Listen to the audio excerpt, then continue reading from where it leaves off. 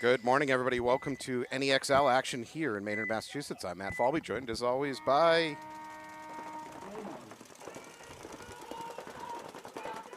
All right, we have New England Raiders and AG Torque. And coached... I think...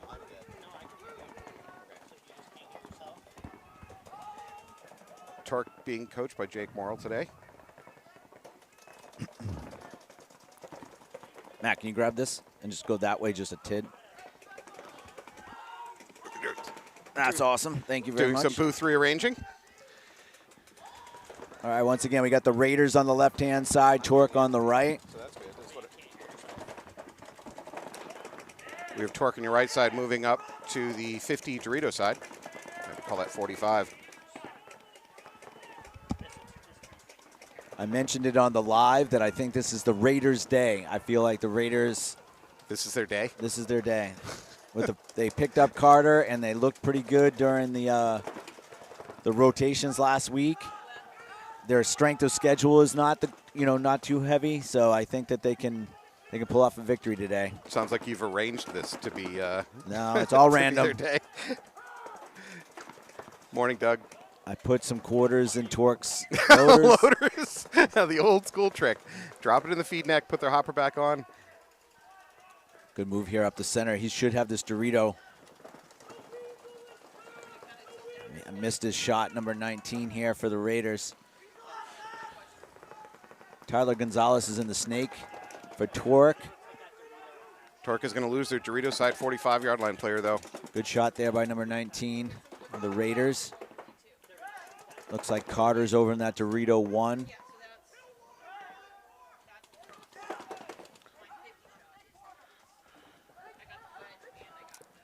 Let's see if Carter can keep containment here. Right now, Torque is only as wide as the Dorito Tower. Torque with 4 alive. Both teams with presence up the middle in those wedges. However, Havoc is going to lose. Raiders going to lose their Dorito side.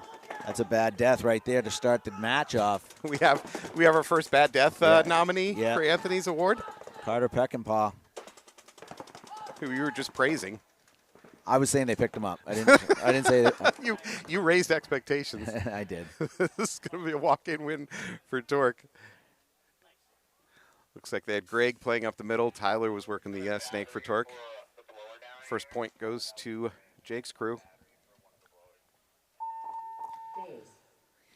Once again, this is NEXL number 3. This is the D4 day. I want to say thanks for the Wolfpack guys. Always coming out here and reffing, doing a great job. It's still July, so we're in Team USA gear today. Also want to give a shout out to Cliff Shivers for making me a little medal. Stolen Valor? Yeah. What's the medal for? Not Team USA. Oh, okay, sure. I got to give him a shout out later with his actual card and information, but he's out of Texas, down in Houston. I met him when we were down there redoing the fields, getting ready for the Twister Big Game, and he did a bunch of plaques for us, so he does really good work. Look him up, Cliff Shivers. All right, we're about to watch an AG grudge match here between Rebellion and Suicide Squad, both longtime teams out of AG up in Warren, New Hampshire. Rebellion on your left. Again, new jerseys. Sometimes I wonder if this sport is just a big pyramid scheme to sell jerseys, because Rebellion's in another new set of jerseys. Suicide Squad rocking their classic gray with blue trim. I think we have Tom Zaris working the middle there for Rebellion.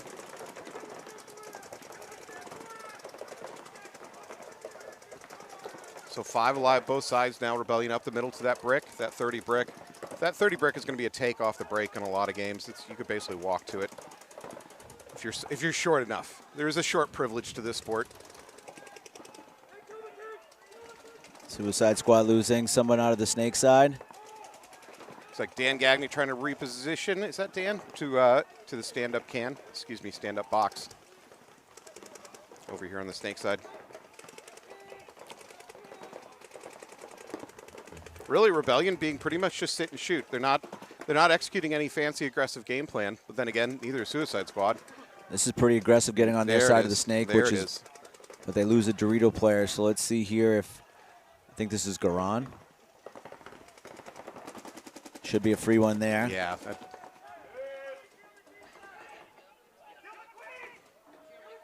Thomas Zaris now up the middle in that wedge. Then we have a concession. Suicide Squad really good seeing move that there. walk. Was it Byron? Whoa. Thomas taking a few extra after the buzzer. I think Suicide Squad just wasn't cognizant of the buzzer. Well, it was a quick concede, so. Yeah, I would imagine that caught him a little bit off guard. I mean, to be fair, I think most of the time when you're on the field playing, all the concedes kind of come out of nowhere. Your kill count's often so messed up. Your count about how many teammates you have alive is messed up. A lot of times you're not fully aware of the tactical situation. 30 seconds. Gavin Ralph McKay. Good luck, everyone from Team Mungers in Australia. Do they win the award for the furthest? Maybe furthest viewer. Thank you, Gavin. Thanks for joining us. We have 3 Australian players playing in summer camp next week. Really? Yeah. Did we install special counterclockwise flushing toilets just to make them feel at home? I don't think that happened. Oh, this 6 at the box isn't automatically. No.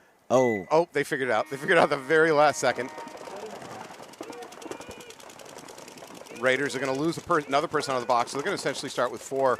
I don't know if that was a penalty or how they just lost a body. I feel like it was just left too early. Carter Peckinpah up to the Dorito 2 for the Raiders.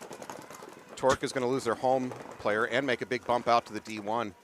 Mike Bates is up here in the snake, 50-45. Survivability is a problem right now for the Raiders. Kill 3. Mike Bates blows up that center wedge. It's going down the snake to clear it out.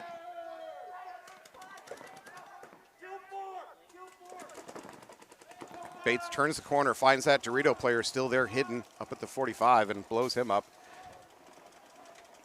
Raiders make him look stupid.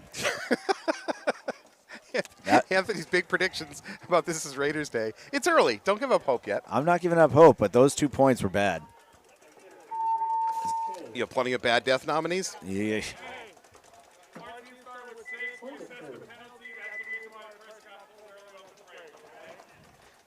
So the refs just telling us, yeah. Oh, well, no, the refs are saying they threw that penalty on the fact that they started with 6 on the field. To be honest, you're supposed to immediately call the point. Is it on the field or if tagged up? I mean, is there a difference? No, if the 6th body is on the field, meaning physically on the field at the start of the point, it's an automatic win for the other team. They don't even have to be tagged up. They don't have to be. Like if you have 5 at the box and the 6 guys running off, which is what the case was there. Correct. You're still 6. You're still 6. What if on your way off the field you grab a pod and pretend to be a pod runner instead of a player? Does that give you legal immunity? Like I don't think so. Like if you're on church grounds. And maybe if you never went to the box, then maybe. Maybe.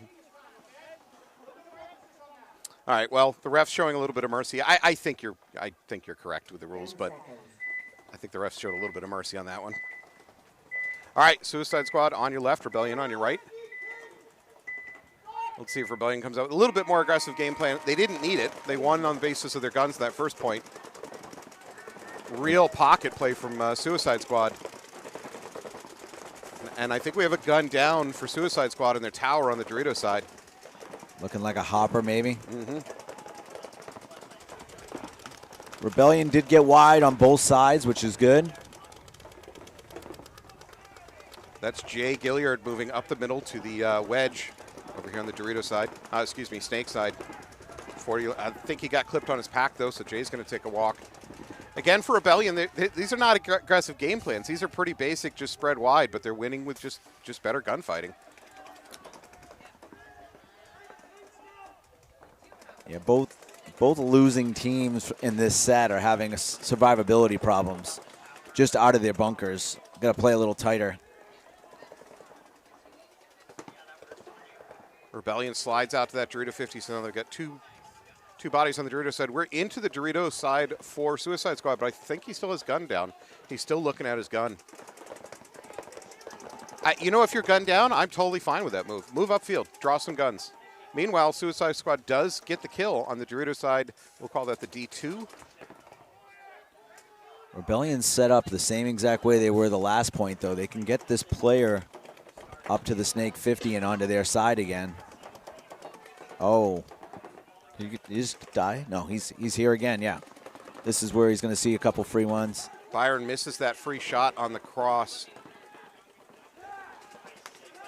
Yeah, we are still gunned down on the Dorito side for Suicide Squad. He's coming up aiming his gun and nothing's coming out of it. However, Byron's going to take a walk for Rebellion. Man, that was bad death. Bad death there. Yeah. You're going to run out of medals. I would rather just have him chill. Everybody was turning their gun there. Yeah, so this is my personal opinion. One of the sins you can have as a front player is you make that great aggressive move. You take this really prime real estate, and then it's time to just chill. When you got 2 or 3 guns at you, just chill. Let your teammates do the work. Don't over-engage in a gunfight just because you're up front. Yeah, Byron had the chance to shoot because he went in there unnoticed and missed on his first volley.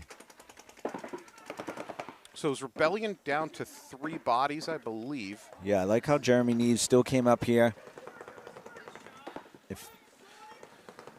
I think they killed the corner too, so it's a 3-on-3, I think, right now. Well, for Suicide Squad, it's essentially 2 because they're gunned down in that Dorito.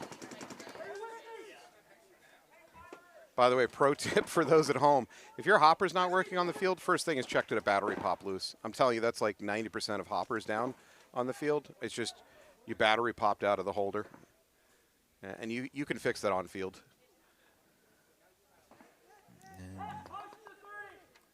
So I think we have a 3-on-3 here. We've got Rebellion in better positions. Suicide Squad's not communicating at all. I haven't heard any communication back and forth. Now they're starting to talk a little bit. Jeremy's going to have a free kill in this Dorito. Oh. Yeah, he misses that opening shot.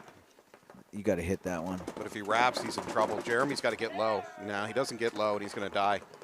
But he does manage to take that cross with him. So essentially it's a 2-on-1 in favor of Rebellion because one of the Suicide Squad players is still gunned down.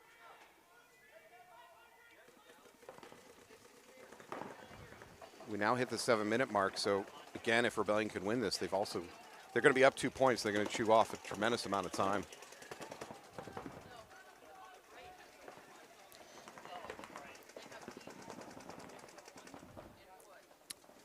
Rebellion is in the Snake side 4, and then also the Dorito 1. Suicide Squad is matched in the Dorito 1, and now has jumped out to the outside Snake 1. I don't know if the Suicide Squad coach is aware of his Dorito player gunned down. He should be by now. He's had teammates come off the field. But here's my point. If this Snake player for Suicide Squad dies, you towel it out and save the clock. I mean, clearly the Rebellion hasn't figured out that it's gunned down situation, and they're still focusing on him. He's going to have a nice big back when he comes to wrap this outside.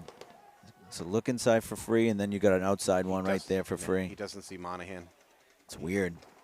Now he sees him. There it is. Is this Matt? Yeah, Max for Suicide Squad now across the 50 Snake. Immediately picks up Monahan. He's locked into a 1-on-1 with the Dorito side. He's got a teammate for Suicide Squad, but he's gunned down. He's going to get bunkered.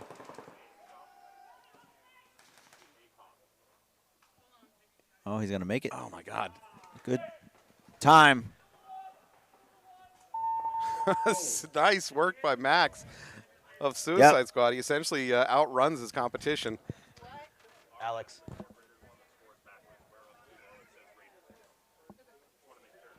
Good morning, Derek. Point approved. Watching from couch from Cape Cod. It's a point, Suicide Squad. All right, Suicide Squad's going to bring that back to 1-1. Huge amount of time killed on that point, though. Might have been a lot faster if they could figure out their gun issue, but that is part of the sport. So we're going to watch Torque going back to taking on the Raiders. I think our score is flipped. Yeah. So it's actually the Raiders are down 2-0 against Torque. Torque is going to be on your right, 30 seconds. and Raiders will be on your left.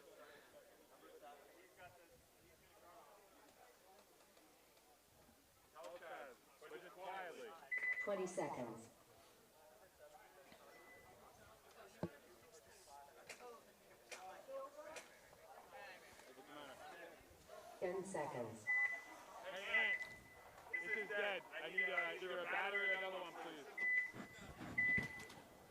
All right, Raiders on your left, Torque on your right. Raiders looking for something here. Jay, I needed either like another Torque is chrono putting or a Mike battery Bates in or position to something. take the These snake. things need to be checked before we First send move them out, up the please. middle by Torque. Field one. Raiders still stuck in a double up at home.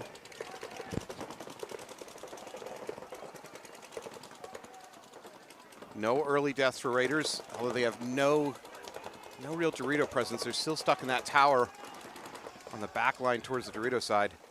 Torque up the middle into that wedge.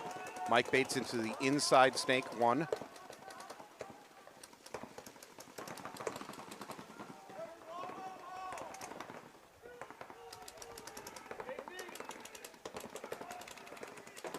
See my first squeegee of the day. Mike Bates trying to squeegee, gets a paint check. He's clean, and his barrel is now clean.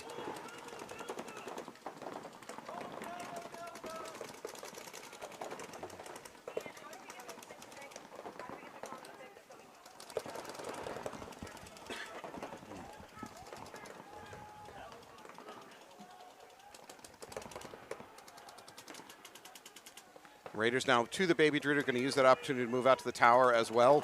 Starting to get a spread here.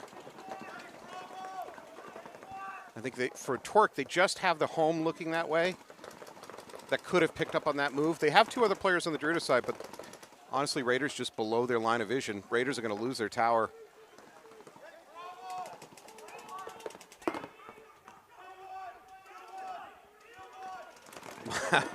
Mike Bates chooses the lateral over the over the snake beam move.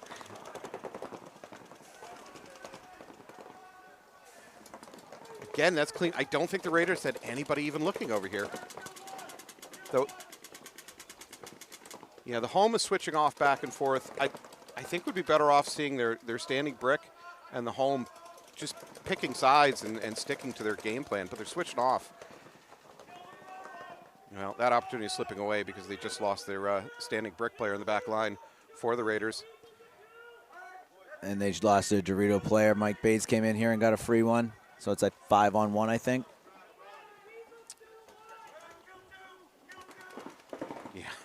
Yeah. Torque believes it's kill two. Here's the good news, Torque. You're doing better than you believe. So we have the standing brick. I believe that's it. Up to 2. All right, both the middle brick is hot and the standing brick on the back line is hot. We're going to lose. That might be great. 2-on-4 now.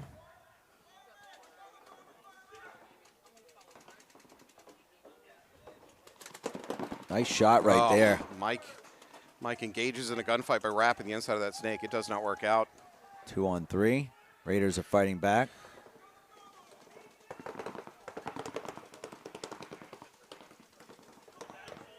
Well, dare I say it, this is a must-win point for the Raiders now. We're at the 5-minute mark. If they lose this, they're going to be down 3-0 with under 5 minutes. That's a really bad formula. Very, very active Torque player. I think he's checking out every bunker on the field. I think he's moved about 6 different bunkers in the last 30 seconds. It works. He picks up the inside snake, and now he's moving forward. This might be. That's it. Brian. Cynical or? Yeah, cynical. Tower. Point approved. All right, Torque had to fight for that one. For Raiders, this is a bad situation, of course. Exactly what I just talked about. It's going to be 4.5 minutes on the clock. They're going to be down by 3 points. Torque can just come back out and kind of kill the clock, grind mode. Probably put the match away. We got Rebellion now coming out on the black side. Suicide on the gray.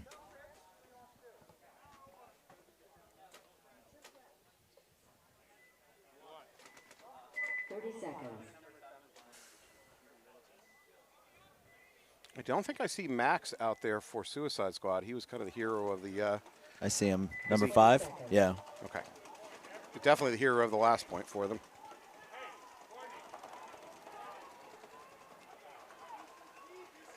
Seconds.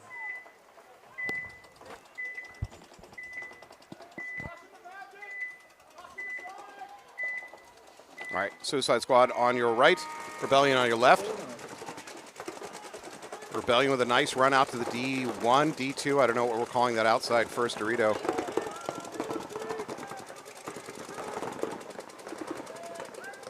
Looks like Jeremy and Thomas doing backline duty for Rebellion over here.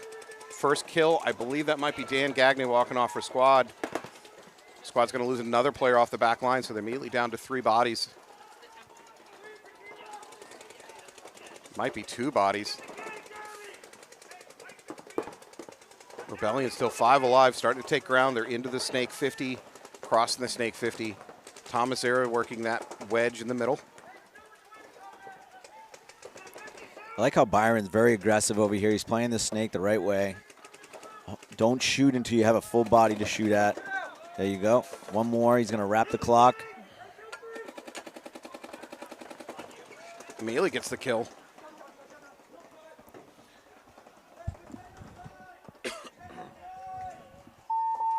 Tower. Tower. Tower. Point approved.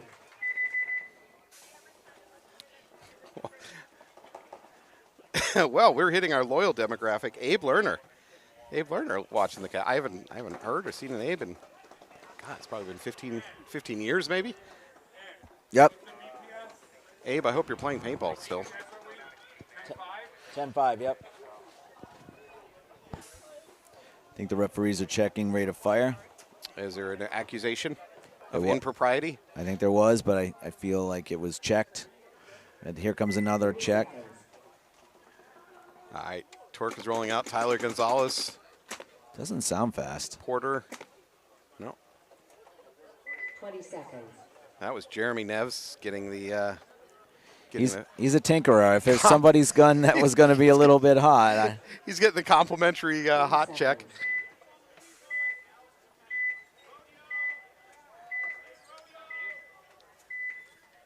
All right, Torque big lead. So, excuse me. Raiders have got to be very aggressive, much more aggressive breakout.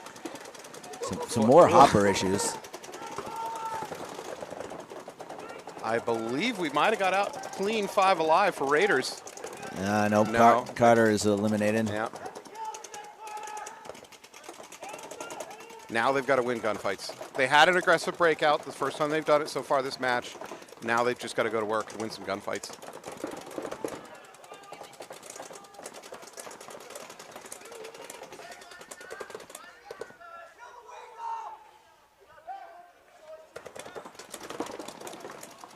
No, that's a hopper hit. Hopper hit over on the Dorito side. The refs see it for the Torque player. No, and the refs don't see it. Am I crazy? Is that rub on the hopper? It's definitely paint. I don't know if it's a hit or rub.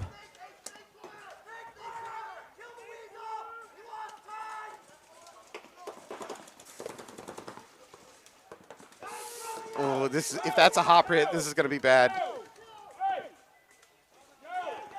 It should be a major right now. Did he shoot somebody? He went 3 bunkers down, so it doesn't matter. It should be a major.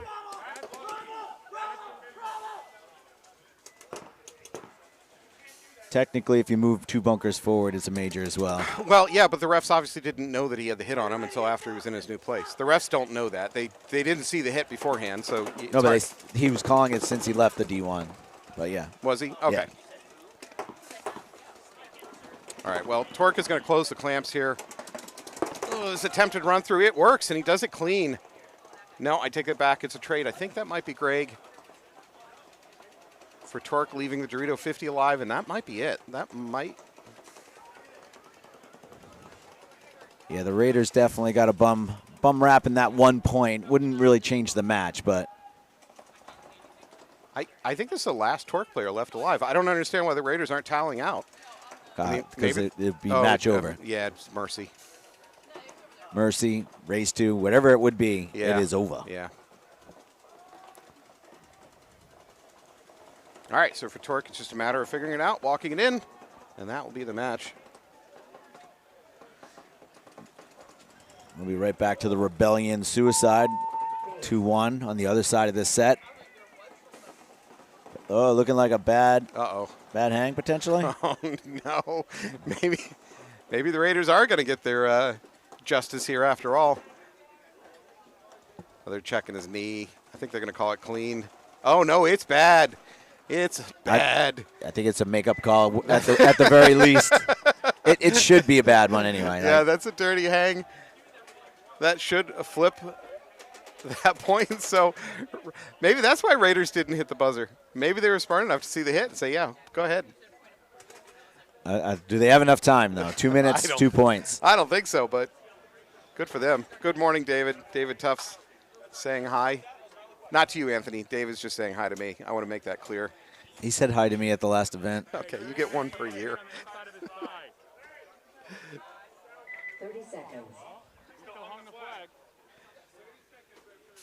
That's how old our ref crew is. Did you just hear him use the phrase hung the flag? Yeah. That's an old ref crew. 20 seconds.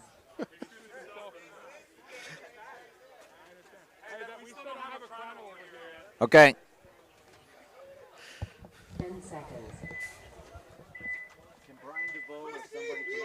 All right, Rebellion on your right, Suicide Squad on your left. Suicide Squad down by 1 point, 4.5 on the clock. That's plenty of time to make something happen here.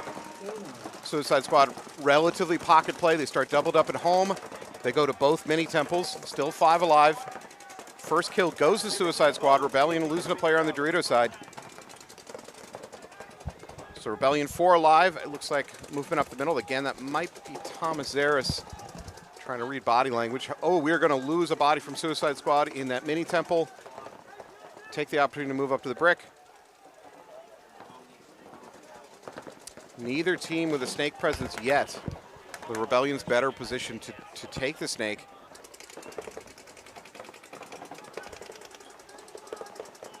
So 4-on-4. Essentially mirrored up positioning. No, I take that back. Rebellion's now into the snake.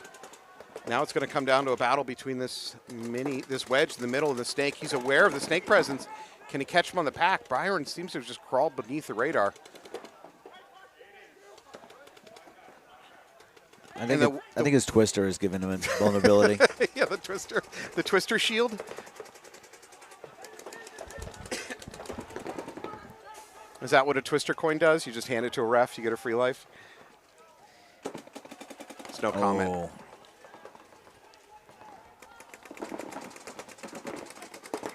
Is this, well, I don't think there's a line of sight because of that can between the wedge and the snake. There is a bounce shot potentially, though, off of this pin. Off the second one? Yeah. Mm-hmm. Do any of these teams get enough practice on this layout beforehand to figure out every... Probably not. We had a really good rotation on Sunday. There was 10 or 11 squads, but the weekend before was 4th of July weekend, so only a few teams. I think there was 4 or 5 teams out here the Sunday before.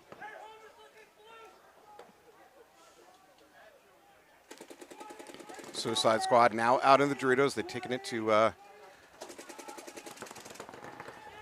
don't know if we want to call that D1 or D2, depending on whether you count the inside Dorito, inside baby Dorito as D1. We'll call that one D1. Good shot there by Suicide Squad's Dorito player.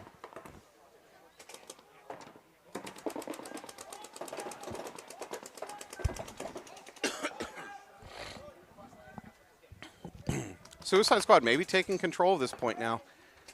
I feel like the momentum shift, that was a big kill out of the snake. Rebellion, I believe that's Jeremy Neves, still kind of stuck into the snake corner.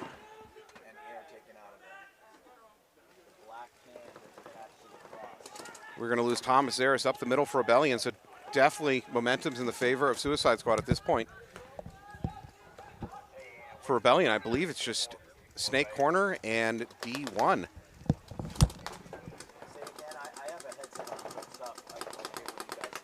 I am still hearing non-paint shots coming out of Suicide Squad, which means his eyes are off, likely because he broke so much paint.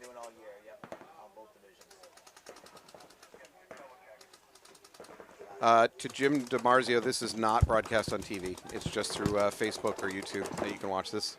60 seconds. We are down to 60 seconds. Suicide Squad down by a point. Max Capata trying to make it happen over here in the snake.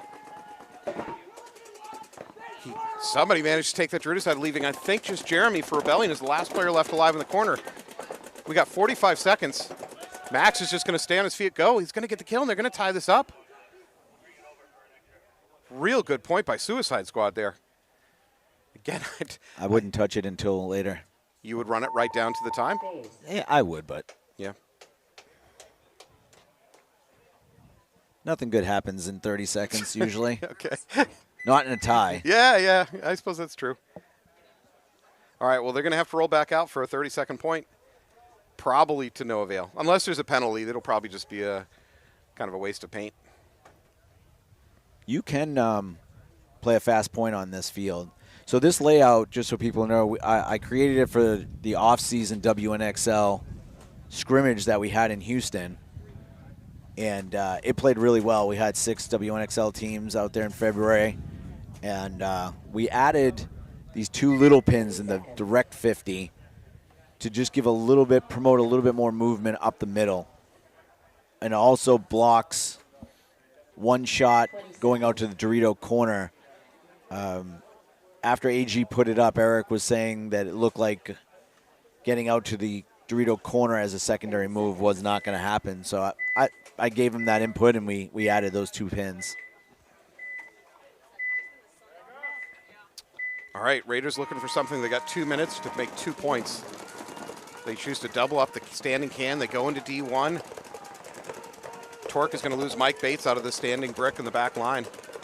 Yeah, it's going to take a big point from Carter over there on the Dorito side. Doesn't look like anything's happened on the Snake side for the Raiders. So Raiders are still stuck double up in this standing brick. This is very bad news for the Raiders if they cannot get out of this stand-up.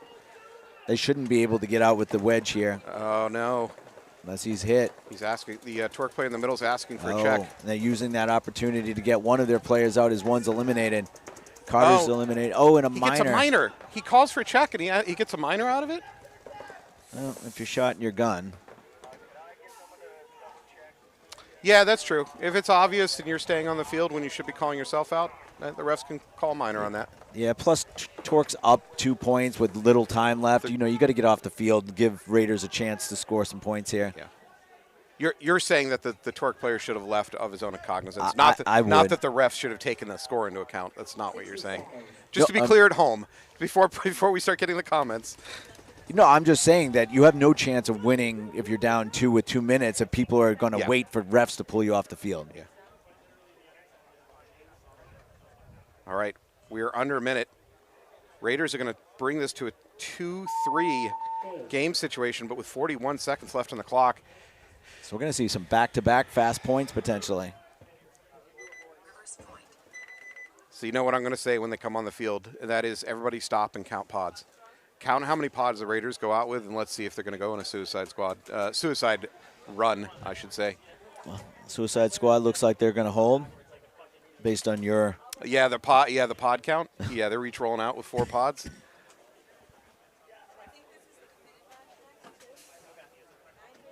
Looks like same can be said for Rebellion.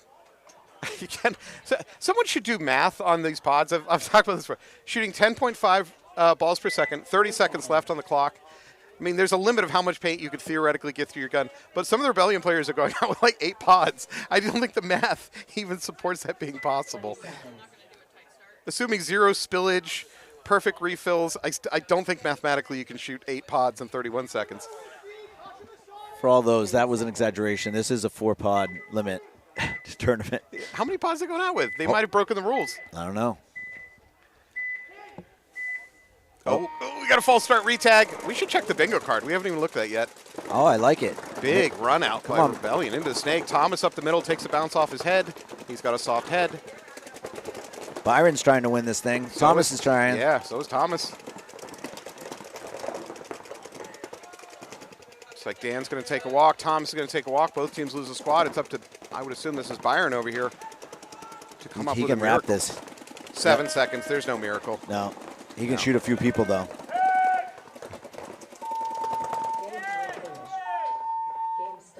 I like it. I like where Rebellion's head was at. Yeah, they went for it. So as long as you don't risk a major, that's the only risk of going for it with 30 seconds. Thomas shot one guy, got hit, put his gun right up, got out. Doug Walker, the quote of the day so far is Thomas has a soft heart. That was a soft head. I said he took a bounce off the head. I'm going to be very clear. He's hard-hearted but soft-headed. Let me be clear. And Ryan, you're supposed to be on my side. 30 seconds. All right, 41 seconds here for Torque to hold off a furious finish by the Raiders. Raiders going out with full packs. It's not that hard to run with 4 pods, though. No, it's not. I played the P&L 10-man, and I had 9 pods on my back for the first time, and I was like, this is terrible. This is straight out not even fun. I never want to live that lifestyle. Oh, Torque doesn't get there, so they only have 4 bodies. Raiders take advantage. Carter Peckinpah is blazing down the Dorito side in the Dorito 50. He kills one.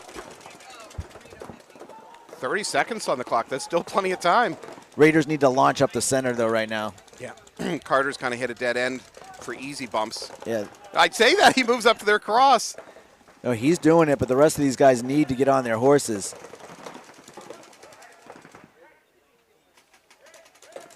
Carter trades his body. I think they're doing it. Oh, wow. 4 Time. seconds. Wow. 2 ties to start the day. Let's make sure it's clean. It is a clean hang. Very cool start to the day. All right. Well, as Anthony just said, we're 2 ties to the first match of the day. That's statistically highly unlikely, right? It is, yeah. All right. Well, thank you for joining us here in Maynard. We're going to take a break. When we come back, we'll go to the second round of NEXL action. Thank you.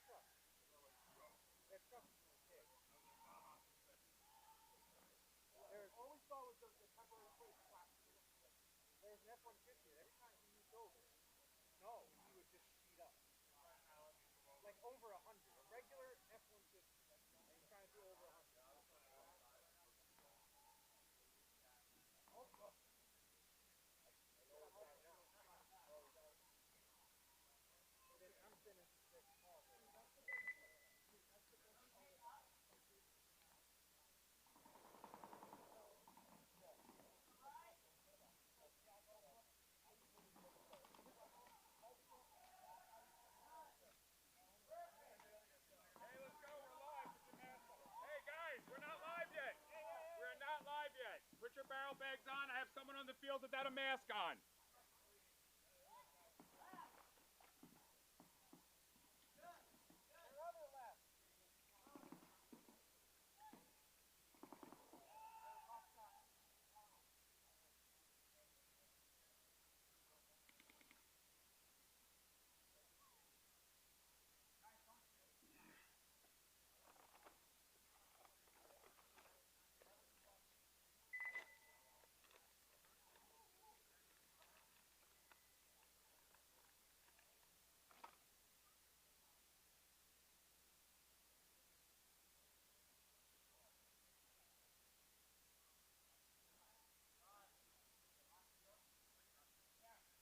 Running?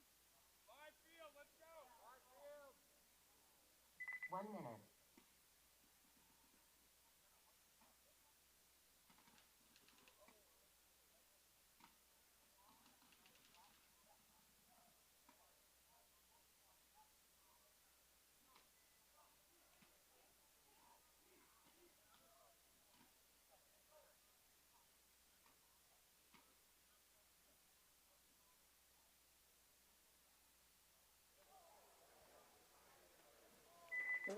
All right, welcome back to New England X-Ball Paintball here at Division 4, Maynard, Massachusetts. I'm Matt Falby, this with Anthony Vitale. As always, whether you like it or not, you're not getting rid of us anytime soon.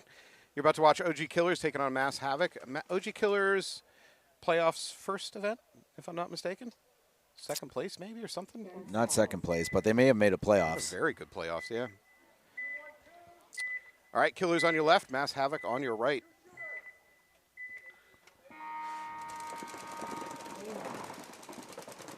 Big breakout there by the Killers. I think this is Jack Blandino working the middle for Killers, already up to that wedge. That looks like Spicoli. Is it? All right, I stand corrected. Blandino's working the tower in the back line. He rocks no headgear, so he's easy. Yeah, yeah. Dangerous in direct sunlight. He's bold and he's bald. Yeah. I think men who are bald should just go ahead and bedazzle their head. I might do that. Just own it. All right, OG Killers now up to the D2. And they have this side ice, too. It's all three players for Havoc are on the center over to the Doritos side.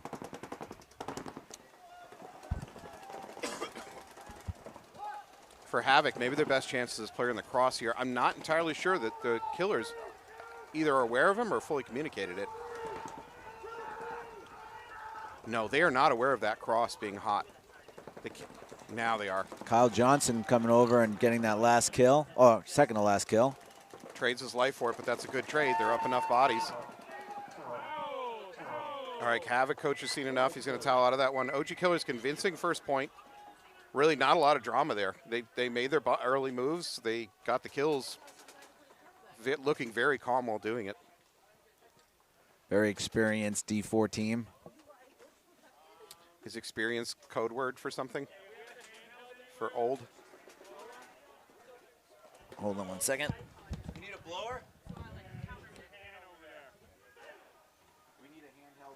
All right, New England Storm is going to be taking the field on your right there in the bright blue jerseys.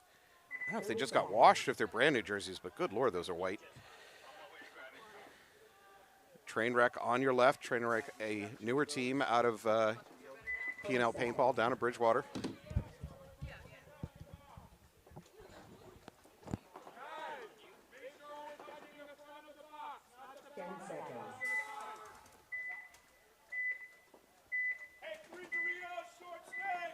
All right, Storm certainly favored in this match because basically they just win every event. Trainwreck is the newer team looking for a little bit of a miracle. Miracle's probably too strong a word. Trainwreck is into the snake already. Nice movement by Trainwreck. He was eliminated, though. Well, nice thought process. Yes. We're not a results-driven industry. We're a process-driven industry. Hopper hit's going to peel off one of the Storm players on the Dorito side. Looks like Jeff Maldari that was eliminated. Trainwreck responds by taking the Dorito corner themselves, now moving up the middle. This is Trainwreck showing good movement here. I know I know the snake didn't work out for him, but I like what Trainwreck's doing.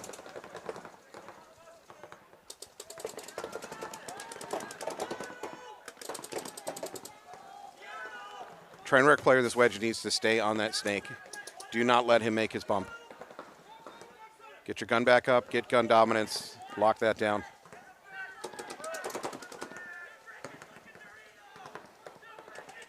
And he can look Dorito as long as that home player is taking over the job, which he is.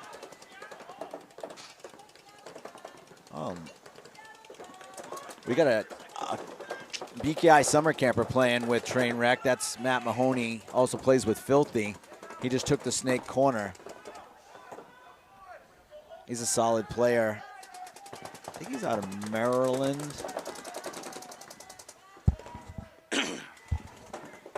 Looking at Trainwreck's roster, they're not new players. They're a new team, but it's not like they're guys who've never played tournament ball before. But they're a new team for this year. Yeah, they got some DOA guys on the squad. They got some old Raptors.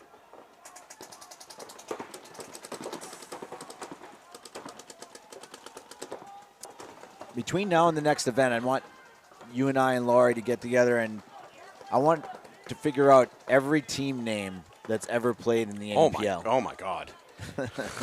It's a tall task, I know. Yeah. I think it's going to be north of 300 teams. Oh, yeah, I think that's probably true.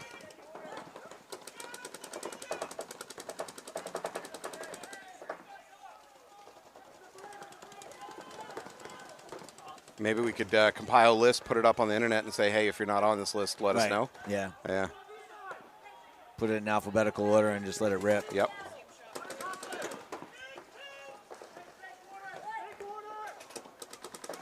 You start adding in all the one-off names, too. A lot of teams jumped into this league for a single event with a name. And then you got all the rebranded names. Like, how many names did the was the Axemen that is now was P-Mob, then Tauntauns. Yeah. Before the Axemen, they were, what were the main guys out of Birch Hill called? I don't remember. Like Paul Dyer, he's been playing AXBL before that. All right, I guess we still have a match going on. Mahoney takes the snake 40 for Trainwreck. Trainwreck making a real point of this. Again, I'd have to give Storm the favor coming into this, but Trainwreck's giving him everything. Trainwreck's down by one body, 3-on-4 disadvantage. Good position in the snake, though. Yeah, it'll come down to a gun battle potentially, or if Ron Wong looks inside, he might look into Mahoney's gun here. Ron also just pulled his last pod.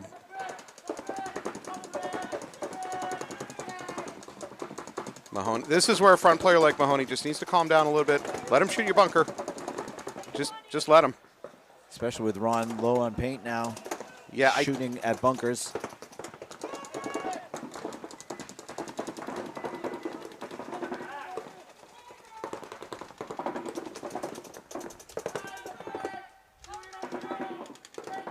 So Mahoney's taking all of the attention right now. Ron has switched back off to looking Dorito side, but I don't even think he's on a target. Mahoney's under a tremendous amount of pressure. This is a chance for his teammates. Ron Wong is posting up, trying to catch the movement between D1 and D2. Where's the third Trainwreck player?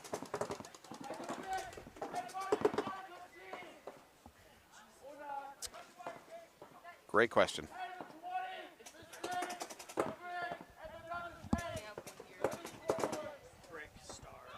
Middle brick. All right, so I am told by our eye in the sky, NEXL chopper, it was the middle brick is the third player. There's a towel by who? By Storm? No, Trainwreck toweled out? Probably not the greatest towel. No.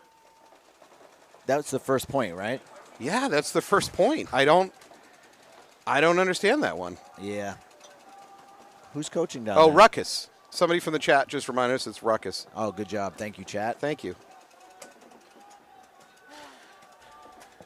Yeah, I'm a little puzzled by that towel out. They were in good positions. Yeah, they were down a body, but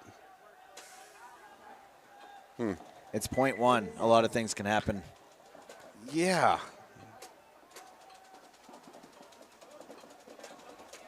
All right. Well, Mass Havoc coming back out to take on OG Killers. OG Killers with a really convincing first point. Some of these older players coming back from. So we got. This is train. No, this is OG Killers, right? We got Vogel. He hasn't played in 10 years. He was telling me. A phrase like older players coming back from, then you fill in the blank with things like surgery or Yeah. hip displacement. I don't know. Choose your own adventure.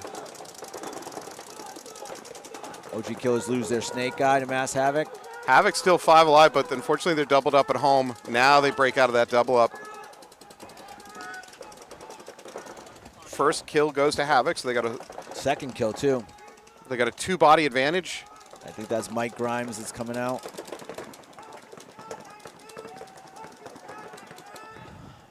Brian's still here in this wedge, though. Doing a good job of keeping. Oh, man. I've never heard a more commentator cursed. Dude, he just threw his gun over the top. He didn't even look. I need a replay on that. That's amazing. I don't even think he put his head up. He's got cheat codes enabled. He's hacking. He's hacking. Nice shot by Vogel there. Shoots him in the barrel tip. Aimbot.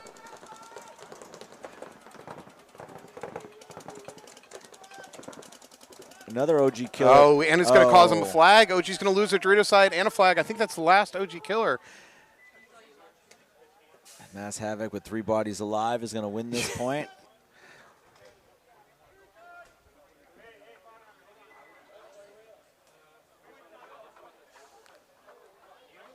All right, Havoc's going to bring this back to a one-on-one tie with about 9 minutes left on the clock. Wow. Havoc's got to feel good about themselves. They really did not look good that first point. Nice comeback. That snake player is going to feel real good about his one-handed scat Bloop move. It's a hack.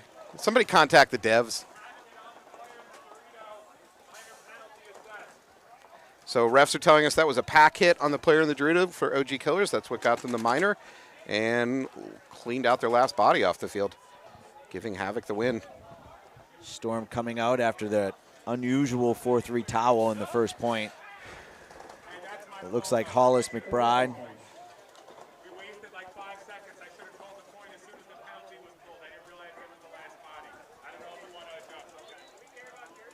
20 seconds. Got AJ Furman. Cadence Coburn, Matt Mahoney. 10 seconds.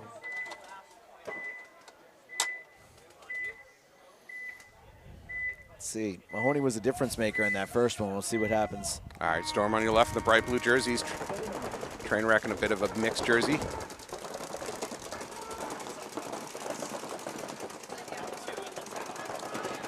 Nice break up by Storm, up the middle to the brick. They're in the inside snake, spread across the back line. I'd like to see that train wreck player take the next move, so he couldn't do that. Colin Gruska now into the 40-yard line snake. That is actually Hollis McBride wearing Colin's jersey, No, he's a skinwalker. as Colin is on the other field reffing. Hollis is still in Colin's jersey, social security number, credit cards. I think he's sleeping in his bed, too. Nobody's looking snake way right now, so there we go.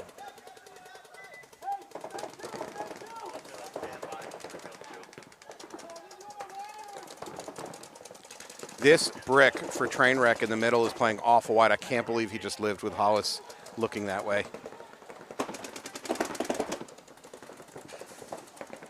There you go. Trainwreck player getting back onto that snake.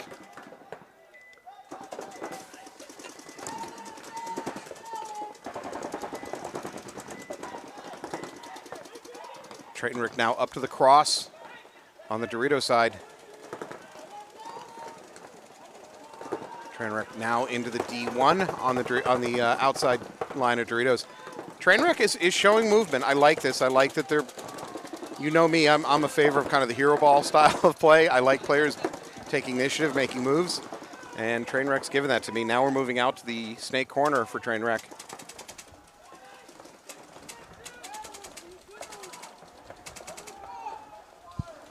So Storm in good position. They've got the snake 40 and they've got the D2, which is roughly the 40-yard line. Should have made it very tough for Trainwreck to move, but Trainwreck's been making all their secondary bumps. Now Trainwreck's going to lose their Dorito player. So 5-on-4 advantage for Storm.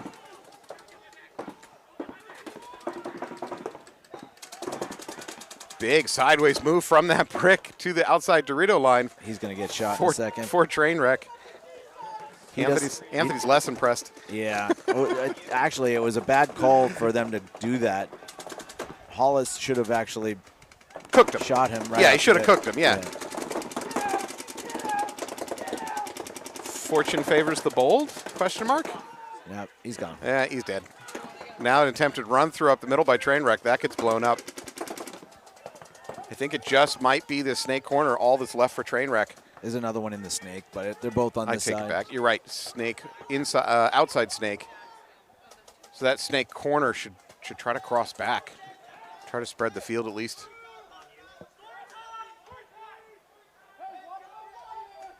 Yeah, Hollis recognizes story time, calls it out to his team. This seems a little aggressive for story time with 4 minutes left on the clock. There's that spread that I like. Does he get there alive? He gets there alive. But Storm doesn't feel like a big enough lead that the word story time should be leaking into conversation, but Storm is already going on. Oh, nice move. Trainwreck player is going to trade with Hollis. I say nice move, but you don't want to trade a 1-for-1 when you're down 4 bodies to 2. No, but he was trying to make something happen. Yeah, yeah. Leaving just the last Trainwreck player. I don't know why the coach didn't towel that one earlier. As soon as your player went down the snake side and traded his body, that's when you should have toweled out. All right. Lots of time in this one. Trainwreck, I respect what they're doing. They're throwing their bodies at it. I mean, maybe down 2-0. I shouldn't respect what they're doing, but. All right, we're going to see OG Killers and Mass Havoc tied up 1-1. 9:20 on the clock. Committed Stars will start in the next set. And I guess Paintball Bingo starts the next set. We've kind of forgotten about it. Oh, that's true.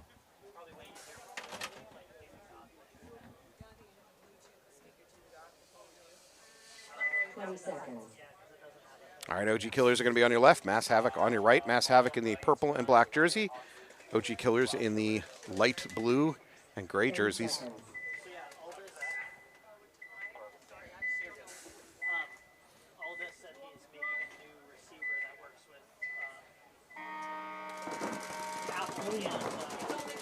OG Killer's into Snake on break. He's going to get shot in the leg doing it, though, so Killer's going to lose their first player. Havoc loses one as well, so 4-on-4. Killer's very quickly up the middle to both the brick and the wedge. Teams are mirrored up in the Baby Dorito. Neither team, as I say that, Trainwreck's going to lose their Baby Dorito player. Havoc. Excuse me, Havoc, yeah. Havoc has no Dorito presence left. OG taking advantage of that, moving D1 to D2 to D3. Yeah, the center player took. Oof. Oh. Whoa. Bomb went off. Yeah, OG Killers just lost their wedge and the Dorito player. At the same time, Jack Blandino picks up the torch, trying to move forward on that Dorito side.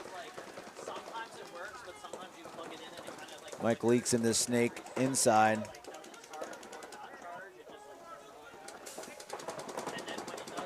Looks like Kyle Johnson's in the center.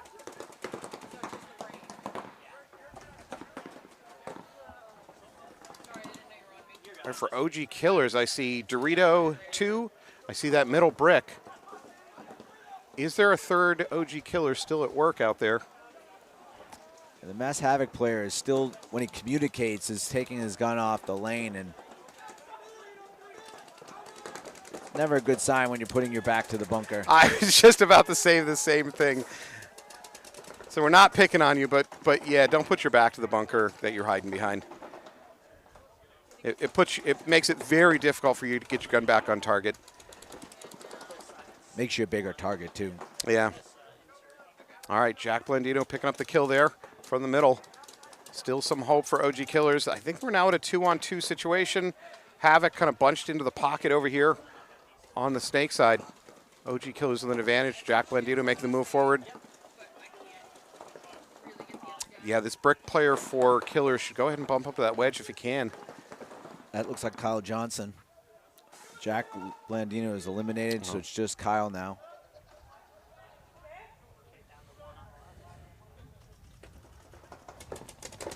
He has an advantage. They don't know he's there. Kyle picks up the kill, bringing it to a one-on-one.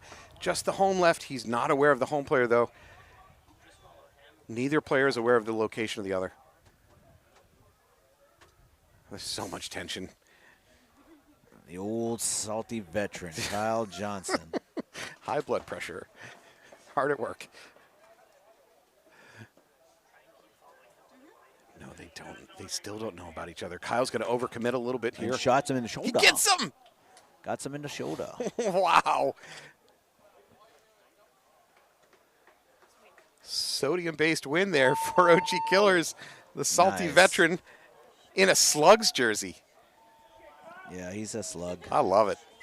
Slugs and salt don't get along well. They don't? No. It's like leeches?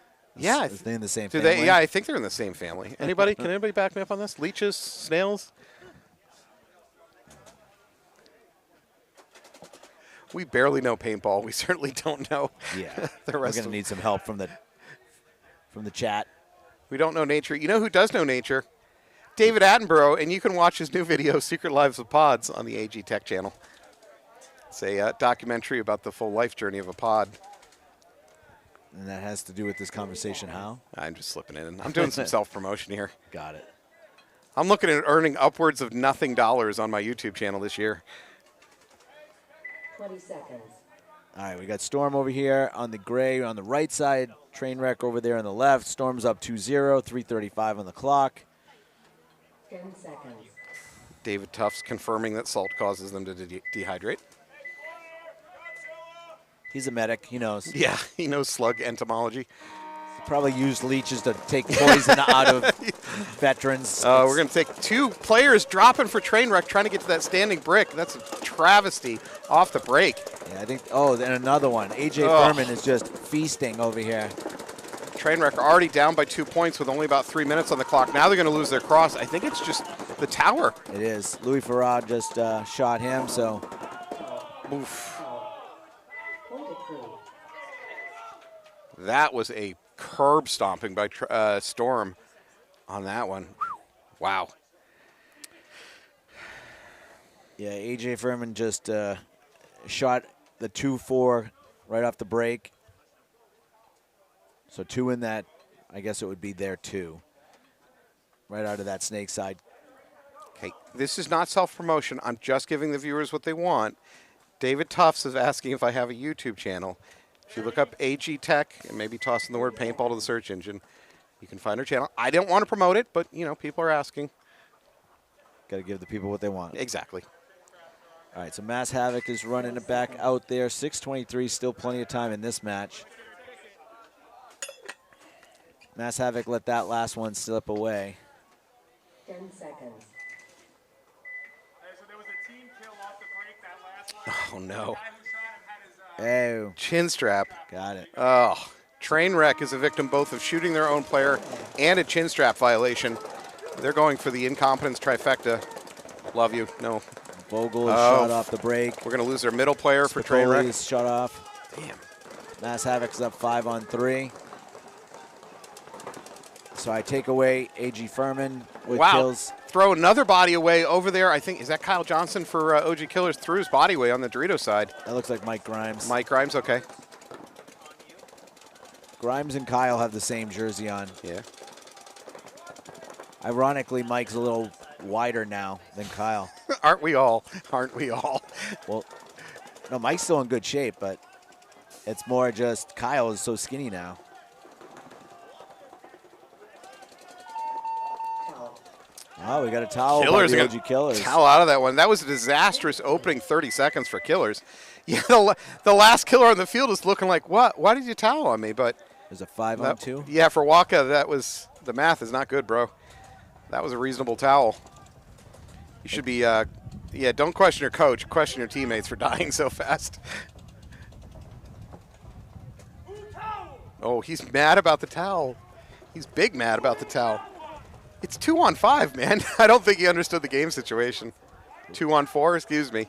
But they were up bodies. I mean, up Yeah, points. that's true. They're trying to kill some clock.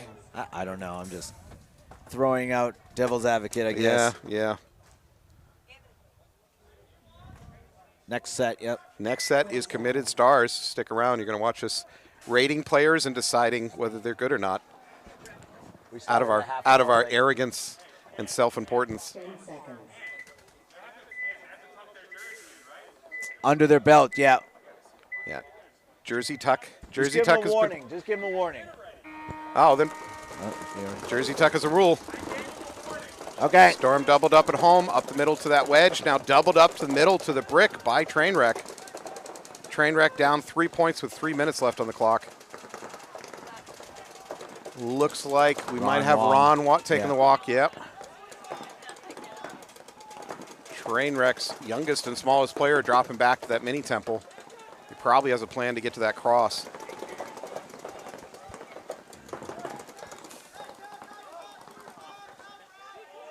Yep, there he is. Into the cross goes Trainwreck. We might be seeing another player walking here for Storm. Nope, he gets the check. He's clean.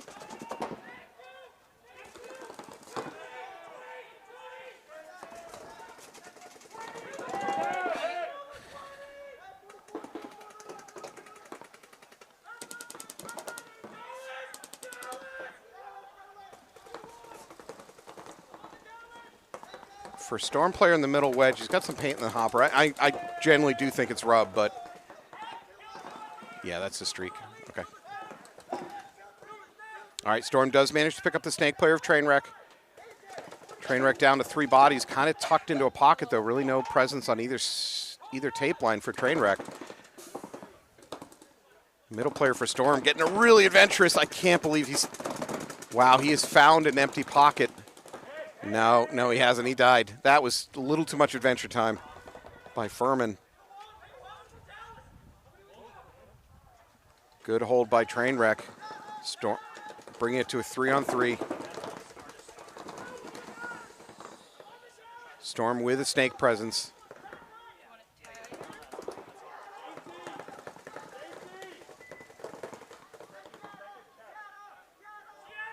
Trainwreck cross player is going to get a pack check. If he lives through this, I'd love to see him get gun dominance on the tower and then make a bump outside to the Dorito. Now he's going to lose his teammate in the wedge. 60 seconds. And Trainwreck takes one to the right shoulder, leaving just the home. He manages to take the runner of Storm with him. Oh, and another one. Are we at a 1-on-1? Oh, and he shoots him. It's a trade. That's a no point. I believe that's a no point. I mean, that is not what Trainwreck wanted. They're down 3-0, but give some kind of medal to that last Trainwreck player. That was a hell of a finish there for number 2 on Trainwreck. Is that it or no? All right. Can you put 40 seconds? Game start. All right, we're going to fix the clock a little bit there. We didn't recognize that was a no point.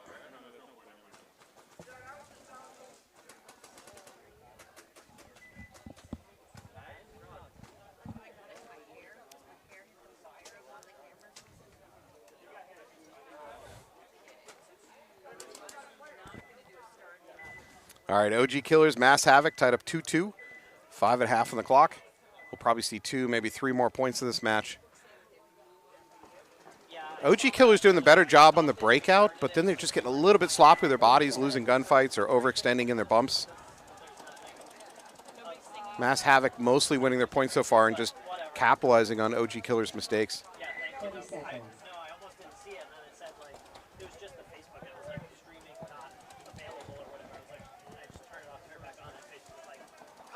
seconds. All right, Killers on your left, Mass Havoc on your right.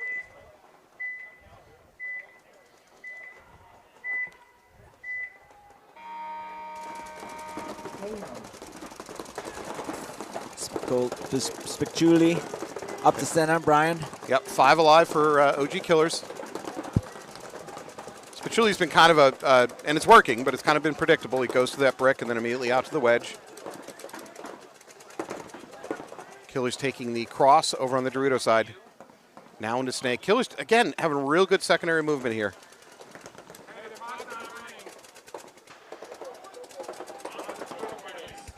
It's running on our end. Thank you. Havoc loses their Dorito side tower. Mass Havoc into that cross over on the Dorito side. Killers responding by taking the D2 on the outside.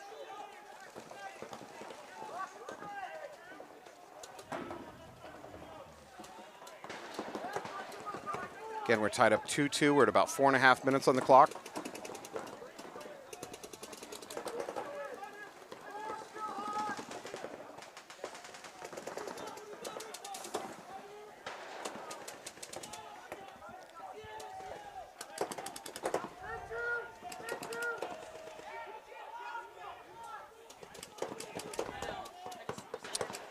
Havoc's doing a good job of communicating, at least.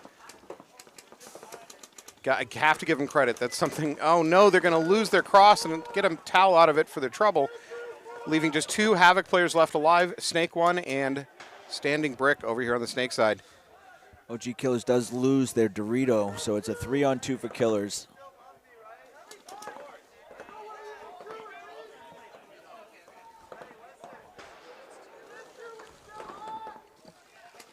For Killers, we've got the Dorito side tower on the back line. We've got Spicciuli up the middle in the wedge. And now we have the outside Snake 1. Tower moves to the Dorito 1. Havoc is going to lose their brick, their standing brick, I should say, leaving just 1 alive on this inside Snake 1. There it is. There's the towel. All right, that's going to leave about 3.5 on the clock for them to come back. 1 point, that's fine. And then we got 40 seconds and Storm 3-0 over here on Trainwreck. Any predictions on this one? 3-0 with 40 seconds? You want to go out on a limb on this one? All right. All right. We have bingo. We really haven't looked at it yet today. No. We can't go backwards either. We'll start with next set, which is also a committed star match. Yeah. Just going to have to put our best, our A game on bingo today. 2 matches down. All right, I'm going to ask you a year-long question, Anthony. How do you think these crosses, these X's, are playing out for the layouts this year? I don't think they're terrible. I think they're, you're limited to what you can actually do. So as an addition, I don't hate them. Yeah, I'm fine with them too. They're a bit wide, which means when you want to leave one, you really got to run. Yeah. It's risky leaving it and it's low on the outside. All right, Storm immediately into the outside Snake 1. Trainwreck loses at Dorito corner. Storm a little bit delayed up the middle, but they're now to the brick. They did take the outside Snake 1 with Louis Farrar pretty early, so getting out wide like that is real. Now it's really hard. Trainwreck goes from the tower to the Dorito corner and then without stopping just wraps around the outside of that Dorito corner and straight into their Dorito 1. Nice run pattern. Oh, we take 1 to the back. Oh, no. The Trainwreck player in that middle wedge took 1 to the back. That's got to be a teammate, which I think is not the first teammate kill that Trainwreck's had this match. Yeah. So Storm will win that one 3-0 over Trainwreck. All right, we have about 3:20 left on the clock for Mass Havoc to try to come back at least 1 point. Do you have your little committed cheat sheets? My little committed. Wow, that's so dismissive. I work so hard on those. I like them. That's why I'm asking for I one. don't know. 30 seconds. Could I have one of those super helpful committed sheets that you made? Well, yes, you can. So next match is a committed star match. Please stick around and watch. We'll be handing out some pats on the head for the best players. And if I'm not mistaken, those are still good for discounts at some of the stores, right? Yes, they are. Yeah. AG, our Boston Paintball, as well as Paintball Wizard, all take. Oh, Wizard now. Yeah, they Nice. did it. Wizard did it since the start. I didn't know that. Thank you, Wizard. Mass All Havoc right. loses their center player. Again, for Spatuli, it's a very predictable move, but it's working. Go to the brick and then immediately sideways into the wedge. Helps them lock down onto the snake side. For a Havoc player in that can, again, bit of paint on his hopper. I'm going to call it rub. There's almost too much paint. OG Killer's going to lose their Dorito side, though. They call the penalty. Was it on that? Yes. Was it on that standing? So that was a hit on his hopper. All right, that's a gift for OG Killers, and now up 4-2 in bodies.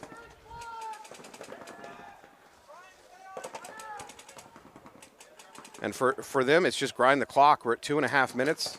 I mean, winning it doesn't hurt, but they don't really have to. Jack Platino not acting like it's story time situation. He's racing up the middle.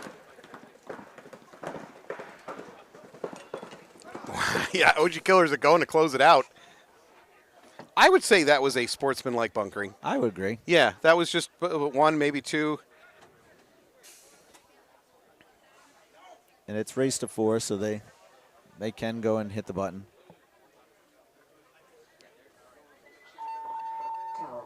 Or Or Havoc can towel out on that I like one. Havoc. All right, well, that's going to be the end of this set. And when we come back, it's going to be committed star points. We have the Raiders versus Humble and Mech 13 versus Suicide Squad. Thanks for joining us. We'll be right back. Hey,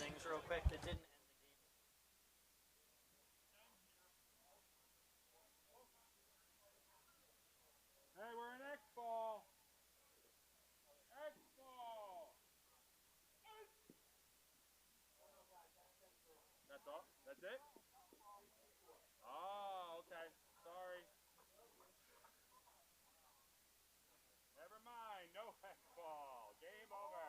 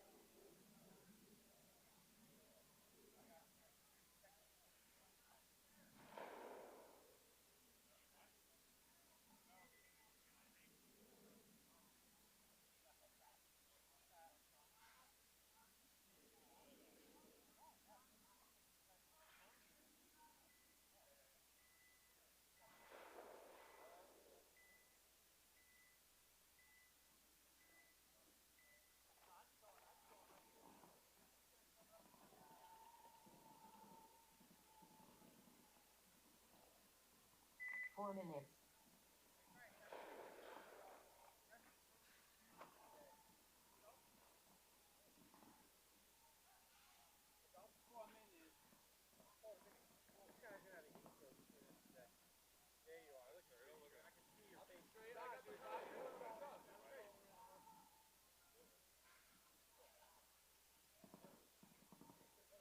Yo, Franklin, where's your gel? What up, Franklin? Yo, Franklin. I got that nickname in 7th grade. Don't even. Hey, who has a bigger head, him or Dan? Yo, Kyle's your dad. You look like Kyle. You're both from the milk. It's just because it's within the water. Bro, Kyle was don't you dare say that to incest. Yo, you're lucky Kyle's gay. Other than that, I swear to you, Kyle's retired. He is retired. We're all lucky for him. We're not. I know, I left him a message. I left him a voicemail yesterday. I was like,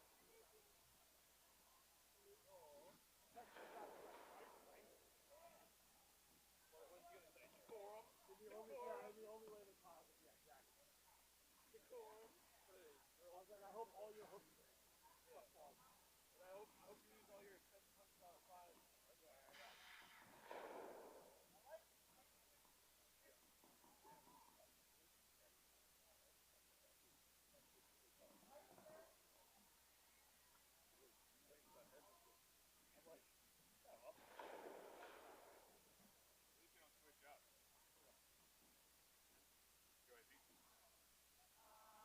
I was just asking Dan, who's got a bigger head, him or Turtle? Turtle's head's 2 minutes. I think Dan's has 2 moons. Yo, Turtle, how many moons your head got? How many moons does your head have? Bunch.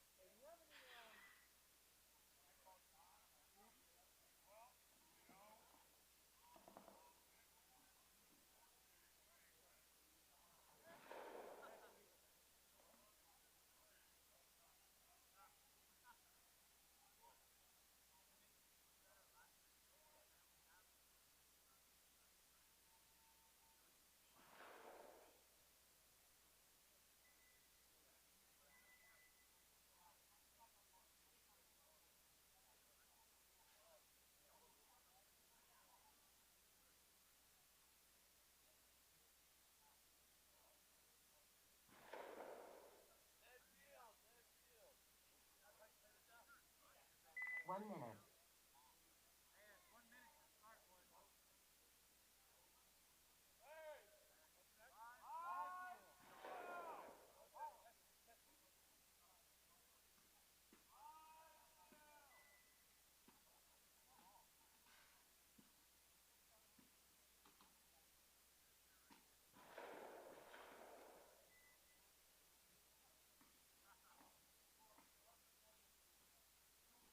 Thirty seconds. Guys, let's make sure we're touching the front of the box, okay? Front of the box. 20 seconds.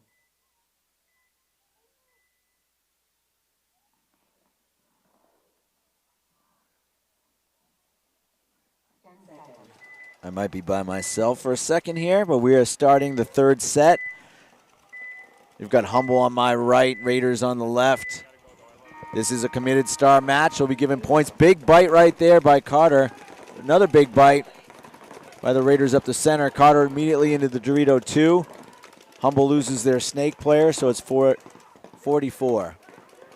Actually, it's now a 43 for Humble. Humble's in the Dorito 1, the Dorito side tower, the Aztec on the snake side, as well as the stand-up box here on the snake side. Carter probing over there for the Raiders. Down bodies, he's in the Dorito 2. Something's getting probed.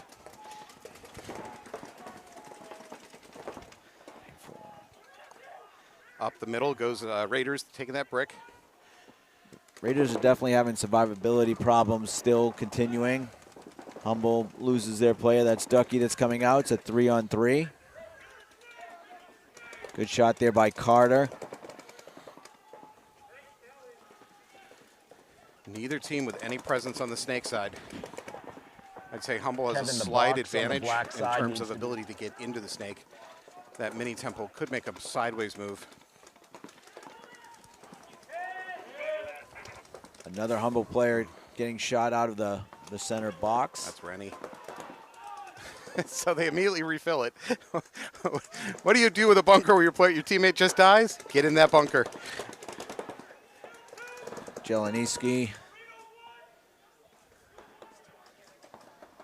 The 3-on-2 now. Number 10 here for the Raiders. He pretty much has the ball here. Nobody's looking inside. He can come down to the Humble's wedge pretty easily. And that's what he does. Jelenowiski's looking that way though. See if he can get his gun up. Might be a freak. No, he looks he looks the wrong way at just the wrong time. Gonna end up a trade. It could have been a free kill. Just bad luck. He didn't go with his gun up either, the Raider player. All right, Raider player throws his body away on the Dorito side. I think it's a one-on-one. No, it's a one-on-none. I think Humboldt just won this thing. They did. That was bad, bad. He doesn't know yet. Great snap shooting by the Humboldt player out on the Dorito side. Takes the Dorito and then catches the other Raider player trying to transition from box to wedge. Yeah, we got to find out who that is because he's definitely going to be in the contention for some points here for the committed stars. Star eligible. Now he's just got to figure out the kill count. Again, it's so nerve-wracking being the very last player left in the field. You always feel like you're about to step on a landmine. Raiders aren't going to towel out either, which is not the greatest hit in the world. This is the first point. Ryan Cormier, I agree. Ducky is quite a good player. That's not Ducky, though. No. Chat is throwing some support to Ducky. Let's see who this is. I don't know if this is Wine Claw. Why do they wait until he gets 2 feet away? Let it. If you're going to let all that clock die off, let him hit the buzzer in case he's got a hit on him. That one I do not understand. And not just for this match, but I see it all the time. If as a coach, the other guy's going for the buzzer, just let him hit it and hope for a dirty hang.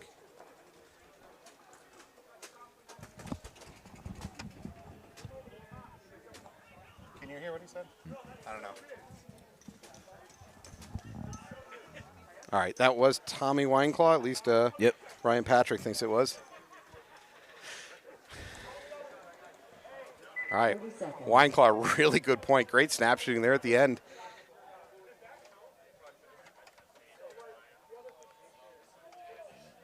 All right, Mech 13 and Suicide. Yeah, this is another AG battle here. Suicide Squad has been around for EVs. Mech 13 is as you can tell from the name, they're kind of a converted mech team starting to play some speedball.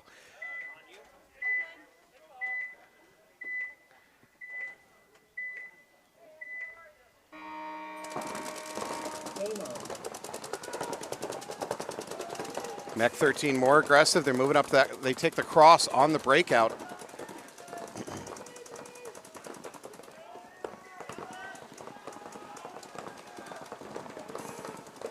Now up to the Dorito, very aggressive movement. I don't know if they're aware of Max for Suicide Squad taking that middle wedge, though. He's looking beyond him, so he doesn't know he's there in the Dorito 2 either. Now he turns his back. Max turns his back on the Dorito side. It's just bad communication right there between Suicide Squad. They should have picked up at least where he was. I think Mech 13 has a gun down in this mini temple over here in the middle.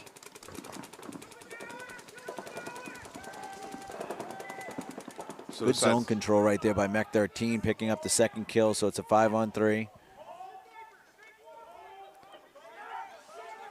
Mech 13 calmly, good communication.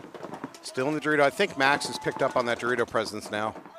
Another Suicide Squad. Oh, well, Max should have never let him go through that. Now Max's position is just about compromised. He's either got to live behind his gun right now or drop back to that brick. 5-on-2. Yeah, we definitely have gun down. 5-on-1. There it is. There's a drop back. I like that. Yeah, we have a gun down for Mech 13. It may not matter. They're up so many bodies. Max does take out that Dorito player. So it's a 4-on-1 now, I believe, or 3-on-1.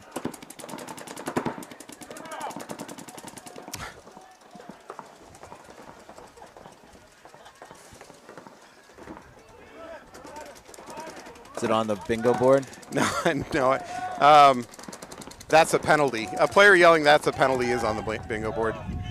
Max, just against an overwhelming tsunami of bodies, is going to take a walk for Suicide Squad. So first point will go to Mech 13. Good point for them. All right, should we take a quick look at the bingo board? We will, yeah. Crashing a bunker, yelling through the net. Ooh. That's an unusual. That's a tough one. Shoot teammate we've seen multiple times today, but not during this. And dirty hang. I've got a bunch of bingo spots that already happened. Shot up. Yeah, that's a shame. Towel. We just had a towel, so I guess I'm going to take that one. Oh, there you go. Anthony strikes first blood. They started it. And we had gun down, too, with Mech 13. That was definitely a gun down. Oh, boy.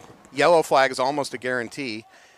And out of paint because we're in a 4-pod format. I think this game we're like a minute into this game and you're basically going to win this thing. It's not over till it's over. I'm in trouble. All right, Humble on your left, Raiders on your right. Humble in the white and purple jerseys. Raiders in the Murica jerseys.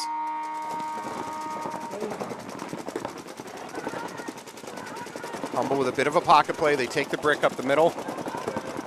Raiders 5 alive. No snake presence for either team. No Dorito. Well, Dorito presence for Raiders. They do have their D1.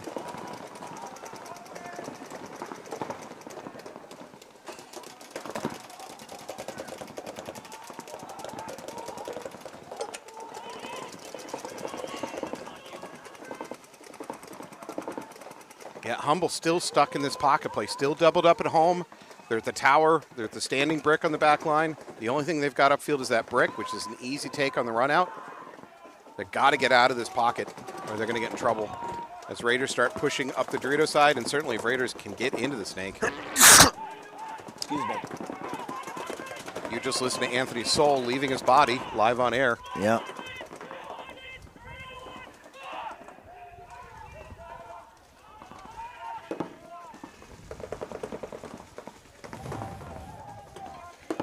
All right, Humble at least able to get out of that double up at home, but it's by taking the mini temple just in front of it, which is not a great bunker either. And as predicted, Raiders now moving up the Dorito side. This situation's getting worse. They're going to lose that mini temple for Humble immediately.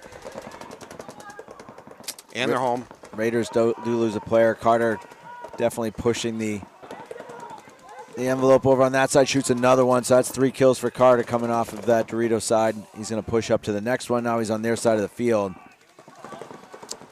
He's probably going to trade. Oh, he does that clean. That's 3. That's 4. Wow. Carter Peckinpah. No, is Carter going to get a minor? Oh, it's minor on Ducky of Humble, which I don't think they have one. I think that might be. Yeah, that's a towel. They're going to start down by 1. So that's a yellow flag, which is unfortunate. Starting down 1. Humble starts down 1. Yep. No, good call.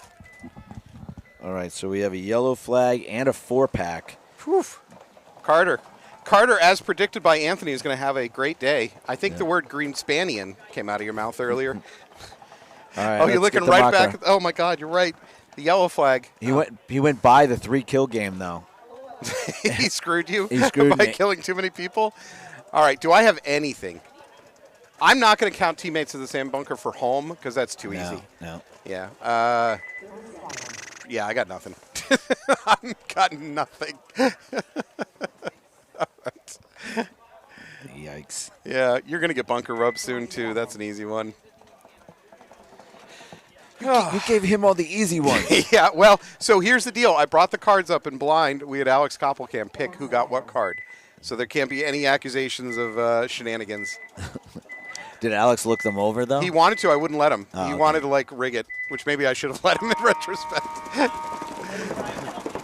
Yeah, I need all the help I can get. All right, Suicide Squad on your left, Mech 13 on your right. Hopefully Mech has 5 guns working this time. That'd be nice.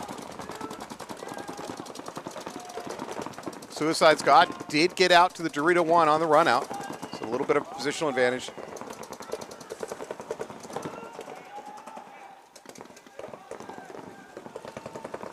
Now up the middle goes Suicide Squad. That might be Max again. Mech 13, 5 alive, but they're all in the pocket. Oh, Max going to get pulled by the ref. No penalty. So Mech 13 with a body advantage, but you're right, pocket play. Just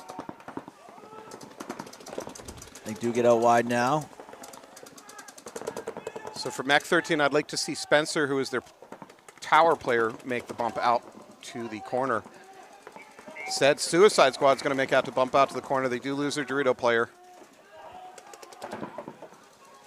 Suicide Squad down to 3 bodies. They do have a decent spread across the back, at least for defensive purposes. Mech 13 with the advantage here. There you go. Mech 13 teammate doing a very good job. That's one of the AG refs pushing his teammate up into the snake.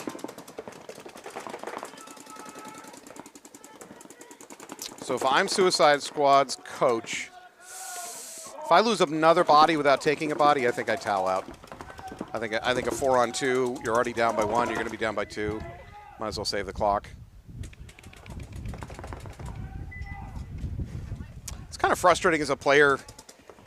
The towels where you feel like you're still in it, and a towel comes out of nowhere. It's just paintball is interruptus. But I like Mech 13, number 23 over here. He's probing. He's getting onto their side of the field now. You got eliminated because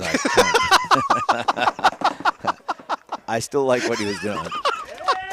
This guy, I was just going to say, hey, Aaron. Anthony is just strafing the field with his commentary. Yeah.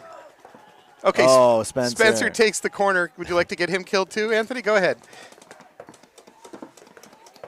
Suicide Squad is definitely that home player. Here, I'll do my best. Spencer has easily the best hair on Mech 13 and one of the nicest dogs, Millie. Let's see if that's enough to get him killed out there. Oh, boy. So we got 2 Mech 13s that I can see. Wow. Mech 13 was up 5-on-3 at one point in this game. This is... Eesh. Is it a 2-on-2 or is there a third Suicide Squad? So Suicide Squad has the Dorito corner. They've got home.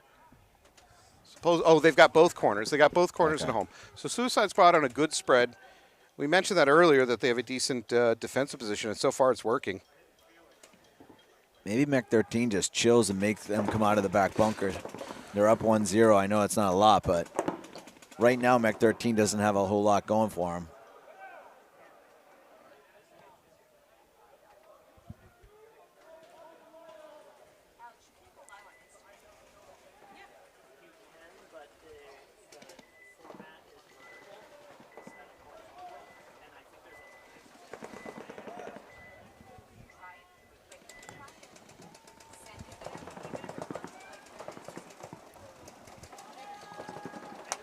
So for Mech 13, their hopes ride on Spencer over in the corner and Ryder here in the middle in the brick. Suicide Squad still seem, even though they're up by a body and they're down by a point, they seem content to just basically sit in their bunkers and let the other team make a mistake, which did work for them a couple minutes ago. They picked up some easy kills, but now it's time to turn on a little bit of aggression. I think Ryder's thinking about making that bump up. He does.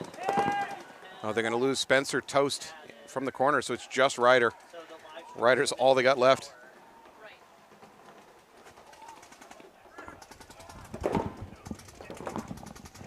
Who's the gentleman in the center for Suicide Squad? He plays here a lot. I'm not sure. That is. Oh, that's Jay Gilliard. Yeah. Yeah, Jay in the middle for Suicide Squad. I think that's Dan Gagney over on the Dorito side. Ryder makes a drop back for Mech 13 to that brick.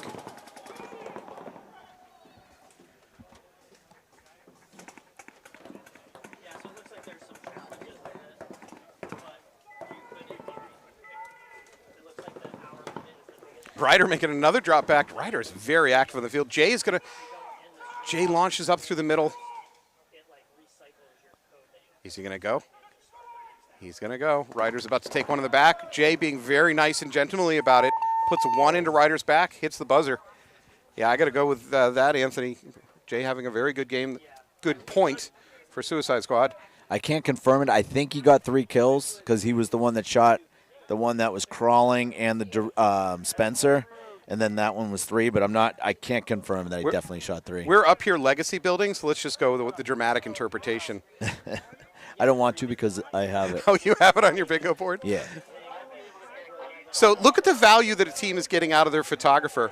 That's I believe that's Jenna Drzezinski working probably for Mech 13 as their photographer. She's also picking up pods. She could be stealing them. I could be wrong. She might just be stealing pods. Is her husband on Humble? No. She's same last name, different. Oh, yeah, you're right. Yeah, same last name.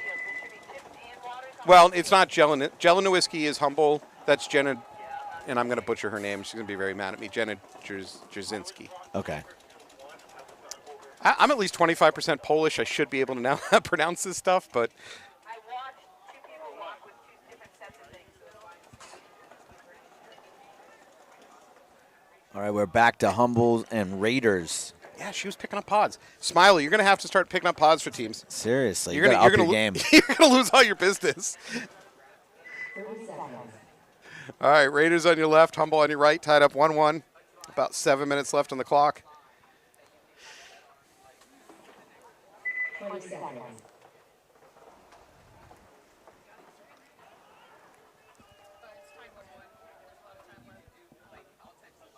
30 seconds.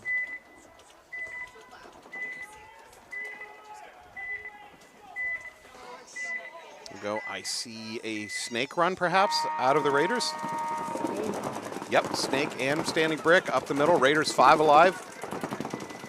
A little shallow on the Dorito side, but they do get into the snake off the break. Humble still doubled up at home. You know how nervous that makes me.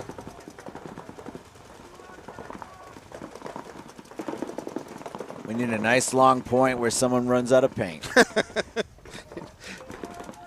Good move there by the Raiders up to the Dorito 1. You've got this bingo game so in the bag. Oh, Humble is going to lose their attempt to get into the Dorito 1. That's Wine Claw. They do get to snake corner.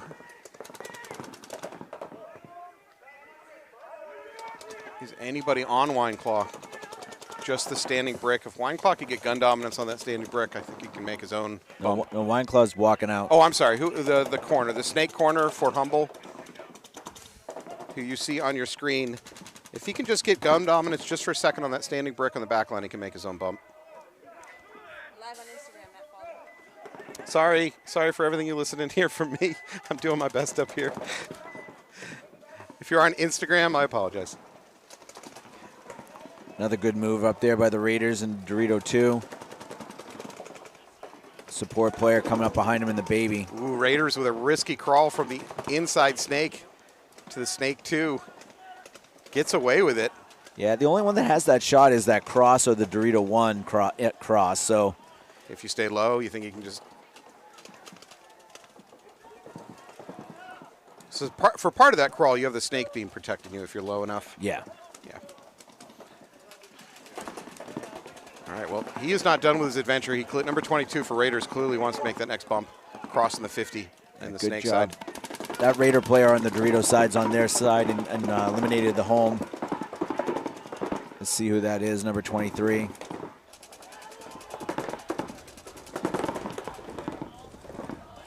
So Humble player at the cross. I think he's about to get bunkered, though. I think that's Hurley over there. We're going to lose our snake player for Humble. That leaves just that cross. Now that cross is going to take a walk. He's doing the point. He's doing the point. Yeah, Hurley did really well clearing out that side for the Raiders. All right, I just want to be clear. By body language, I think what he was saying is that's a penalty, but I can't confirm that. I can't confirm Hurley got 3 kills either. I saw 2 for sure, but... God, you are just out of paint away from winning this bingo game. It's going to be a quick day. We shall see. All right, Mech 13 versus Suicide Squad, knotted up 1-1. Again, a battle of AG teams. A little bit under 5 on the clock. Dennis Murphy can confirm that Jen is stealing pods. No question. Dennis, are you willing to testify in court to that? I need you on the stand if we're going to convict her. Get her put away for pod theft. I can't wait till Jenna has to join a gang to survive in prison. Get a bunch of facial tattoos, all for stealing pods. Speaking of which, how's your buddy doing? Trevor is out. Trevor should be playing today with massive sack. Nice. Yeah. Kept his head down, got through it. Congratulations. He took responsibility for his actions, too. Let me be clear. I hope he does well today. We'll see him for some committed stars in the second start. I think Mech 13 just took a bounce trying to get to the standing brick. He calls for a ref check. No, he is out. Good shot there. That was Jay again. Oh, you're right. Yeah. Oh, yeah. Is that a major or minor? Not sure. Minor. Suicide Squad going to lose some bodies. However, Alex Koppelkamp has pointed out teammates were doubled up at that standing brick. That will go down in bingo scoring. Ryder up here at the Snake 2 for Mech 13. Mech 13 also takes that Dorito corner. Is there two? Yeah, two Suicide Squad. That's Dan Gagney at home for Suicide Squad. I'm not sure who is in Snake. Mech 13, that might be Corey Matthews working the home. We got Ryder up here in the Snake. I'm not sure who is in the Dorito corner for Mech 13.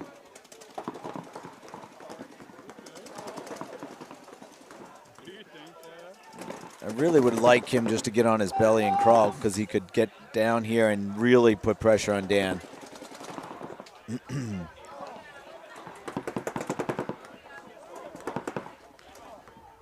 Are you saying that Mech 13's hopes are riding on Ryder? That's his first name? No, it's, yes.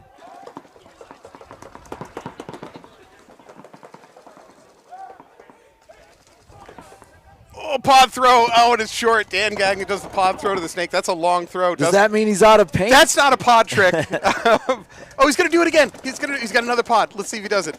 He might be out of paint soon. Oh, he's going to die with his pod in his hand. So let's hear. If he is this Dorito? No, the Dorito. Why did he the Snake throw player paint? has two pods. All right. What is going on out there?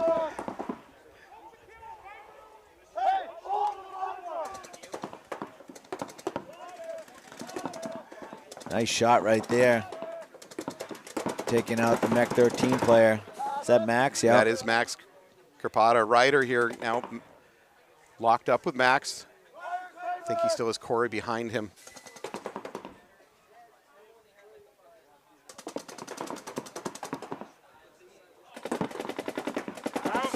Oh, Ryder runs wide. How many times do I have to say don't run wide?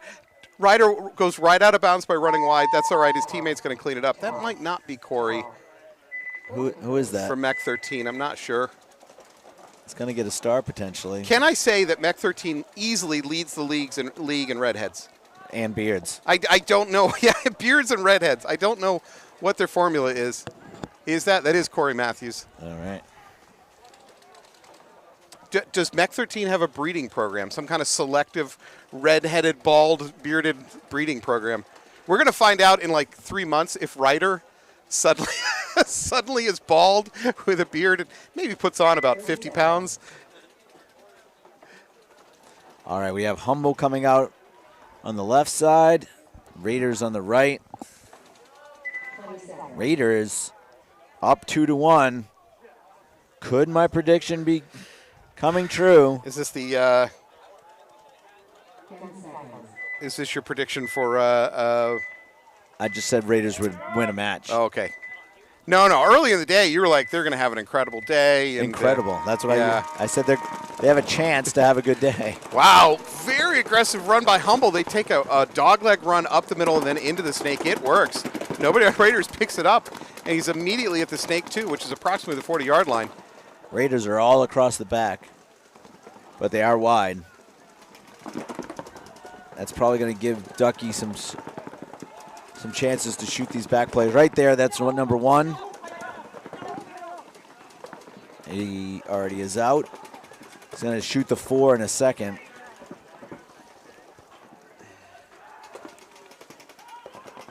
They don't even see where he is. Now he's got the corner to deal with.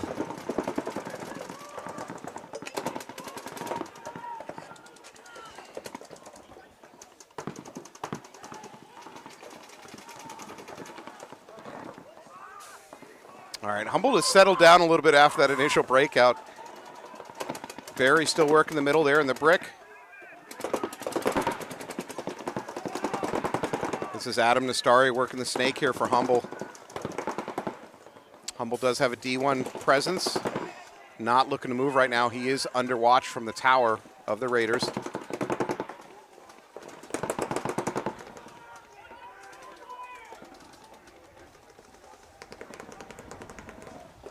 Perfect weather today. You say that. Oh, Anthony, what are you doing, man? What are you doing? It's not supposed to rain until later this afternoon. Yeah, now we're going to have an unscheduled Twister promo.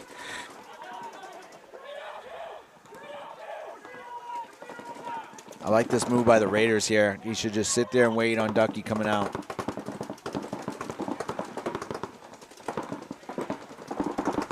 Ducky under a lot of pressure from that Dorito side.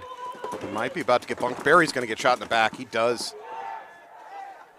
Good wrap and shoot. Ducky's going to take a walk at the same time. Raiders with a great turnaround. He might have overextended himself. He did on this snake side. Dorito picks him up.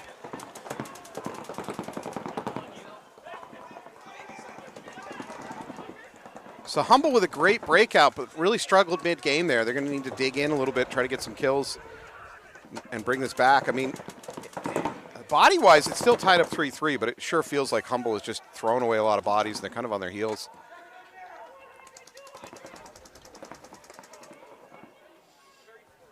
I'm looking for the other Humble body. We've got Dorito corner, Dorito 1 for Humble.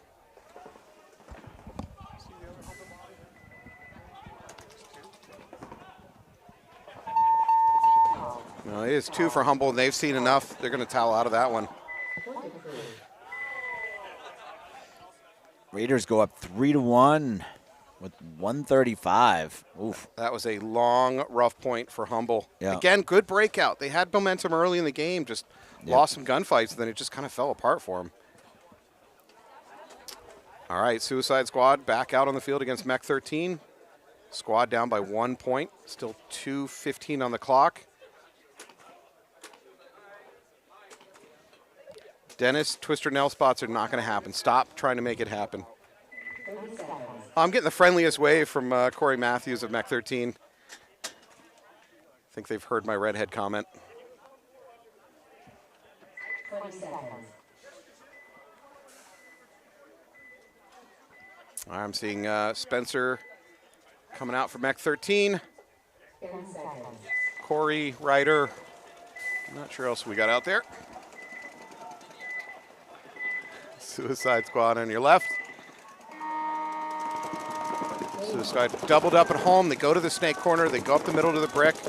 Both teams relatively conservative breakout.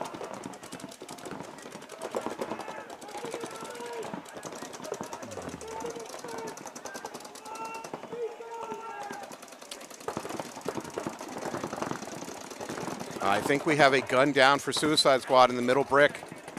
He's going to go to work. It's back up. Well, his gun is pointing. That doesn't mean it's shooting. They do lose their snake player, Suicide Squad, so Mech 13, 5-on-4. Mech 13 takes the corner.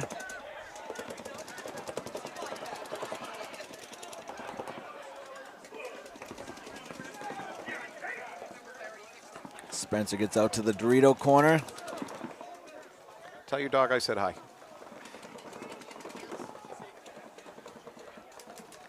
Dan Gagné working his way up the middle to that little mini temple. I suspect he's going to stop there for a second. No, he stops there too long. Takes one right to the goggle. Suicide Squad down to 3 players. 5-on-3 advantage for Mech 13. Even worse for Suicide Squad. We're now at the minute mark, and they're down by a point. Down bodies, 60 seconds left on the clock. I like to see the younger of the Gingers here move up to this wedge. Ginger 13 just needs to hold it out for another 50 seconds. They win this match. Suicide Squad starting to attack, but it's really not fast enough. Jake Gilliard back at home for Suicide Squad. He should be moving. We do lose Spencer, who's Suicide Squad loses a player going to the Dorito. That's all right. At least he was trying to attack. Give him credit for that. 2 players left alive for Squad. 30 seconds on the clock.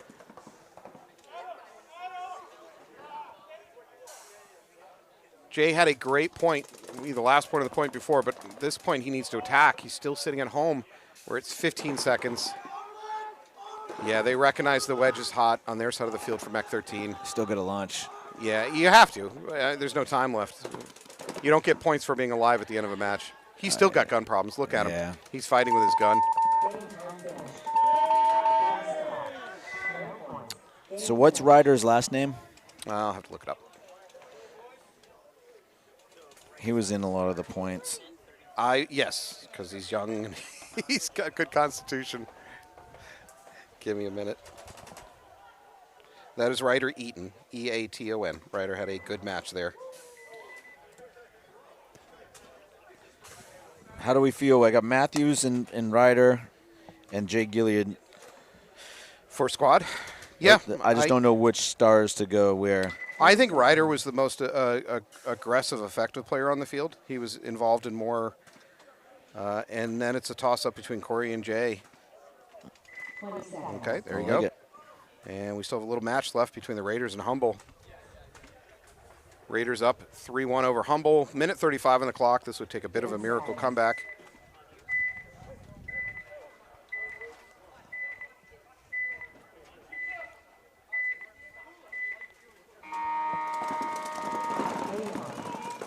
All right, Raiders with a bit of a wide spread. They do go up the middle. They need to show some more urgency.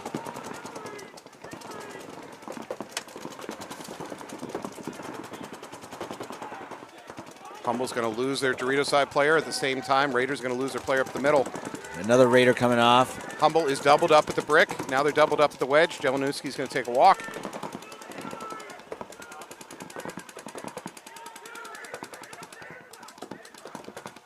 All right, we're now at approximately the minute mark. I think this match has probably slipped out of realistic contention here for Humble. 2 points in 60 seconds.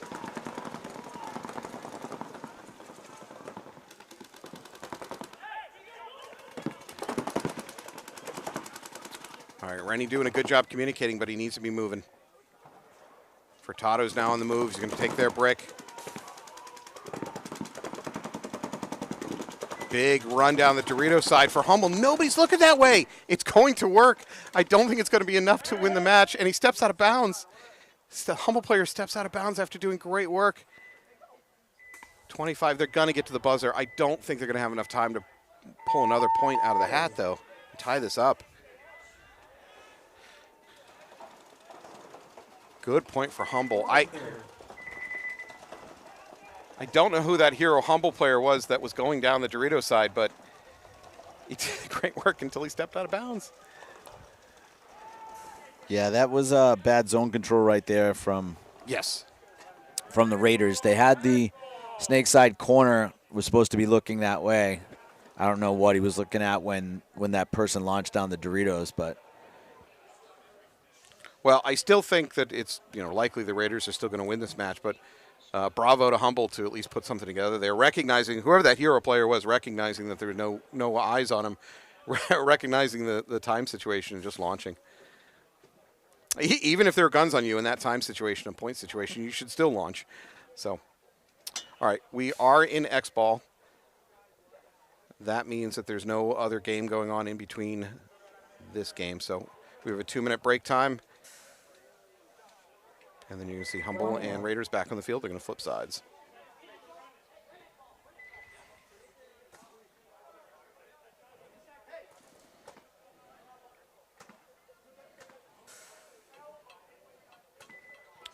Do we know, and I'm not trying to pick on him, and there's a timeout, does Suicide Squad have a coach? That's silence. So I'm going to guess no.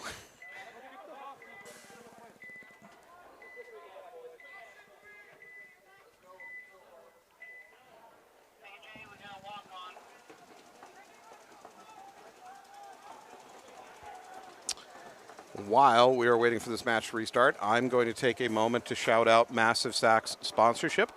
Excuse me, not sponsorship, but their fundraising event this weekend. They're trying to raise money on behalf of On Belay, which is supporting families with cancer. Essentially, what they're really doing is they're supporting the kids that may not have cancer, but maybe have a parent going through that struggle right now. So if you can, go to On Belay, go to the fundraiser, that Massive Sack. And you can see that code in the corner. If you scan that with your phone, you can go there, donate. I've already donated. Again, even if they're not the ones with the cancer, their family disruption, On Belay tries to give them a chance to get some outdoor activity. And Massive Sack does a great job. Great organization, always having something that they're supporting every event. So they've raised so much money over the last few years for charity. It's ridiculous. 20 seconds. And like anything, they're out there trying. So you try to support those people that are out there trying to make a difference. Yep. 10 seconds.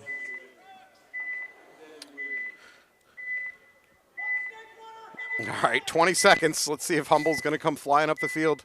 I definitely see players in sprint position. Yeah, this is flying V time, Dennis. You're getting what you asked for. In the confusion, they do manage to take that brick.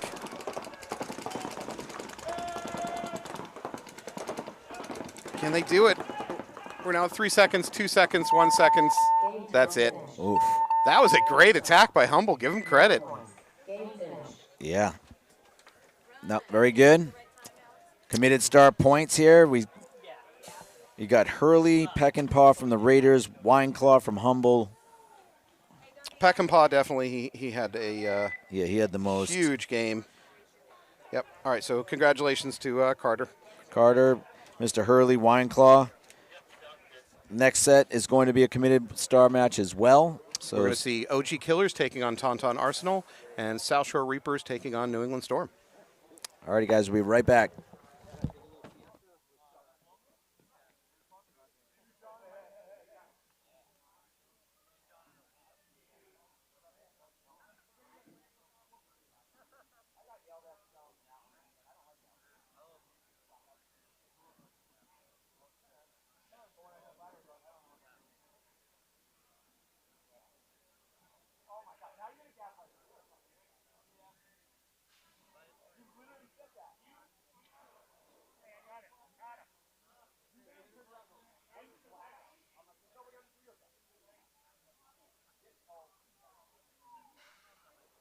Four minutes.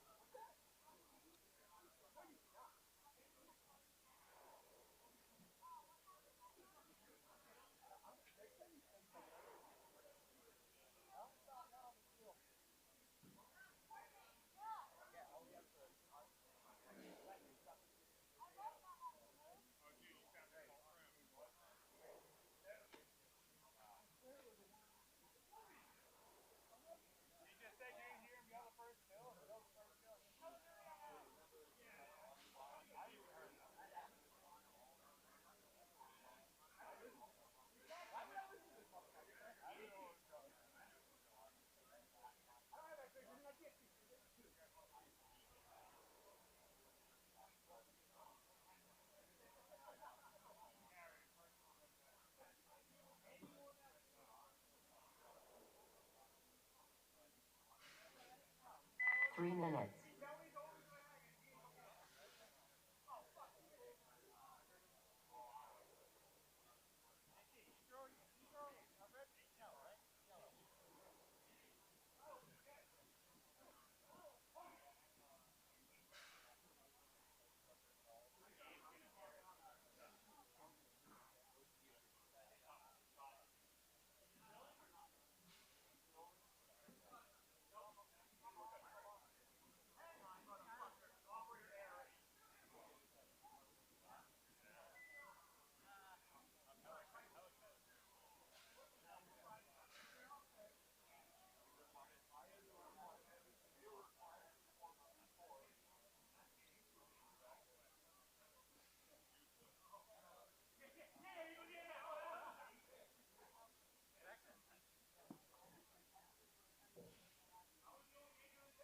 Two minutes.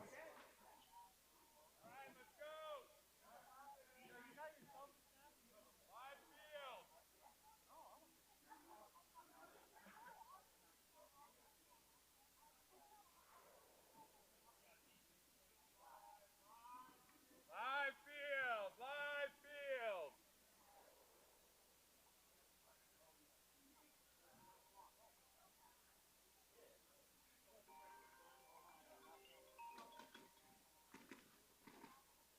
Battle Creek.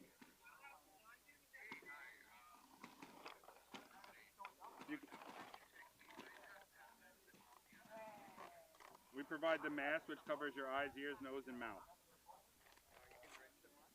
Yeah, we rent the mask here. It's included in the rental package. Yes, sir. 1 minute. I'm sorry?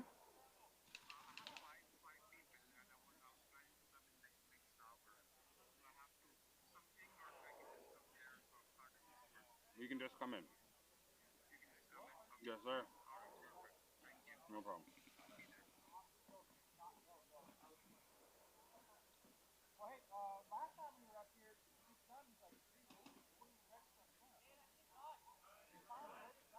30 seconds.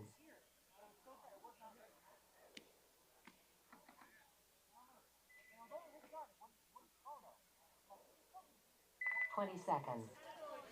All right, welcome back here to Maynard. You're joined by ourselves, Matt and Anthony. You're about to watch the OG Killers taking on Tauntaun Arsenal. This should be a very good match. On the backside of that, you're going to watch South Shore Reapers taking on New England Storm. This is an absolute banger of a match here. Banger set.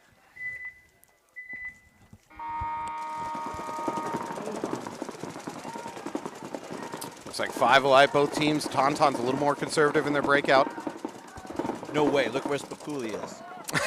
This shocking move of the day. Spiculi takes that wedge up the middle on the break.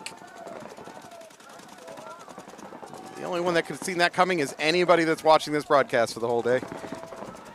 Killers now into D1. Tauntaun's a little bit slower with their bumps, but still 5 alive, both teams. As I say that, Tauntaun's going to lose their Dorito corner. Ryan doing a really good job of holding that lane.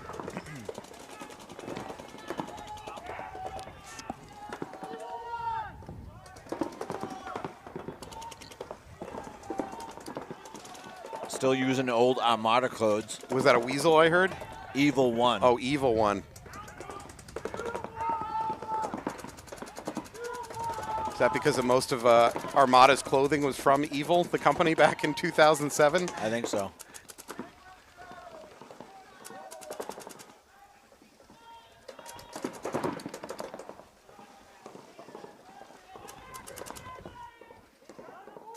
All right, the game has settled down into a little bit of a stalemate. OG Killers up by a body. They have decent position up the middle.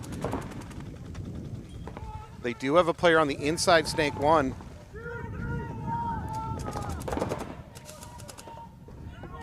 And Tauntaun recognizes the Snake presence. It's really just a battle between the Snake and the standing brick of Tauntaun's.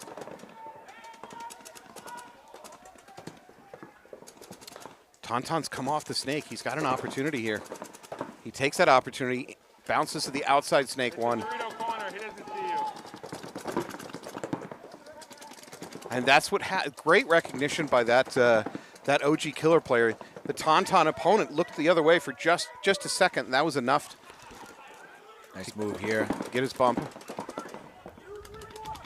Huge run out to the Snake corner by Tauntaun's middle home player. Beausoleil right here on their side of the Snake. I would stay inside. Yeah, he's got a gun waiting for him on the outside. Don't overcommit to that gunfight. Very rarely will you hear me say stay inside when you're that far up the field. I like to try and wrap it to your point. Oh, now Spiculi gets shot out.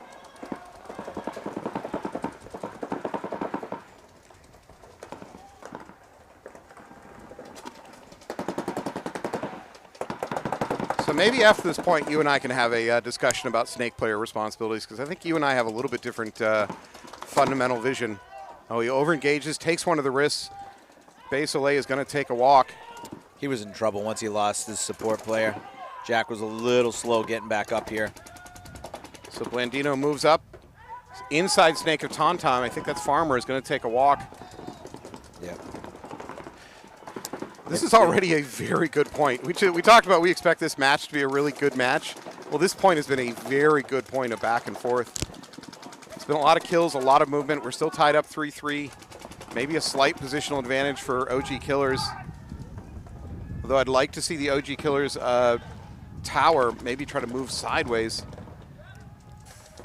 Because if Jack dies here, Jack's being very aggressive.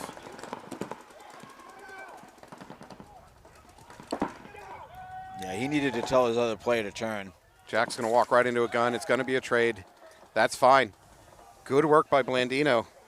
That's a 3-kill game right there, baby. Oh, no. You got something on the bingo board? Uh-huh.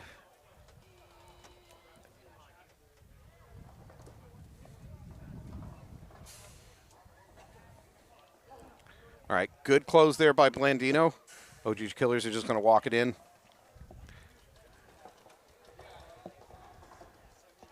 To quote every rapper in the 90s, though, please check yourself before you wreck yourself. Don't hit that button without at least giving yourself a quick check over. But Tauntauns are so uninterested in tallying out. There you go. Killers finally hit the buzzer. He's going to get a quick check. He is clean. First point, 2 Killers. Anthony's going straight to the bingo board. All right, we both got teammates at the same bunker. That's the thing that's happened. I'm on the board. In a corner, that's good. I'll take it. I don't have much else going for me. I got nothing else. Yeah, did it happen while we were playing bingo, though? Somebody else on the chat mentioned that, but I think it happened before. And Dirty Hang, both of those things happened before we started paying attention to bingo. Oh, I'm in so much trouble here. This is I'm down by 3 points with 35 seconds on the clock, basically. It's not that bleak. It's pretty bad. All right, here's the other half of this set. We got the Reapers on the left, Storm on the right.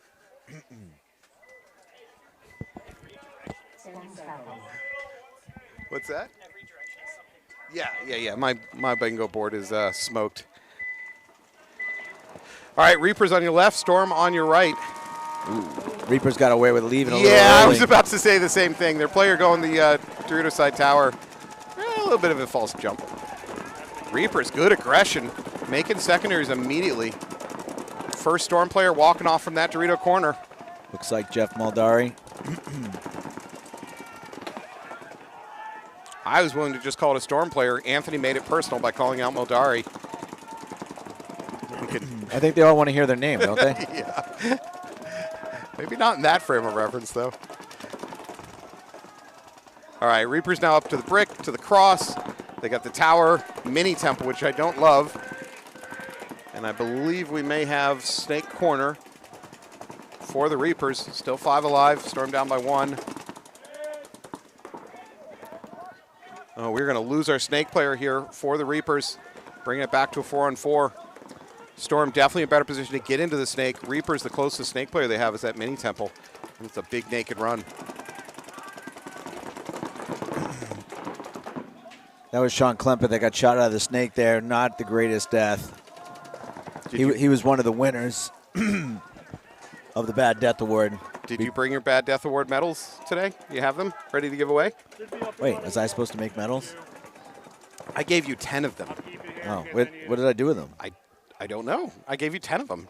Oh, maybe they're down by the... Maybe I didn't bring them. Maybe I didn't give you all of them. I don't know.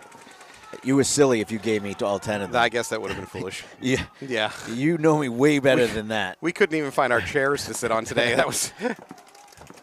All right. They don't even give me keys anymore to any of these places because they know I'm going to lose them.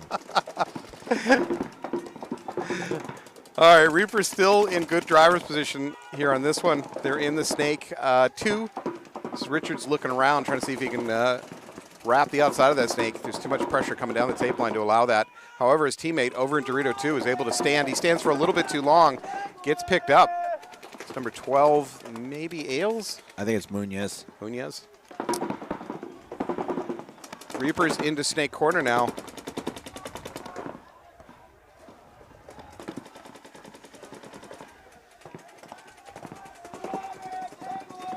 So for Reapers, they have Snake Corner, Snake 2, which is the 40-yard line, and that cross over on what I'm going to call about the 35-yard line on the Dorito side.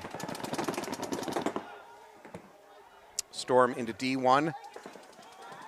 Their Dorito side backline tower is going to move up to the mini temple and probably to the brick. There it is. They got the standing brick and the Snake Corner.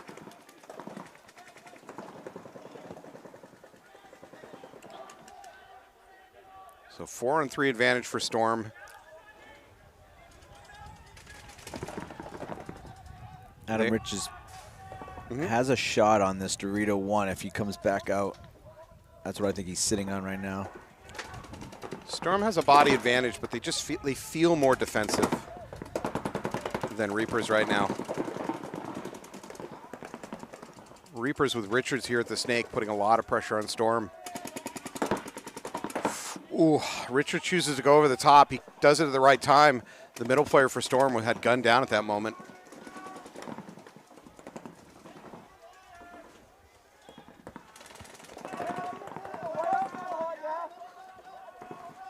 Storm player looking to move up the wedge. He does. He's going to get his gun onto the Snake, try to catch Richards being sloppy. can't do is don't bother shooting barrel. The barrel tips pretty much never get called out in this sport. You're going to wait for Richards to commit. Oh, he's going to run.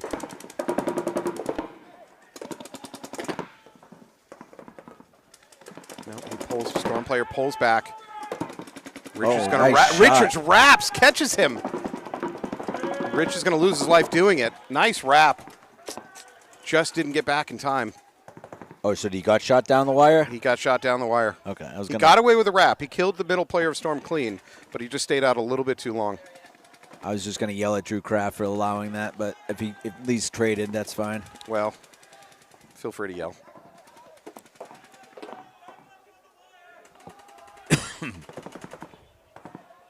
So 3-on-2. Kraft is now into the snake. Kevin Quinteros is right back here as his support. I think that's Aaron Ken over in the Dorito 1 who's eliminated with my commentator. Your commentator curse. Dude, I'm on fire. Right off the field. I am on fire. You were like a tomahawk missile of commentary curse. Nice move by Reapers up that Dorito side. Immediately takes out that brick. Whoever that Reaper is, he just got 3 kills too. That Dorito Reaper. Would you call him a Reaper? He's something. Is that Murphy? Who is that? Yeah, Murphy. Awesome job. Good play by Murphy. He's going on the list. Storm, if there's a takeaway from that point, maybe a little bit too conservative. Again, Reapers even going down bodies were the ones pushing the matter. All right, again, Drew Kraft, 1 hour, 26 minutes. Mike Barrett. I don't know if he's calling out Drew. I'm not sure what that means. Yep. He just time-stamped it. It's fine. Like I said, he would have got yelled at. He at least shot him before. He still got AJ killed, but our audience is vicious. They're time-stamping criticisms. They better keep their keyboards friggin' handy then, because that happens often on this webcast.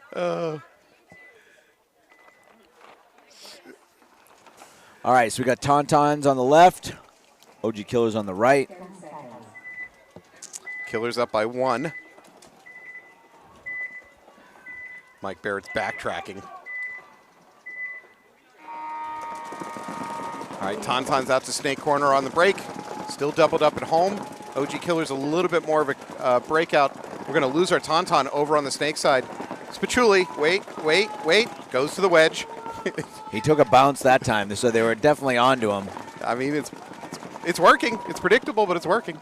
All right, Tauntaun still doubled up at home. They do have the Snake Corner. That home double up is now going to spread out to the tower. So 5-on-4 advantage for Killers and a little bit better positional advantage with Spachuli up in the middle. Tauntaun's going to spread from the home out to that standing brick. Didn't Beau Soleil used to play for the P-Mob Tauntaun camp up in... Gee, I don't know. If PB Leagues would allow rosters to be viewed after 3 months, that would just be fantastic. Unfortunately, people I know. Scrape his site. They're scraping the site, but it's so frustrating. Trying to look up the historical records of teams and keep track of player movement is just impossible. As a webcaster, this is one of my frustrations.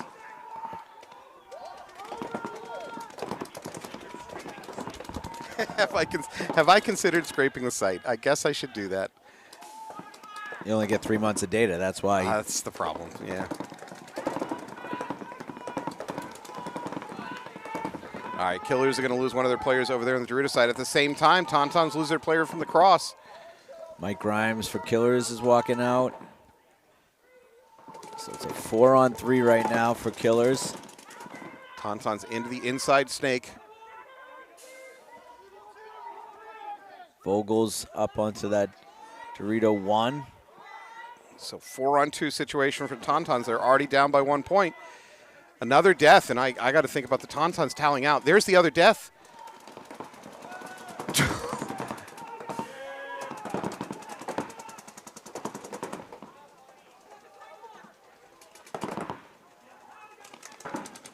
Ooh, that was nice. Not nice. So, again, for Tauntauns, this is the second time where I say I don't know why they're not tallying out faster and saving clock. I mean, now that he's ready to hit the buzzer, fine. Let him go ahead and hit the buzzer. Well, now he's wandering away from the buzzer. So towel. Grimes is not committing to hitting the buzzer. He's trying to milk clock. Towel. There it is. Towel. Towel. I don't think Kyle's legs have kept up with it, his body losing so much weight. Do you think he lost muscle mass in the legs? I don't know, maybe. It's funny because when he's running like he's bigger, but he's not bigger anymore. Oh, the knees a little bit wide? Maybe. Yeah. He punished poor Rivers in that last bunker, though. It wasn't nice. The not nice award of the day goes to Kyle. All right, South Shore Reapers back out against Storm. Reapers up by 1 point. Long point on that first one. We're already down to just under 7 minutes. I wonder if the field is really going to slow down when you have two equal teams. Well, I think when you have good coaching and experienced players, I think you tend a little bit more towards conservative paintball. I think your less experienced and less organized teams are a little bit more chaotic. That was clever. One of the Reapers just saw a full pod left on the field, and he ran out and picked it up before the launch. Technically, it means he's got 5 pods on him for the game. Storm is going to lose a back player. Reaper is going to lose a back player.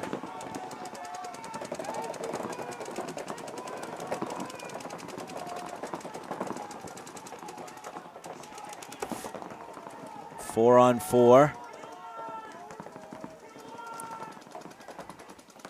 Nice move up to the D1 by Storm from that tower. I'd like to see Klemper have a good game right here. Are you trying to get him killed? Don't compliment him. All right, Reapers lose a player over on the Dorito side. That's Munoz again. Munoz having a little bit of a survivability problem. They're going to lose their brick. He pops up over the middle, takes one right to the goggle.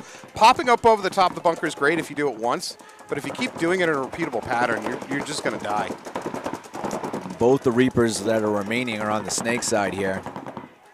And now Storm has a good presence up that Dorito side. They're at D2. 4 on 2.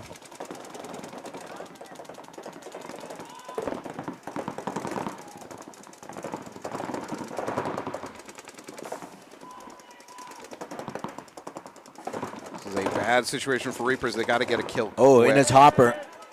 Get out. Yep. Nice shot right there by Adam Richards. So the last 2 players walking off for Reapers. Number 13 here for Storm. Is he rocking an NEXL tank cover from like 2010? Might be. AJ.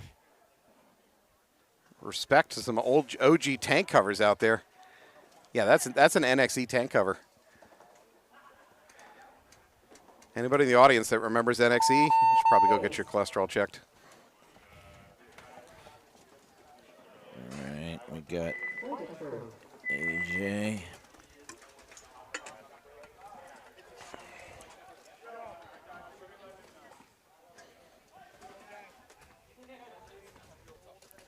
All right, OG Killer's up 2-0 on top of Tauntauns. Got about 5 minutes left on the clock. Considering how long that first point took, 2 points is a lot to try to make up. All right, Keith felt like I just took a cheap shot at him. Keith LaFleur. Apparently Keith LaFleur remembers NEXL. Oh. There's a lot of people watching on that chat that know. That are old enough to know some of these references. Did you see APP, Allen Paintball Products, dismantling their company on Facebook? That's so sad to watch. I know. For somebody that played through the 90s and into the early 2000s, APP was everything in plastics in the sport for a long time. And we made an attempt to buy them. oh, really? Yeah. Didn't work out? Nah, the next door neighbor really wanted the building. They owned the building. Okay. And they wanted a reasonable amount of money for it. But it needed a new roof. And I was trying to potentially put core in there as well as a paint distribution. So Got it. there was a lot of moving parts to it. Yeah.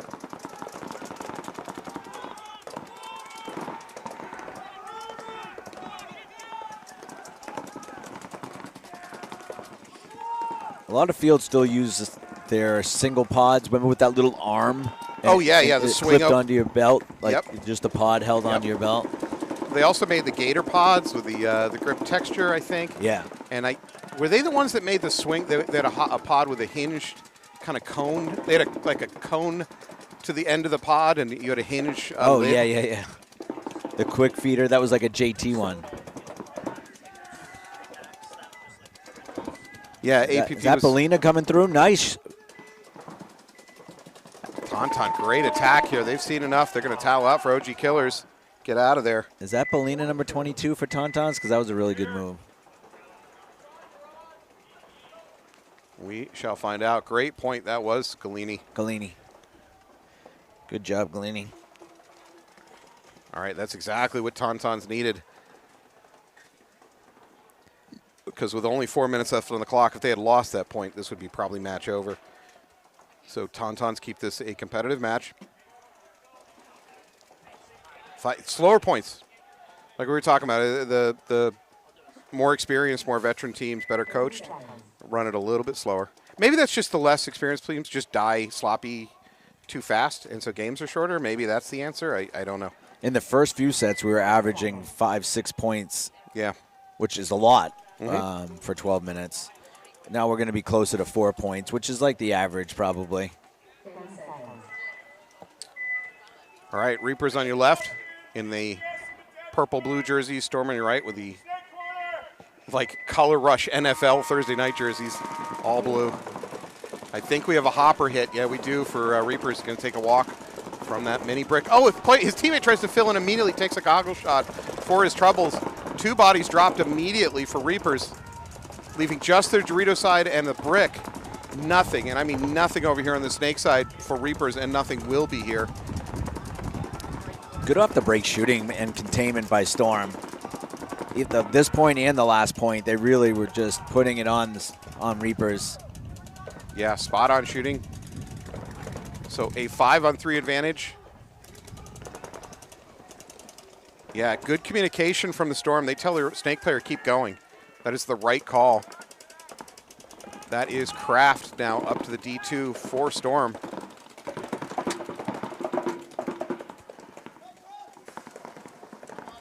I'd like to see Kraft just get on his belly and go to the next one here. Yeah, good point. The brick might be able to see him coming around the outside corner, but the brick's really not consistently looking this way. So I think you're right. Kraft can go, and he does. Yeah, just play the outside of this. You know no one's on the wire. He's got a bunch of free kills. Oh, he's got a free kill on that. Tower is going to die first. Tower's dead. Probably be either the brick or the... Now he can chill. It's a 5-on-2. Let everybody else bunker them. Agreed. Oh, AJ tried to come through. Cam's got to get killed right here next. Kraft's going to have another free kill. Mini Temple. The drop back from the brick to the Mini Temple was fine, but then he just completely forgot about the fact that Kraft was right there. 3-kill game for Kraft. Good job.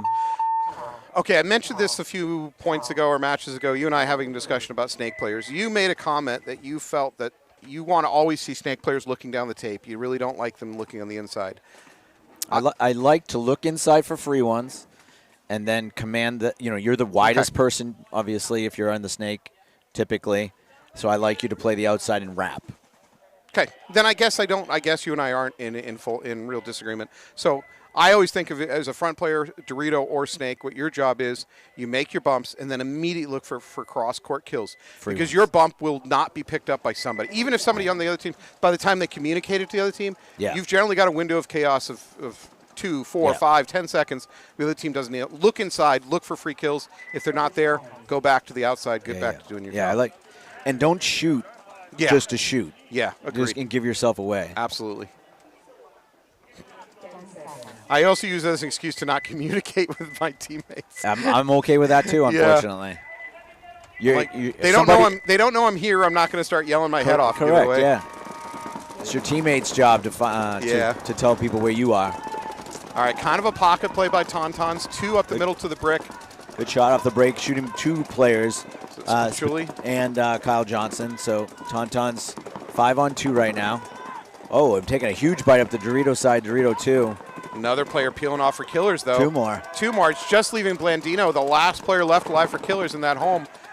Real good point right here for Arsenal. Towel it out. It's a 5-on-1. Well, it's going to be tied. I guess the clock doesn't matter. This game's going to be tied. There's the towel out.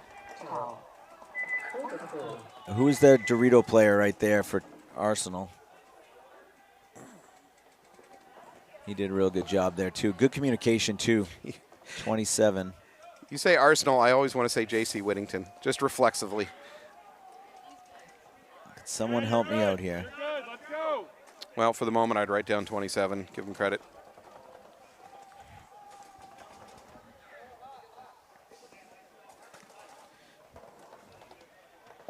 All right, New England Storm versus South Shore Reapers. Reapers down a point. 3.5 on the clock. Certainly enough time to tie it up.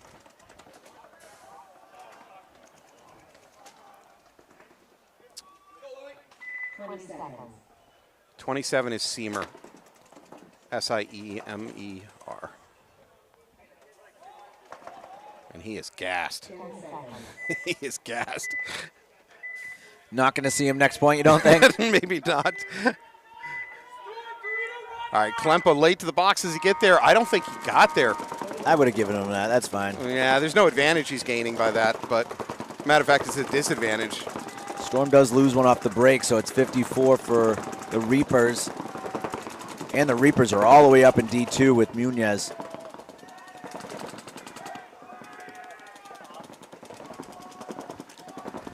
Uh-oh, here comes the flag. And there's a minor on the Reapers. They're going to lose their snake side.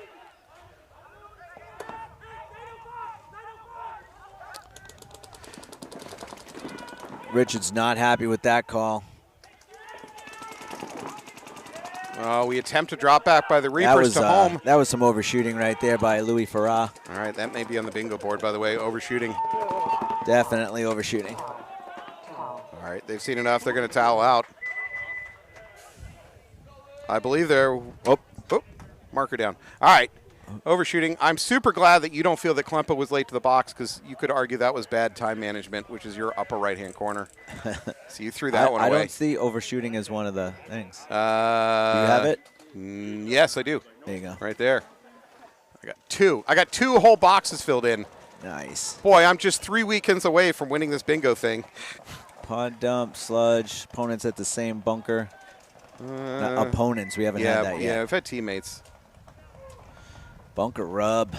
Okay. I haven't seen a ref actually call bunker rub, but I've seen bunker rub. I think like first matches of the day I've seen it, but nothing while we've been doing bingo.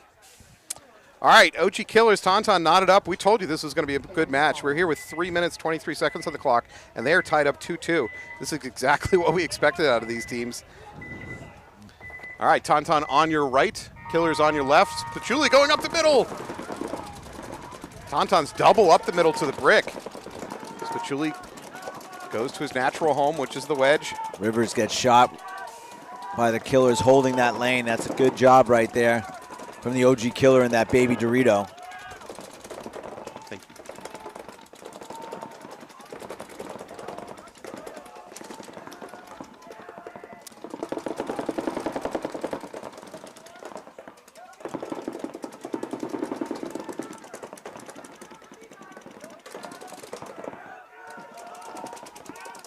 All right, Killer's still, I feel a little bit stuck. Oh, we got a hit. Right leg of Spiculi. He tried to play it cool. The ref saw it. So 44 now. Galini spreading out to the wedge. Tauntaun's also leaving the brick to go into their cross. Galini locked up in a gunfight. Oh, and there's going to be a minor on Killers. This is bad. Leaving just 2 Killers left alive. It's going to be 1 killer left alive. Blandino's taking a walk at the same time. That standing brick on the back line, I think that is all the Killers have left, if I'm not mistaken. This is weird. Oh, no, I take it back. Towers lived through that penalty.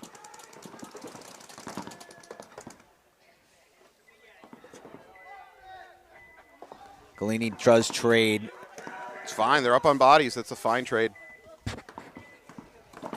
Leaving the last OG Killer. And we are, the clock's a thing. It's 3-on-1. Killers are going to be likely down a point with 1:45 on the clock. I agree for a towel. Yeah. There it is. Towel now. Killers, towel. What are you doing? Bad time management. This is Bed Bath & Beyond time. Let's throw that towel, boys. Yeah, this is silly. This is definitely getting me a bingo scored. Bad time management. You're right. There's the towel, but what do you think? They lost 20 seconds? Yeah. 30 seconds? Yeah, I have to. You got it too, right? No, I don't think so. I think it's just you. Bad time management.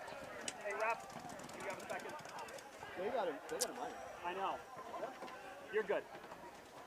Hey, brother. I am You're good. deeply familiar with bad time management. At least my manager would say so at work. All right. Storm with a 3-1 advantage over South Shore Reapers. Hi, everybody. Welcome. Thanks for joining us. Galini looked good again. I like how he's trying to break the game open through the center. Yep, I would agree. 30 seconds. All right, 2 minutes, 43 seconds on the clock. It's on the pseudo respawn. I know it wasn't. 20 seconds. Reapers, I would have to say penalties has probably been the Yeah. bane of their existence so far. And survivability off the break. They're getting to their bunkers, but then Klemper's got shot in the hopper twice. They lost 2 players trying to go to the stand-up brick on the back in the first 5 seconds of the game. Yep. You can't. They're going to have to do something different. They do something different. Big outside run to the snake for Reapers. It works. They do lose their player kind of heading towards that mini brick or that standing brick. Yeah. AJ Furman's doing a really good job of shooting right back down the gut here.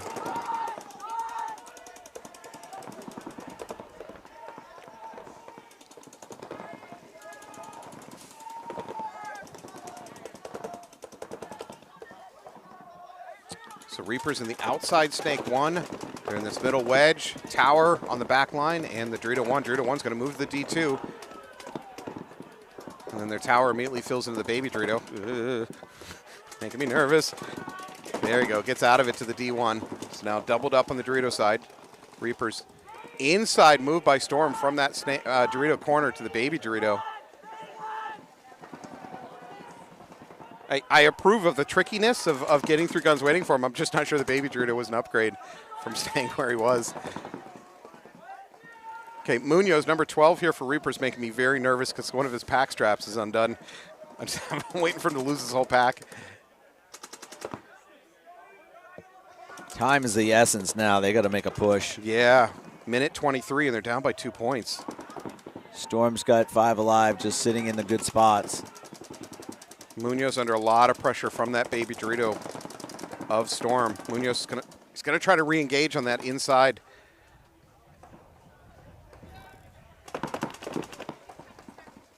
Storm is going to lose their player at the brick. Refs was nice there, not getting a penalty on Aaron Kent. Agreed. Now, if Aaron had requested that as a check, then I would agree no penalty. If the ref saw it, I could argue for a minor. Yeah, I'm not seeing the sense of urgency out of the Reapers that they need. Klempa did just get to the D2. Munoz overcommits to that inside gunfight. He takes a walk. He loses 89 also on the Dorito side, leaving just Klempa and a Dorito player. We're at 37 seconds. Klempa Opponents at same bunker. Klempa launches, which is great and all the time, but it doesn't work. Loses the Dorito now. No players left alive for Reapers. No reason for Reapers to hit the towel. No. This one's going to end 3-1. Maybe they'll go They for might it. get to it. 10 seconds, 12 seconds. I mean, point differential, you do want it. Just make sure you're clean. 5, 4. There you go. All right, assuming it's clean. Good match there by Storm. Yes, there it is. Clean hang. They're going to get the mercy on that one. Or the race 2, I should say. Race to 4. So this one's going to be tough because Drew Kraft had 2 good points where he had 2-3 kill games. AJ was shooting a lot of people off the break for Storm. And then Reapers Murphy had a couple good points too. So yeah, they're all kind of in the same.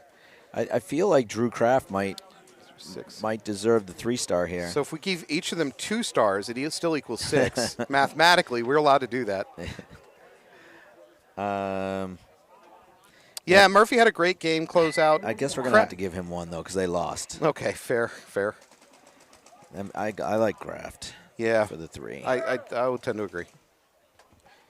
All right, now we got, what, a minute and 22 over here. Tauntauns are up. I like Galini right now for a 3-star potentially. I like Jack Blandino as a 2-star.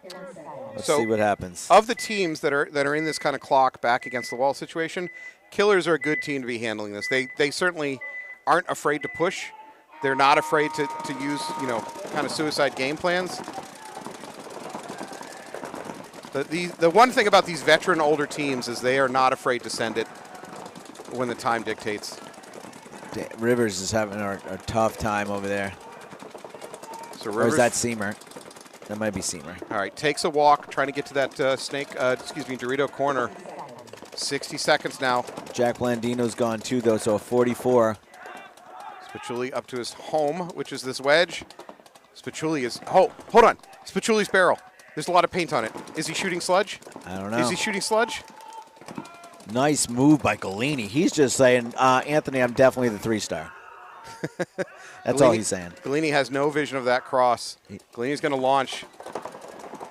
For OG Killers, they are not going to pull a miracle minute 20 seconds win on this one.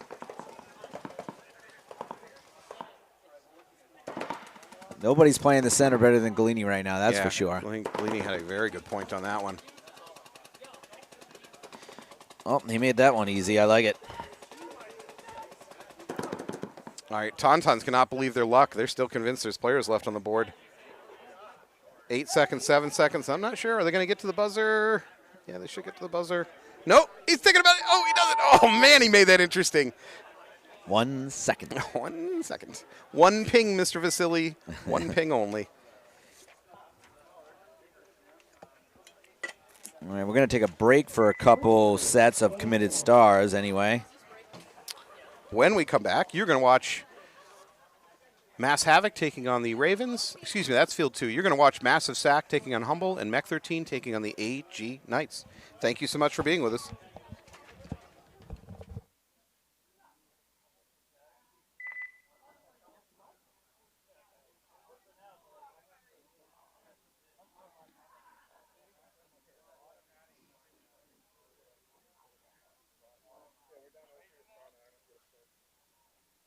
What's the point of running the same fucking lot?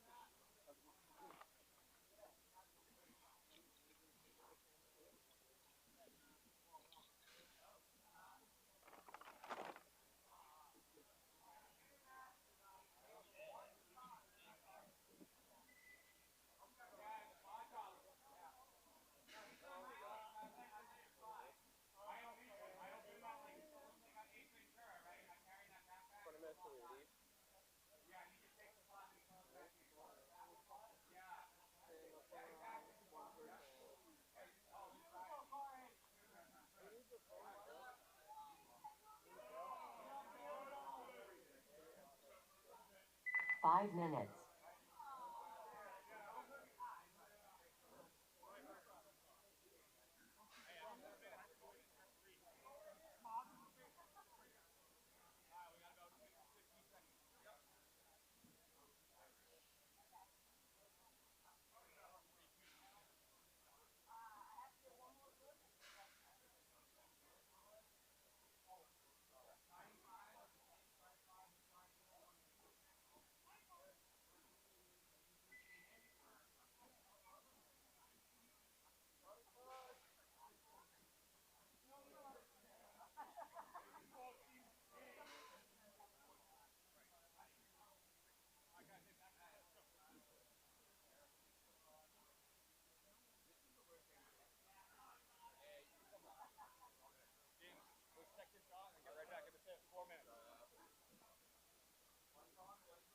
Four minutes.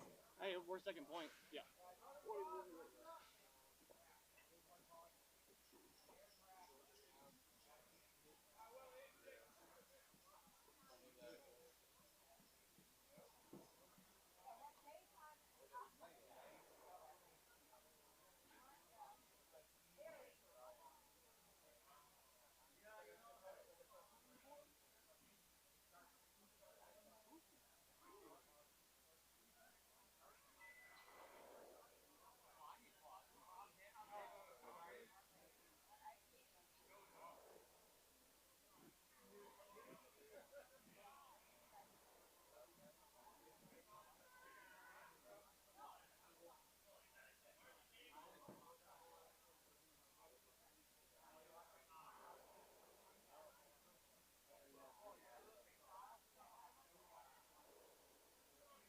Three minutes. 3 minutes.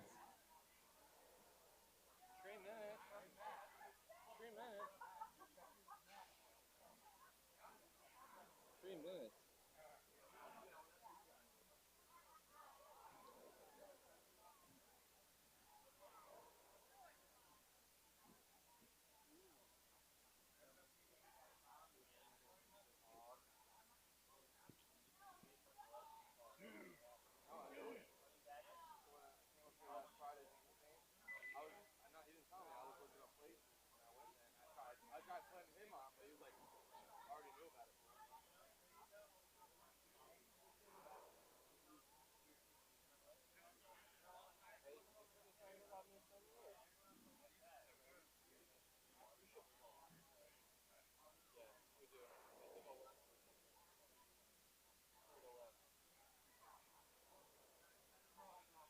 2 minutes.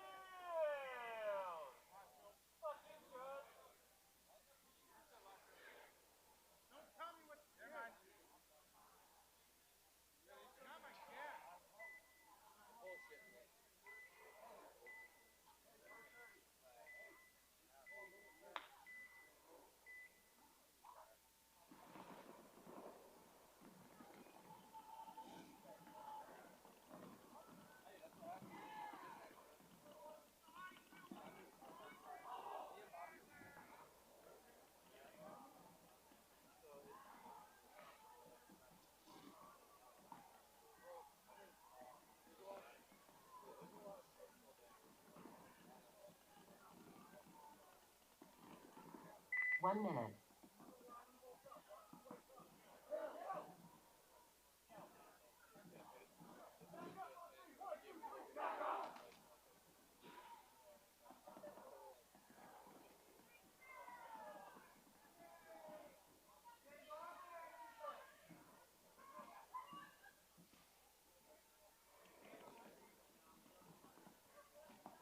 Hey, chrono rat! What the fuck? 30 seconds.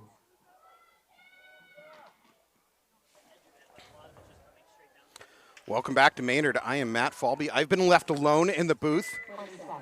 What comes out of my mouth in the next 3 minutes cannot be controlled. You're about to watch Massive Sack taking on Humble. Massive Sack on your left, Humble on your right. 10 seconds. Massive Sack is playing for their charity this weekend, which is On Belay, helping kids that are in families affected by cancer. If you get a chance, the link is in the discussion. You can go look it up.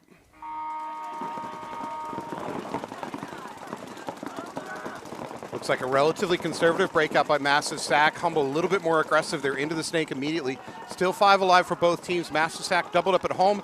Trevor Hart going to move out of that home to the mini temple. Still, I would still characterize this as pocket play for Massive Sack. First kill goes to Sack though. Humble dropping a player. Humble, I think that might be Tommy Wineclock getting out to the Dorito corner.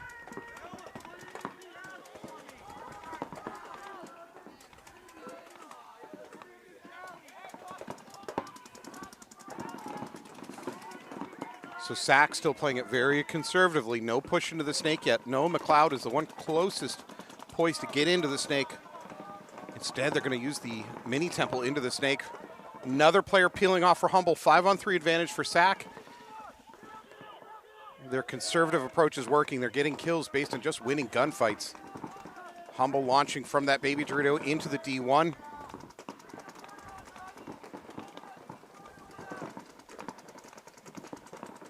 I believe that's Trevor Hart now up into the cross over on the Dorito side.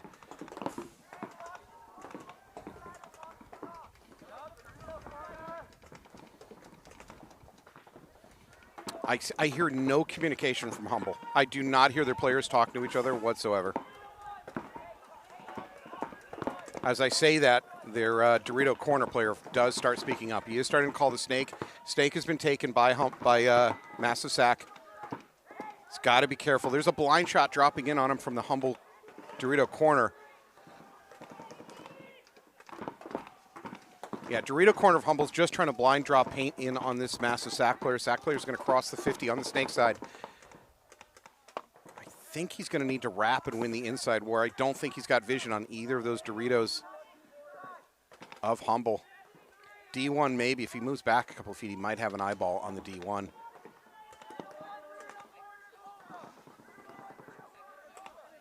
Humble is not aware of his presence. There's a snake player for Humble that's Furtado, who's concerned about it, but there you go. Great communication by Sack player in the snake. He doesn't overcommit to a gunfight. He knows he's at the tip of the spear. He's going to play it a little bit more conservative and ask for his teammates to pick up the slack, which they should. It's 5-on-3. They have the advantage. He's drawn the gunfire.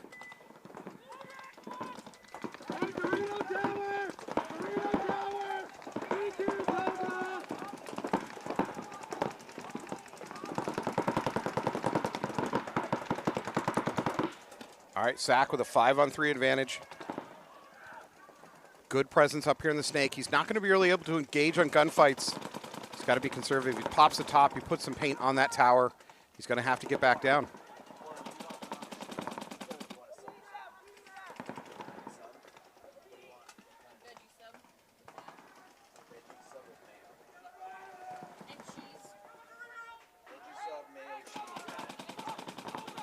All right, Massive Sack, good communication. They do take out the tower and the Dorito at the same time, leaving just Furtado all alone in the snake. They're trying to figure it out. Oh, no. Oh, Trevor. Trevor just shot his teammate out of the snake. Please, somebody clip that one. Furtado's going to make the jump into the outside snake, maybe a little bit better defensive position. He's just got to play for time and hope that Trevor shoots the rest of his own team. It's a launch to the middle. They towel out. Is that Trevor or was that Nate?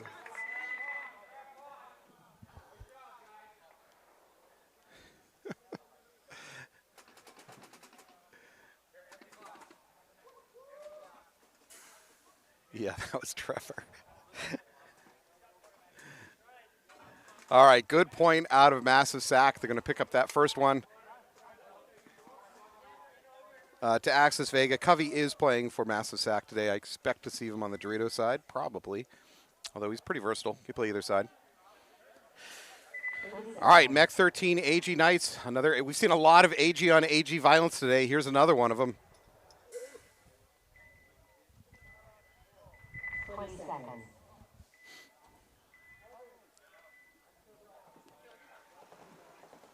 For Mech 13, I'm seeing Ryder. I'm definitely seeing Corey Matthews. No Spencer on the field. Front of the box! Touch the front of the box! AG Knights being reminded how to touch the box. That's Paintball 101. Big outside run by the Knights into the snake. Looks like 5 alive, both teams. That's Carter Buxton in the snake for AG Knights. AG Knights going to lose their first player off the back line. And they're going to lose Buxton out of the snake. Oh, this is a disastrous opening start. AG Knights doubled up at home. They've got one in the Dorito side tower. Mech 13 taking advantage of it, making their push. This is not a normal Knights point. Just losing gunfights early on. Knights going to get out of that double up at home, at least spread the field a little bit. They don't have any corner presence. 3 across the back, no corners. Mech 13 certainly in the driver's seat, 5-on-3 advantage. They just got to be careful, don't be sloppy.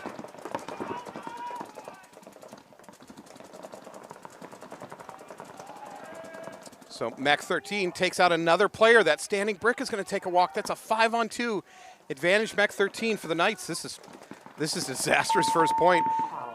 Their coach has seen enough, and they're going to towel out. I'm suspecting their coach is either Will McLean today or maybe Zach Gagney. Seen enough, pulls the towel. Good first point for Mech 13. Good shooting, just simply winning the early gunfights and then putting the pressure on without getting sloppy. All right, Humble versus Massive Sack. Back out on the field, Massive Sack with a pretty convincing first point.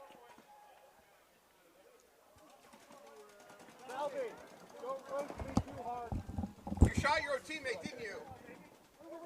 Oh, you did. 30 seconds.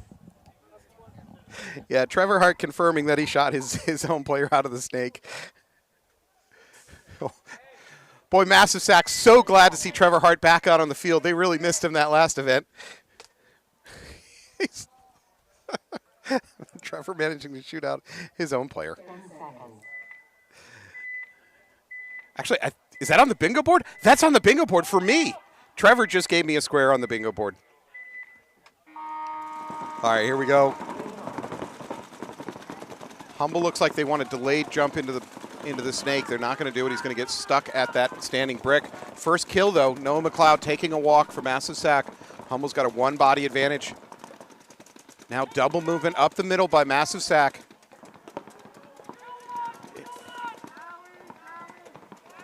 Sack is not in great position to take the snake. That might be Covey playing the mini temple.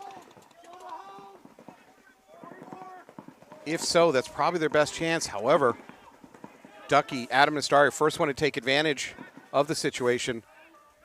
Ducky's into the D2. Barry up into that cross. Good movement by Humble. Massive Sack did dive out of that mini temple to the snake corner That's a good position to slow up Ducky. Looks like Trevor looking to launch into that. Oh, Trevor gets hit on the head. Trevor tries to launch into that cross. He gets picked up, domed. He's going to take a walk. He's going to lose his... A little bit of confusion. His brick player almost walked out, thought they were calling him out. So 3 bodies left alive for Sack. Humble with 5 alive, good positioning. D2, Barry at the cross. Humble also has their D1. Still a player at home.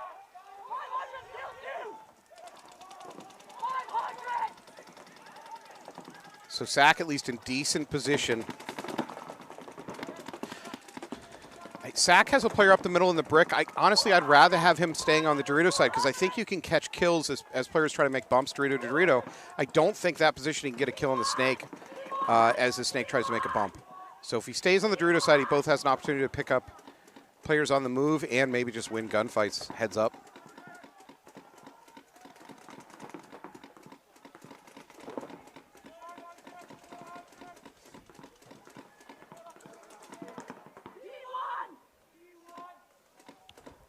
I like what Nastari's doing here. It's very subtle. He's staying out of ramp. He's actually single shot, slowing it down so he's not going into ramp, and he's doing that to conserve paint. Mainly what he's doing right now, keeping a ball on that Dorito, ball after ball after ball, lets the Dorito know that you can't just come out for free. Now Ducky gives up that angle. But that's a subtle thing. I actually really like when players do that. Because for a player that's not coming out to engage you, why, when you've only got 4 pods in your pack, why dump everything you got? Nastari asking for a check. Maybe something on his left flank. He's clean.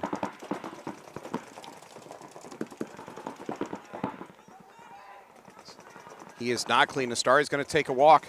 Sack brings it back to 3-on-4.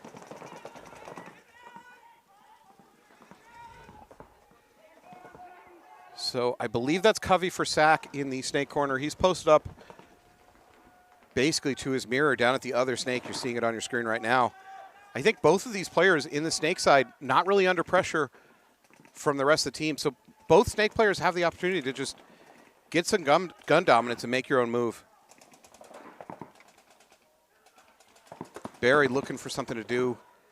So Barry's got himself in that cross. That cross doesn't have great secondary position from there. You can bounce out to the Dorito. He chooses to go back to the inside to the brick.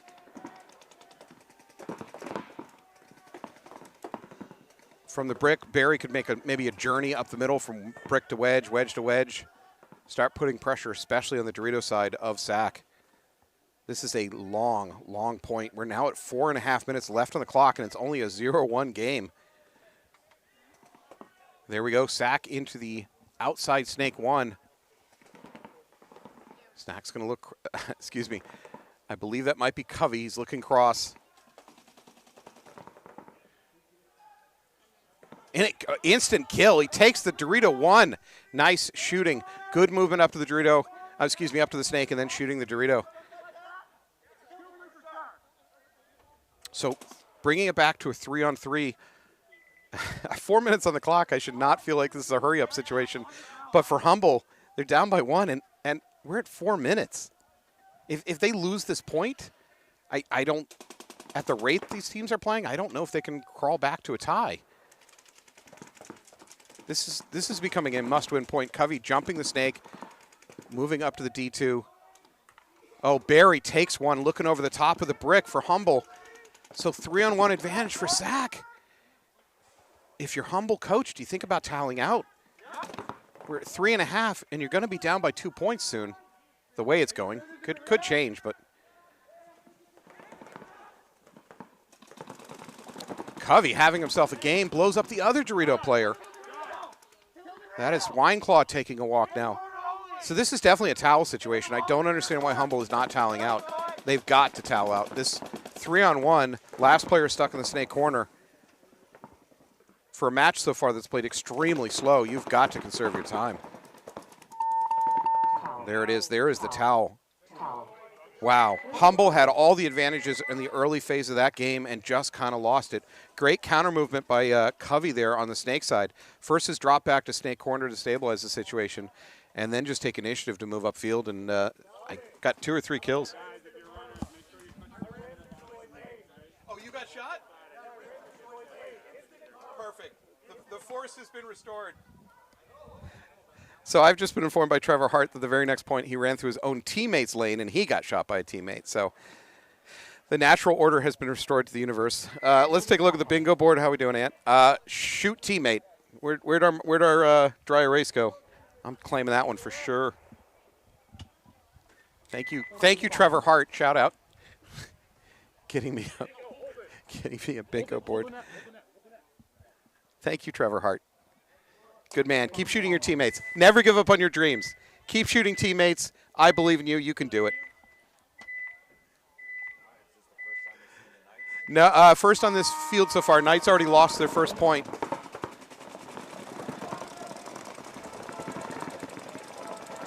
Knights had a disastrous breakout on their first point against Mech 13. Looks like Spencer's going to take a walk for Mech 13. So 5-4 advantage for the Knights. If I'm Mech 13, I think I move Ryder back out to the Snake side. He's probably their best attacker, certainly from his youth and legs. Great jumping scissor kick there by Ryder. Very ballet, very ballet-like. However, Knights are being more aggressive. They're the ones up into the D2. Drop back by Mech 13 into the Snake corner. Mech 13 under a lot of pressure now. They're already down a body.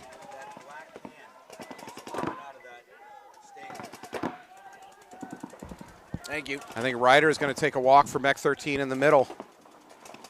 And he got hit somewhere unhappy. He's creeping out of there. All right, everything going the Knights' way. 5 on, I believe, 2. Corey Matthews trying to shore up the situation by moving out to that standing brick. I believe it's just Corey and his teammate number 23 in the cross. Speaking of cross, I could make an argument for maybe they should be crossing it up. That's Kyle Osier moving up to the wedge.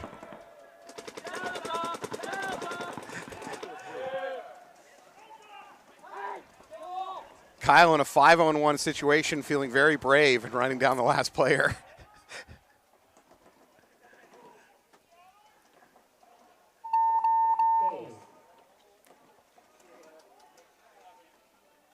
All right, congratulations to Knights winning that point. Congratulations to Kyle Osier overcoming 30% sulfides in the blood from all the hot dogs he eats and wins that point.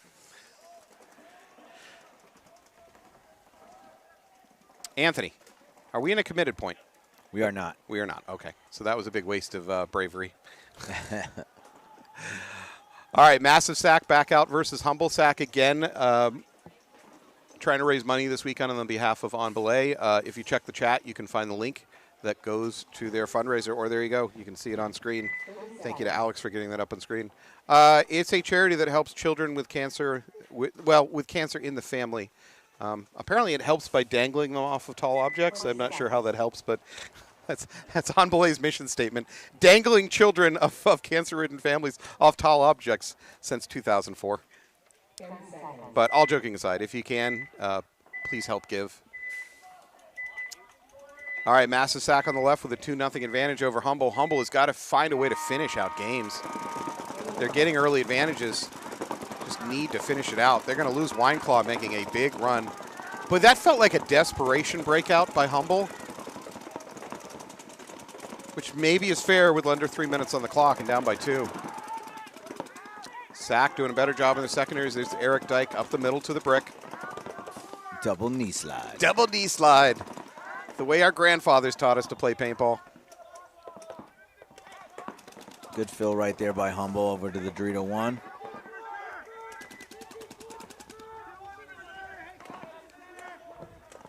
Like to see a little more urgency out of Humble here. Yeah, you're 2 minutes, 15 seconds, and they're down by 2.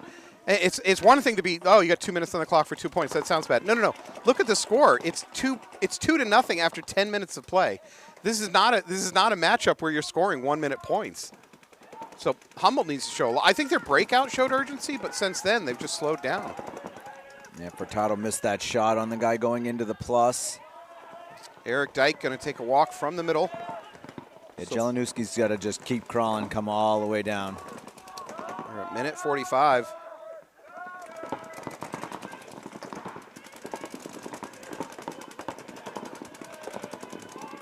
No, you say that. Jelenuski's going to take a walk from that snake. Down to 3 players alive for Humble, and we're now at the minute-and-a-half mark, down by 2 points. Yeah, when you're not out wide, you have things like Covey right here. He knows that he doesn't have to worry about anything in the wire. He's completely wrapped inside. As the young kids would say, Humble's cooked. You're so hip, Anthony. I You're am. so with it. The girls on the team always keep me up to date on what's Current trends, memes. Yeah. Yeah, it shows. 60 seconds. All right. Humble walking nice. forward to their death. I at least he was trying to move forward, but that's not the way to do it. Covey just went to town, chewed up all the center. Furtado's taking a walk. That just leaves Barry all alone.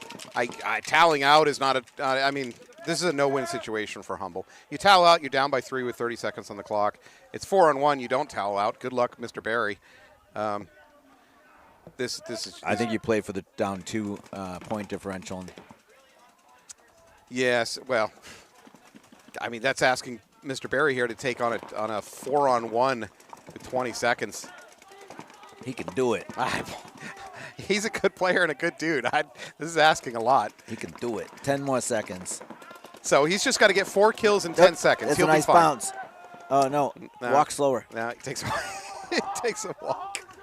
You ain't got it. You ain't got the time. All right. Noah McLeod flying downfield. He doesn't have time to get to the buzzer. So that match is going to end 2-0. That was a very slow match between Sack and Humble. Gonna have a lot of X-ball coming up. A lot of X-ball. All right, there's 2 ways you can donate to the On Belay. One, you can just give a fixed amount. The other one is that you can donate based on kills and based on wins. If you donated based on kill, Massive Sack is not going to break you. that was a 2 points. Excuse me, not on kills, but on how many points they score in a match. That's 2 points in 12 minutes. That was a very low-scoring match. Yes, it was. All right, Mech 13 versus AG Knights. They are now in X-Ball, 9 minutes on the clock. For those of you that may have tuned in to watch, a family member play that don't know paintball, X-Ball means that there's no other match going on right now inside of this match. So all that's left is Mech 13 versus AG Knights, and we give them 2 minutes between each point to try to recycle and get ready.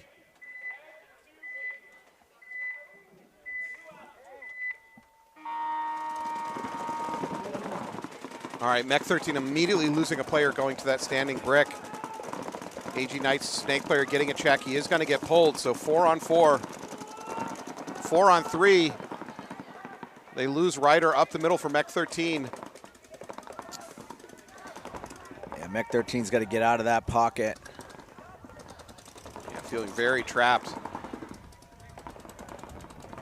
If he can get wide and just get into one of those Doritos, Mech 13 will have a chance here. So that's Corey Matthews. He needs to get out of that home bunker, maybe get over to the standing mini brick, something of that nature. Oh, this helps. This helps. We've got a minor on AG Knights that's going to gut the middle of the field for him. Haslam's in real good spots, though, getting free kills. Yeah, James is just going to do some work here. Get on your belly. Get on. Don't shoot your gun. Get on it. 2 players left for Mech 13. One of them spreads out to that Dorito corner. Good shot. He hit him with his first burst, so I won't be mad that he didn't crawl down. So Haslam is in control right now. That's just 1 player left alive for Mech 13 in the corner. It's a 2-on-1. Oh, does he see him or is he just blind shooting, which is still good. Which is fine. He's just blind shooting, dropping him in. He hits him on the right shoulder. Haslam can kill people with his eyes closed. I don't know if you knew that. That's a special ability. I think he was bitten by a radioactive spider or something. He's got tremor sense. Gravoids.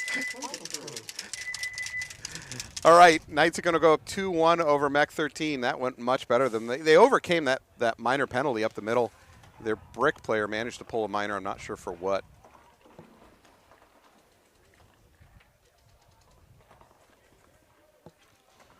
Oh, boy, let's see. I need out of paint still, bunker rub. You're going to win this thing. This bingo game is, as the kids say, toast. What did you say? Cooked. Cooked. Yeah, for me, it's cooked. Oh, boy. I will make a mild argument that I think Spachuli was shooting sludge in one of the early games, but I can't prove it, so I'm going to have to let that one go. It's tough, especially with him, because he puts his bunker on the side of his barrel on the side of the bunker. So maybe that's what it is. Yeah, I don't know. Yeah. The paint seems to be shooting pretty well today. So But it's also perfect weather. I'm seeing two. Again, you're jinxing us. You were screwing us with these weather comments.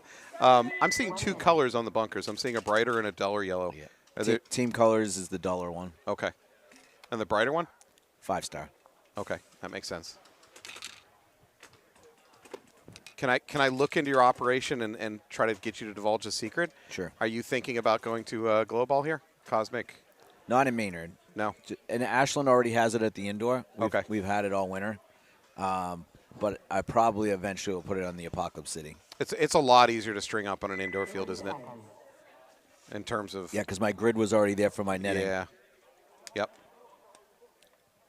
Cool. I look forward to the day when we can hold NEXLs in the dark. It might be fun.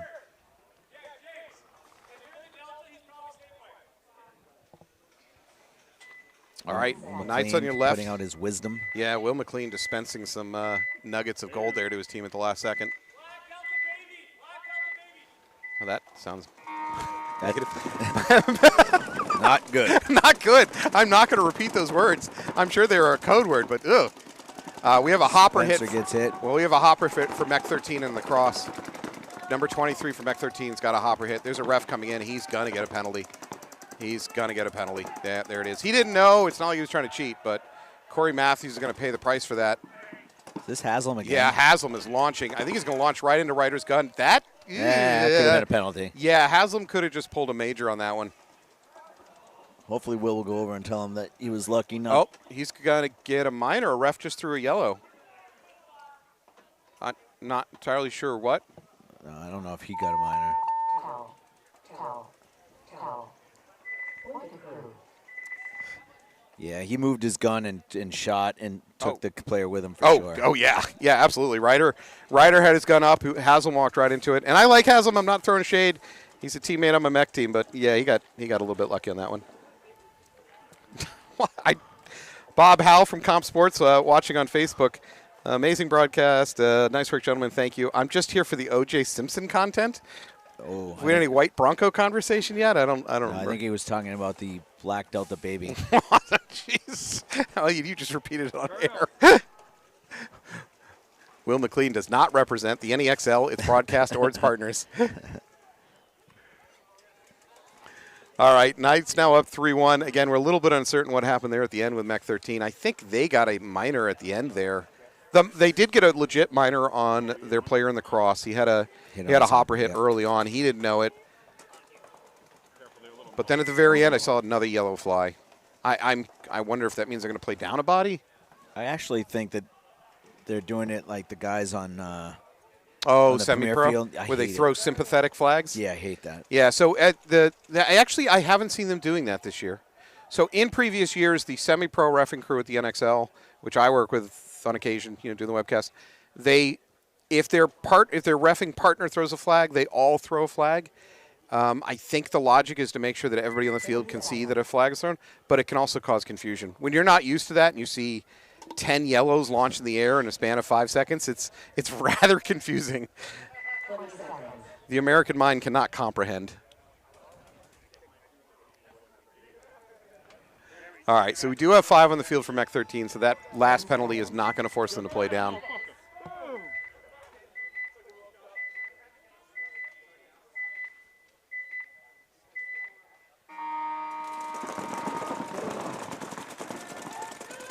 Oh, Mech 13 takes a gamble. They try to run a dogleg run up into that cross. It doesn't work. Mech also takes a bounce off the right hip going to the towers to their life. So 4. Another one came on, so it's 4 on 3. Yeah. 5 on 3. 5 on 3 immediately for the Knights. I see Greg Ware dropping back to snake corner for the Knights. This is Carter Buxton working the snake for the Knights. Mech 13 is already down 3-1 in this match. 1 more point to the Knights, and this is going to be a concession. This is a race-to-4 format. The middle's wide open. If 62 from the Knights wants to go.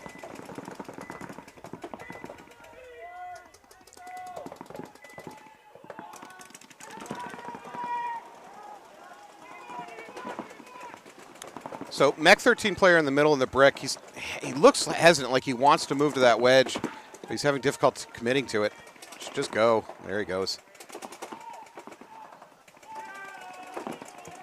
Unfortunately, he bumped his bunker pretty viciously, and that let the Knights know about that move. So he's not going to get any secret points on that one.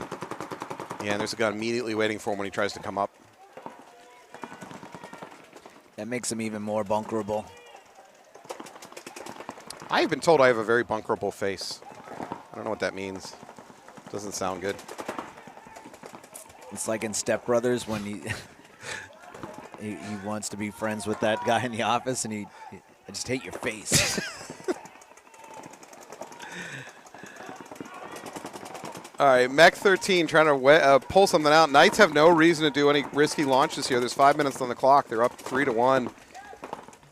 If they can just slowly squeeze this one out, then they'll get the race to 4 victory on the match. Don't take any risks. Yeah. And Knights are a well-disciplined organization. They train their players well. Carter might get a free kill. Yeah, he does get a kill on this wedge. That's pretty much it, except for this last guy in the snake, or is it done? Was Spencer already shot? Yeah, Spencer unfortunately left early. Or hit the button because the game's over? Yeah. I don't know if the Knights can figure out the math of it all? Yeah, the math of the situation. Well, they're just checking each other. I'm okay with this. Now hit the buzzer. Let's get to the next match, which still is not committed, Fair. Stars. Yeah. AG Invasion, Tauntaun Arsenal, and Reapers Ravens. Then we'll get back to some committed star matches. And the committed star after that will be Massive Sack versus Humble and Mech 13 versus AG. No, that's this. Our schedule's a little behind what I'm seeing on screen. I'll just shut up now and back away from the microphone. That's what everybody wants. We started a little late, but we're catching up right now. So the fact that they're not hanging the flag is a puzzle. Is just a joke. It is a puzzle. I want you guys to all look back at this webcast and be like, why? Why did we hit the buzzer? So 5 people checking each other can't determine that one person can hit the buzzer clean? There we go. Greg Ware is going to take – Greg's not even going to stick around for a paint check. He's just going to give the middle finger to the refs. He's going to hit the buzzer and run off the field. Clearly he's got a hit, probably on the bottom of his cleat. Are there multiple Wares on this team? No, Greg Ware is wearing a Wimbledon jersey. No, he's right here. Oh, is he? He's not the one that hit the buzzer? I think it was Dutra that hit the buzzer. Okay. Dutra hit the buzzer and then ran away from the refs. It was all 5 of them that wasted our time, though. Yeah, thanks a lot, Knights. All right. Well, that is going to wrap up that match. Congratulations, certainly to the Knights. We are going to take a break. When we all come back, you're going to see Invasion taking on Tauntaun and South Shore Reapers taking on Boston Ravens. Yeah, good job, Knights. All right. Thank you so much. We'll be right back.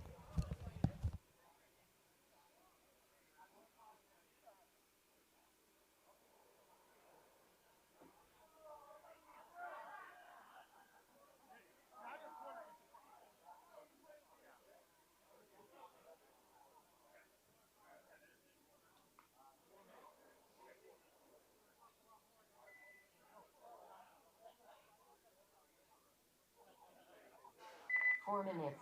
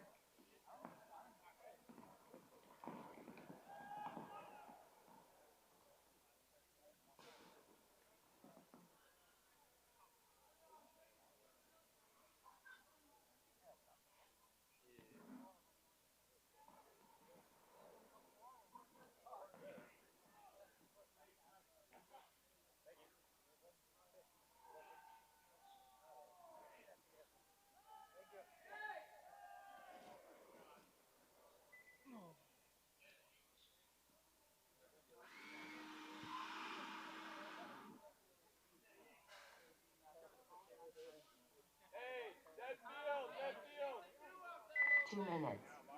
Live field. Why'd you say that? Fucking Chris, bro. It's fucking nice. What the fuck? Sure. Brisket on the board. Brisket. Ruin everything. Brisket on the board.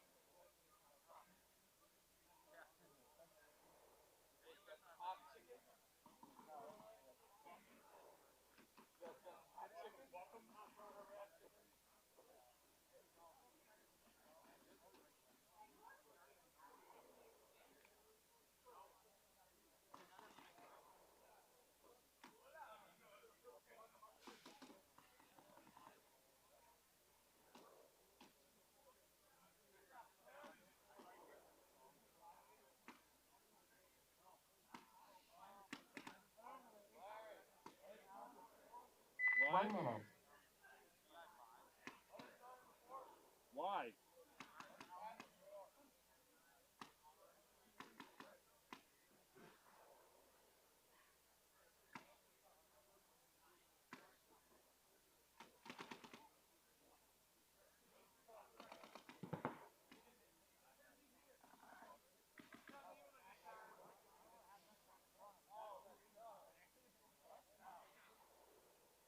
Thirty seconds.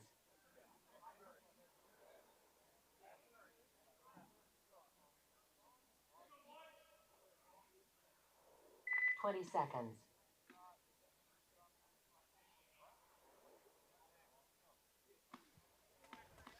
All right. Welcome back. You're about to watch AG Invasion taking on the Tauntaun Arsenal. And on the backside of that, Reapers versus Ravens. See if Galini can have another great match here. Both teams, a lot of guns off the break. Looks like Invasion sending Piper up the middle to the brick.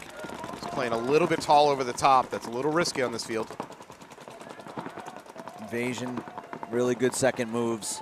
Yep, Will Clark up to the wedge. Farmer matches it though. Invasion also takes D1 on the run, on their secondary move.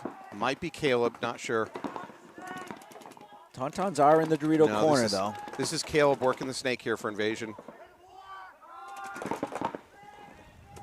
5-on-5 right now, but of course I cursed somebody. Who is he? 44, or is that Rivers? Another one coming off, I think that's Seamer. So 5-on-3 advantage now into the snake 2. Again, I believe that's Caleb Samuelson based on the hair. Yeah, that's Caleb. He's now going to cross the 50. He's going to get a free one when he looks inside on the tower. tower. Oh, tower looked away. It's even easier. Yeah, they. That's a. It probably won't matter, but you got to make that shot. Yeah. All right, Tauntaun aware of it. He's the Tauntaun snake player is thinking about launching. I don't think it's going to go real well. There's a gun waiting for him. Yeah, but he's thinking about it. There's two guns. Piper's right behind that. Is that Will center Clark, guy's too. yeah.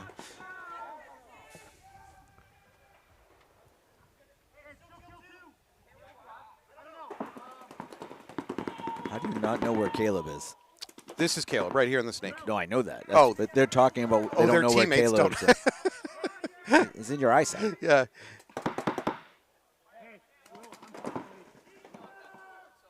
Caleb should be free to communicate now because they know he's there. He doesn't have to go silent anymore. Caleb might have vision on that cross if he pops up. I like the move that player just made to the Dorito corner, though. He has a blind shot on Caleb, and Caleb can't see him.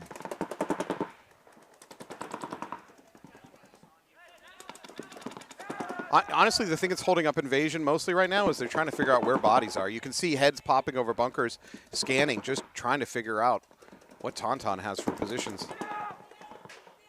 The Dorito has the ball right now for AG Invasion. I think you're right. Piper's going to join Clark up in that wedge. Yeah. I think Kurt should jump across to the Dorito too, or they can just keep going like that. Yeah, that was wide open for a bit. Piper got it drop back. He got a little bit lucky dropping back. He almost got caught by that cross. Nice shot by the Dorito player for Invasion. Caleb is now free to wrap and do whatever he wants. He's not aware of that cross. That cross should be a free kill for Caleb. Instead, I think that might be Kurt Lyons finishing that out.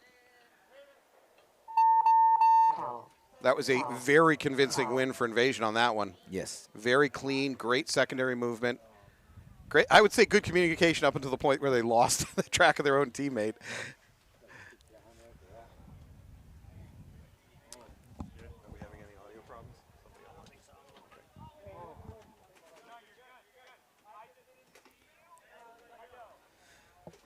All right, we got Reapers. Ravens and Reapers, if I'm not mistaken. Ravens are going to be on your right. They're in the black and white jerseys with the purple trim. Is that working, the scoreboard? Point approved. Little late approval on the point. Reapers will be on your left. Reapers should be in a purple and blue jersey on your left. We saw the Reapers earlier. We haven't seen the Ravens yet. Now, first match on this field for the Ravens. Do we know what they did for scores yet? 30 seconds.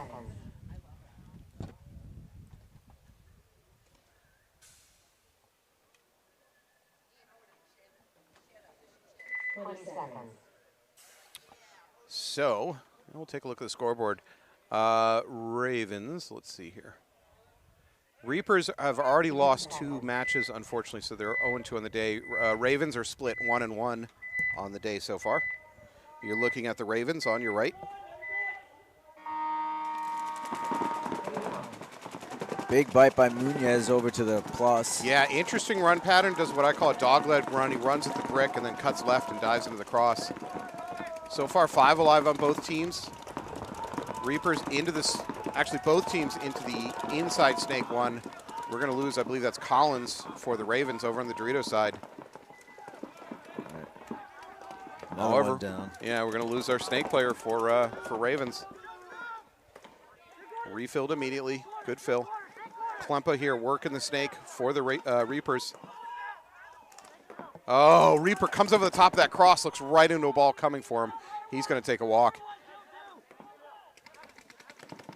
Again, we talked about this earlier in the day. Coming over the top is okay if you do it a little bit, but you do it too much, and it's just, you're just asking if your dome peeled off. All right, so 3 remaining Ravens player. One of the Ravens players decides to move from, I think, home to the standing mini brick. I think he should have been heading the other direction, trying to shore up the Dorito side.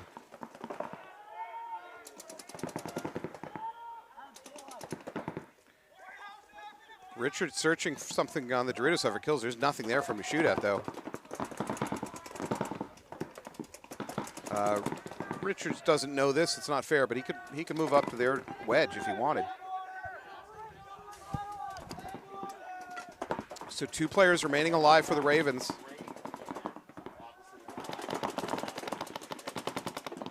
And for the Reapers, this is fairly easy moving up the Dorito. You've only got a couple opponents left. They're both looking snake side. You could, for the Reapers, you could keep going, even if they do look your way. There it is. Ravens coach has seen enough. He's going to towel out of that one. Good point by the Reapers. Good fluid control.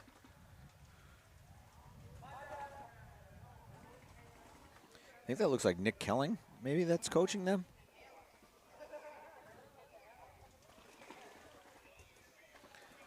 All right, we're going to go back over to Tauntaun Arsenal versus AG Invasion. Invasion up by 1, a very convincing looking point on that first one for Invasion. They just looked very in control, good secondary movement, good communication. And I'd say the biggest takeaway is a vibe, and that is they just didn't look stressed. They played the whole game, and at no point did they just look stressed. Their players all look very casual on that one. Yeah, killing too early and being 5-on-3 can do that. I suppose that helps. But if you're in a calm state of mind, I just think you can make better decisions on the field. Like when I see players just bugged out of their mind in kind of a hyper state, it's tough to make real good, clear decisions. So cut back on the energy drinks, people. Oh, a little bit of a false start by Arsenal. They re-tag. That's clean. There's no, it certainly shouldn't be any penalty there. Arsenal also tries that dogleg run out to the cross. They're going to lose their brick player. So 4 bodies are left for Arsenal. Oh, someone just yelled, that's a penalty. They did. That's on our bingo board. It's not, or it is? I think it is. It's been on previous bingo boards. It's not on today. No, it's not on today.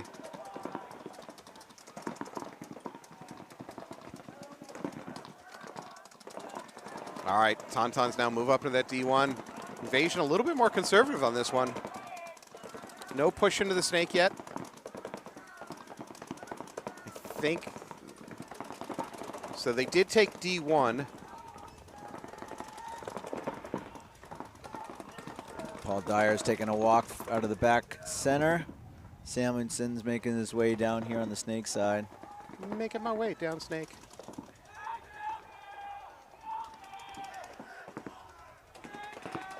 Looks like some gun work's being done in the plus sign. Oh, that's Justin Hutt. He's going to take a walk for Invasion out of the middle.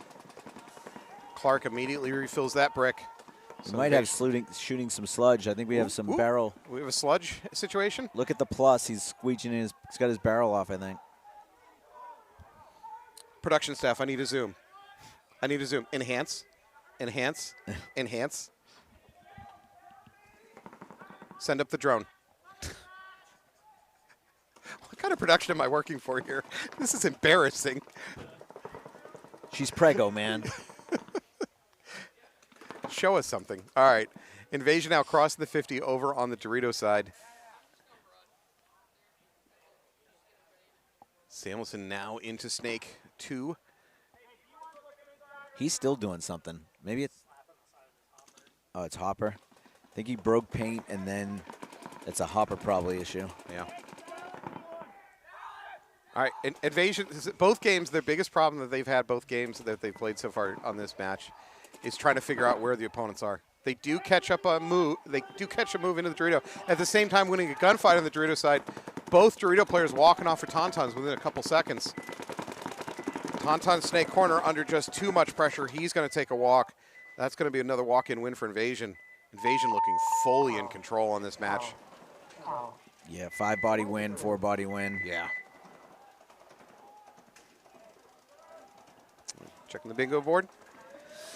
Shooting sludge, we can't confirm it. No, can't confirm. So we're going to have to let it go. Pod trick, haven't seen a single pod trick today. We saw Dan Gagney throwing a pod to a teammate that still had paint left. So we don't know. I don't know what kind of trick that is. Yelling through net. No, so far. I mean, you've had to have had bunker rub at some point. We haven't noticed it. No. And I'm stunned out of paint hasn't happened yet. With only 4 pods, and especially some of these matches going as long as they have. People are starting to get used to it. All right, so you're going to watch Reapers on your right, Ravens on your left. Reapers up by 1. I'm going to throw my hat in the ring for predictions. At some point, they're going to send Munoz on some crazy 50-yard line run on the Dorito side. That is a Reaper, kind of a staple deep in the playbook play. There it is. There he is. Was that Munoz? Yep. Wow. They lose Klemper off the break, though. Making me look pretty smart.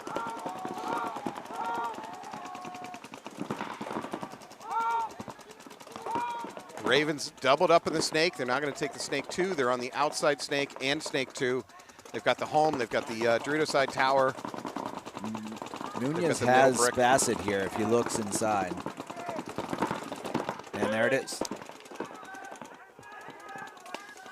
All right, so back to 4-on-4. Reapers, Ravens.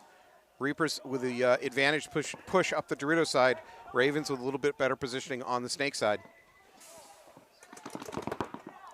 Oh. No, I thought I heard the sound of a hit. You can literally, doing this after long enough, you can hear hits from up here. You can hear the difference in tone of a ball hitting a human body or a gun or a tank than from hitting turf or bunker. Yeah, or a god. Or net, yeah. I was walking over here probably 100 feet from the net, and I could hear Barry get hit in the goggle. You could hear that? Oh, yeah. Yeah, well, as your vision has gone, Anthony, your ears have become more acute.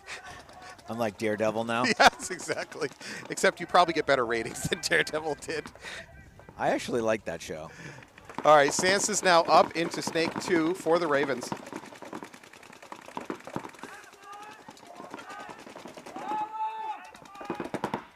All right, but are you enough of a fan to watch Ben Affleck as, was it Daredevil? Yeah, he was playing Daredevil. I like the actual show. I don't know who played Daredevil in the show.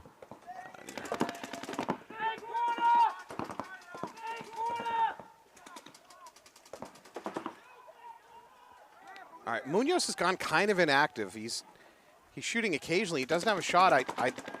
If you're in that situation, nobody's shooting.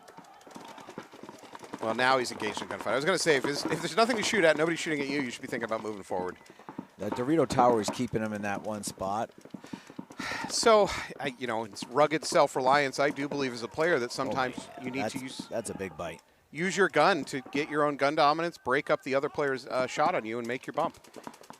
This is a towelable. Yeah. Yeah, there it is. Towel. Raven's going to towel out. That's going to go 1-1.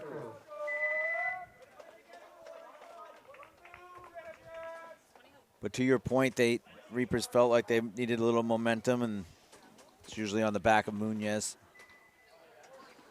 Yeah. Klemper's having a bad day. Some of it's not even his fault. He's just getting shot off the break. Yeah, if you're getting shot on the run out, unless you're a particularly slow running player like I am, most of the time it's just the other team doing something right. Most of the time it's not you doing something wrong. Now, if you go to the same running lane again and again and again, okay, that's on you or your coach. 30 seconds. So I agree with you. Klempa's mostly just getting shot because other teams are guessing, where he's going. All right, so Tauntauns are going to be on your right. They're in a 2-0 hole against Invasion. So far, Invasion just looking very strong and very in control. Invasion doing a really good job of making their secondary bumps clean. 10 seconds. So, I'm assuming AG Invasion won their first 2 matches as well. I think so. I think they're in first right now. AG Invasion won 4-0 and 3-0 their first 2 matches. So with this, if they can win here, they are guaranteed playoffs.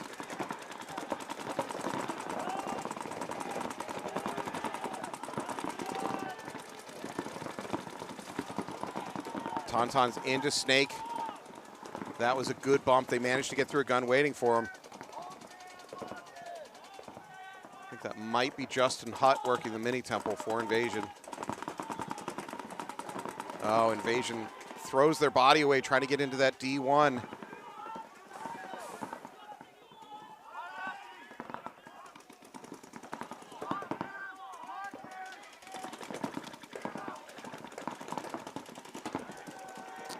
Piper moving up to the wedge in the middle for Invasion. Invasion does manage to shoot out the Dorito corner.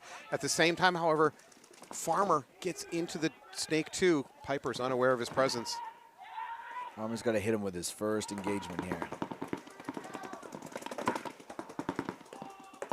Bad communication from Invasion. They didn't tell Piper where he was. Oh, no.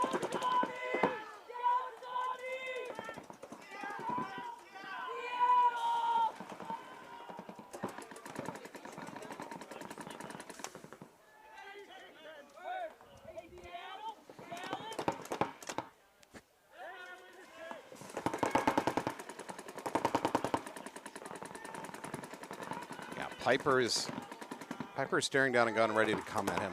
No, I think he's aware of it now. Piper's going to switch off to the Dorito side. Rivers dancing out of the way of a stream of paint coming in at him from the D2.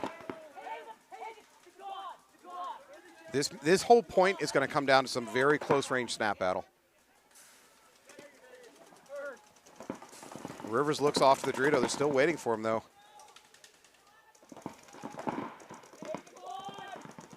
There's a wasted gun here for the Tauntauns just looking down the tape.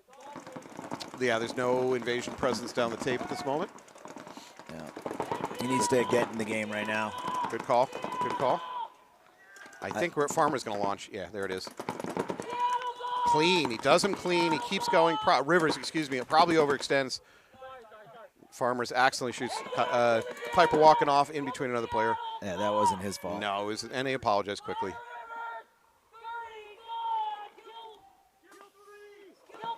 Bump up from that mini temple to the brick by the last Invasion, or one of the last Invasion players. I like that move. It's a much more survivable bunker. He still has maybe Ashton over in the Doritos. I can't quite tell who that is for Invasion on the Dorito side. No, actually Ashton left earlier.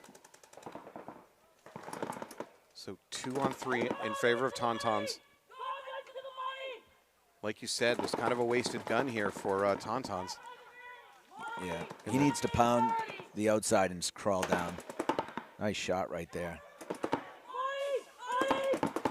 Leaving just that brick. Farmer's going to launch.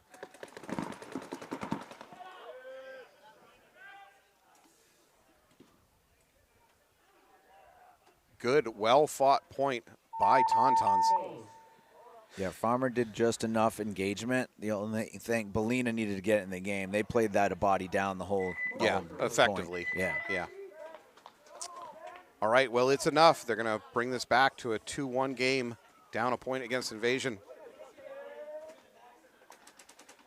Good move by Rivers to kind of break that open. All right, Ravens in a 2-0 hole. They got 7:50 on the clock. That should be plenty of time. So let's take a look at scores so far. You got AG Invasion leading their bracket with 2-0 for matches. Storm right behind them, 2-0. Tauntaun Arsenal, 2-0. And then you get to Ravens and OG Killers, who are both 1-1. Mass Havoc, Trainwreck, and South Shore Reapers are all 0-2 so far. In the other bracket, you got AG Knights 3-0. SAC 2-1, good for them. Rebellion 1-2. Suicide Squad 1-1. Same thing for Raiders. Same thing for Mech 13 is 1-2. And then Torque and Humble really struggling so far. Torque did get a tie on their first match, which they should have won, to be honest. All right, Reapers on your left. Big late run up to that wedge. They're going to peel their first body off from the snake side, so body advantage for Reapers. Munoz has a real opportunity right now to take their wedge early in the game, which I would have liked to seen, and make sure they cannot get in the snake. Well, I believe this is Klempa, who's now into the snake 2 for the Reapers. Yeah. Look inside, free one, not there, go right, keep going. Nobody's on the tape, they can't stop you. You look inside, there's a definite gun. There we go, buddy. Get it, real low. I like this move by Munoz. Yeah, and nobody's aware of it. Oh, it's. He might get a free kill on that Dorito dive. Nope, does not get the kill, but he might get the kill afterwards. If the Dorito even looks out. Don't even shoot. Don't shoot yet. No, he's already shot. I know, but he doesn't know he's there yet. Correct. Oh, blowing up. That away, Sean. That's getting down on it. Klempa over-engages. Klempa's. There you go. Is he Munoz clean? got it. No, yeah, Klempa's out. Klempa overcommitted a little bit. He got that kill on the brick, but then he stayed out a little bit too long. Munoz is going to launch. Should be a clean bunker. Then he gets chewed up by the snake corner. Real good point by Munoz. Yeah, agreed. Is this a star point match? No. Oh, well. Next one. Sorry, Munoz. There's a small chance Munoz had more than 4 pods. How many does he have on him? He just dropped 2? Yeah, they fell off his pack, so whatever he's got, add 2 to that, plus whatever he used in the match. Yeah, he's dropped 2 or 3 pods off. Nothing to see here. Nothing to see here. I would go ahead and get one of those little wristlets that you can put 10-round tubes in, put it underneath your jersey. I think you can get away with maybe an extra 50 rounds on you. Possibility. And refs and other teams will not bother stealing 10-round tubes off the floor. All right, Reapers with a 3-on-1 body advantage. Last Raven stuck here in the snake corner. Oh, he stays over the top for the Ravens a little bit too long. I'm sorry, Reaper's going to die out of that Dorito. He just stayed over the top. Is this a 2-on-1 or is it a 1-on-1? Where is the other? I think it's a 1-on-1. Good close out there by number 7 of the Reapers. That's Murphy. Making it 3-0 Reapers. How are the Ravens doing? Did you say they were 1-1? Ravens are, let's take a look again. I've already forgotten it. They are 1-1 so far on the day. Okay. It's been a kind of a tale of two cities. I don't know what the phrase I'm looking for here is, but Ravens won one of their matches 4-0 and then lost a match 0-3. So it's kind of been feast or famine over there in the Ravens camp. Look at this is another famine game for them right now. They're losing 3-0 to the Reapers. 3 minutes, plenty of time. Well, we'll see if Invasion tries to come out and dominate, or if they're going to just play it real slow. AG Invasion is so good at making their secondary bumps clean and alive that I don't think they have to do aggressive, stupid breakouts. I think they can do conservative breakouts and then transition into an aggressive secondary game plan pretty easily. I mean, the other team gets a vote in that, but so far Invasions look very good making their secondary bumps clean.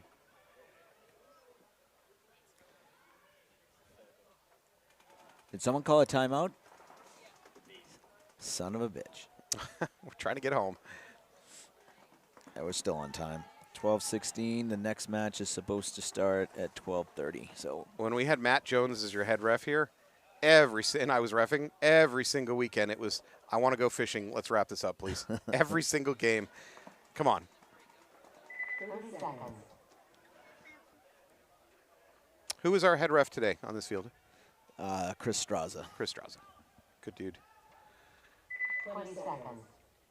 All right, Arsenal on the left. You can see them. I know that looks like red, but those jerseys are actually, I would call them orange in real life. 10 seconds. But it is getting overcast here. We are due for some rain and or thunderstorms at some point today.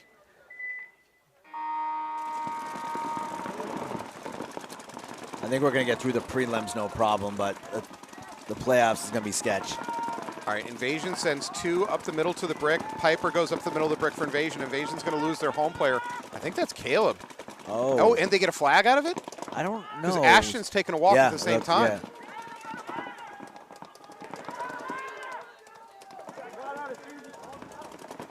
All right, so 3 left alive for Invasion. Nobody on the Dorito side for them. Piper, oh, there's a good move. Clark is going to slide sideways. Unfortunately, Piper takes a walk at the same time, takes a hopper hit.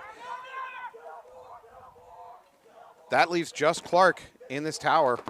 I would slow this down. 5-on-1? I think a tie for them is better than trying to give Invasion a whole other point here.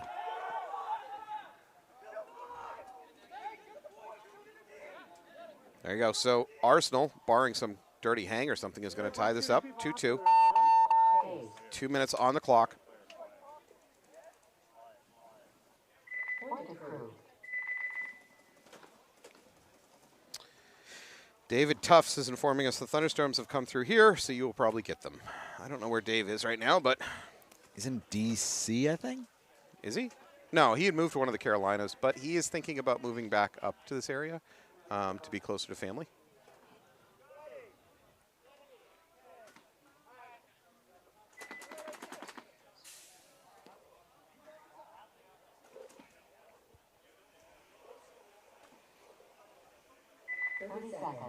All right, Ravens have 5 minutes to come up with 3 points. They cannot allow the Reapers another point, or they're going to lose by the race to 4 format.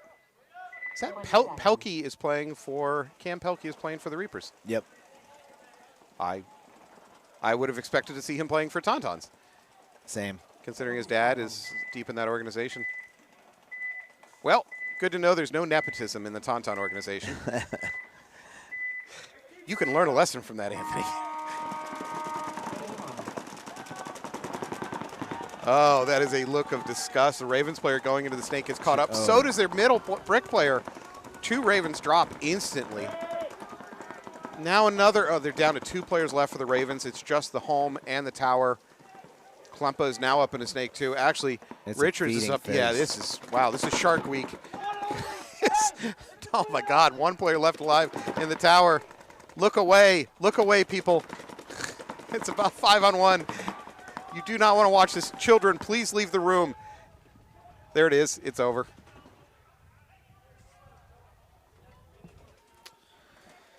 All right, that one's going to end in a 4-0. Again, feast or famine there. Beat down. For the Ravens. This is a famine one. Famine are going to drop to 1 and 2 on the day so far. And we are in X-Ball format now. AG Invasion tied up with Tauntauns, 2 minutes on the clock. I could easily see this going to time. I think Invasion, I think both these teams are disciplined enough to shut down any of the other team's offense. Barring just random lost gunfights.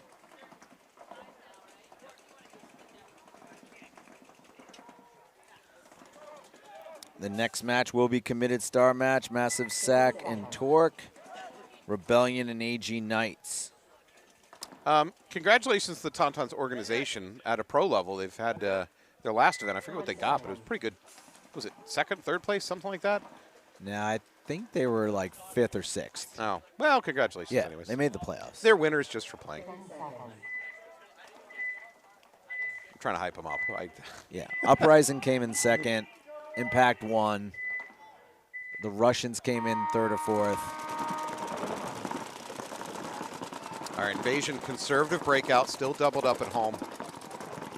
Tauntaun player in the middle brick asking for a check. He thinks he might have got hit on his headband, actually. Nothing there. There's a secondary move by Invasion up to this wedge. We're going to lose the first Invasion player. Kurt Lyons. Yeah, taking a walk from that mini temple. And Tauntauns get out wide on the Dorito side. Uh-oh. I see a ref going in, and I saw some paint going in. Hopefully he's clean. He is not. No, he's not, but no penalty. So 4-on-4. We're now at 1:30. This is not a must-win point. This is a must-not-lose point for either one of these teams. If you lose this point, it's going to be very, very difficult to bring it back to even a tie. Nice shooting. I believe that's Clark that caught one of the Tauntauns trying to make it to the snake corner. Tauntaun's got 3rd. You got to go into full hold if you're Arsenal at this point. Tauntaun's got 3rd at the Midwest Open, 60 seconds. according to Orbiter 277, and I trust the internet. I trust him. All right. I just knew it wasn't 2nd because Uprising was 2nd. But Yeah. All right, we're at 47. Tauntaun's a better dig in because, again, if they lose this point, they're going to lose this match. That was probably an ill-advised move. Clark gets away with it. Clark should have got a major. Yeah. 100% Clark should have got a major. Oh, my God. That should be a major. Tauntaun player in the cross clearly stood up and spin after getting shot in his back. Phase. Yeah, the refs lost control at that point. Yeah, that one was a little ugly. I don't like Clark's decision-making because you didn't need to risk the match. You're under 60 seconds. Yeah. Point approved. Yeah, that one wasn't even in question. I think Clark got hit from when he went wedge to wedge, but then when he went past the wedge, it was like not even close. Yeah. Now, that was followed up by a close-range encounter. Tauntaun player in the cross looking this direction. It looked like he got shot in the back, getting bunkered, and he totally stood up. And smacked the Mexican in the face. standoff. Yeah, at point-blank range, just pulling the trigger going, I don't care I'm shot. I'm going to stand here and shoot you. Yeah, that was fairly ugly.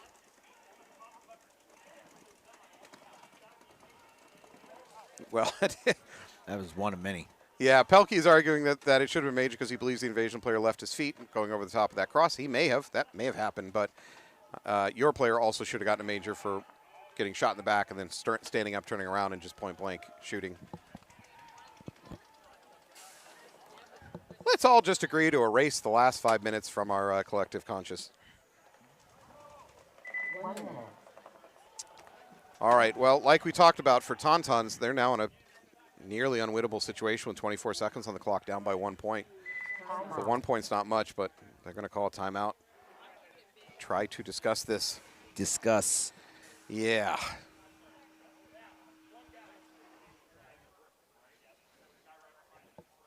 Ooh, we have a dog in the staging area. Makes me happy. I may have to leave the broadcast and go pet a dog. That's Mia. No dogs in a pit. What? Not on my watch. All the dogs. I don't mind dogs in the pit except for the ones that bite people. Because we had that incident once. Oh, really? Oh, yeah. Here? Yeah. Huh. It wasn't like a vicious mauling. It was just a... you got to imagine the stimulation. Oh, I think you're being called for by the refs. Yesterday at the captain's meeting, you guys said something about if someone has jumped over the bunker, it's 1 minute. right? No, that's not what I said. So, if you put your weight on the bunker, which is illegal even in the NEXL. Okay. So we are having a ref discussion. So if you do it, I'm speaking. So, if you do it, you're eliminated. If you shoot someone, then it's a major because an eliminated player. hold on, because your player was already dead, you eliminated him. You understand what I'm saying? So this is where it gets tricky. Offsetting. I think we're going to look at offsetting majors here. Got bunker clean by the player we're talking about, right? Yeah. Tauntauns have an argument about the player leaving his feet with the bunker supporting his weight. they're true about that, but only if they ignore their player getting shot in the back, standing up, turning around, and blatantly just engaging in a point-blank gunfight. No, I wouldn't even call it a gunfight. That's the point, right? They had bodies alive to pull that. Even if that guy was dead, they still had the body to hang the flag. So, I mean, I saw multiple things from up here. Yeah. It kind of was chaos towards the end. Yeah, there's a lot to untangle. First guy that came The through guy that here, came down the brown jersey bunkered the Dorito guy clean. The Dorito guy spun around, shot. Hold on 1 second, please. Turn around, shot at the guy.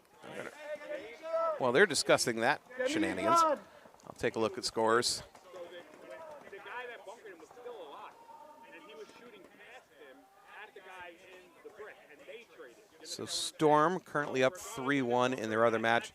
They're already won 2 matches on the day, so if they can win this match, they're pretty much guaranteed to move on. Killers up 3-0 in their match over on field 2. They're 1-1 on the day, so if they can win this match, give themselves a fighting chance to get into the playoffs. Knights completely in control. They're 3-0 on the day so far. Massive sack 2-1 on the day. They're in a good situation. Rebellion down 1 win, 2 losses on the day so far. Suicide Squad 1-1-1.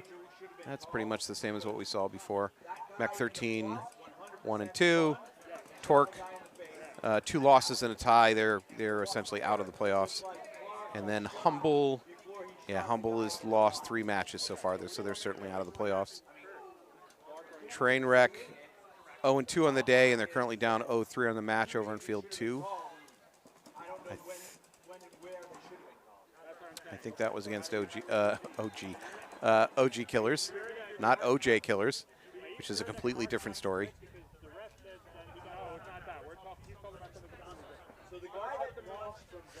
All right, so we're in a little bit of pause because they're trying to argue it out. There's a lot of sins that occurred on that last point. I don't know at what point you throw up your hands. You go one of 2 different directions. You just say, hey, we can't change the past. It is what it is. Invasion wins. Or you throw up your hands and say, I don't know, let's just redo the point. Because there's just a lot going on.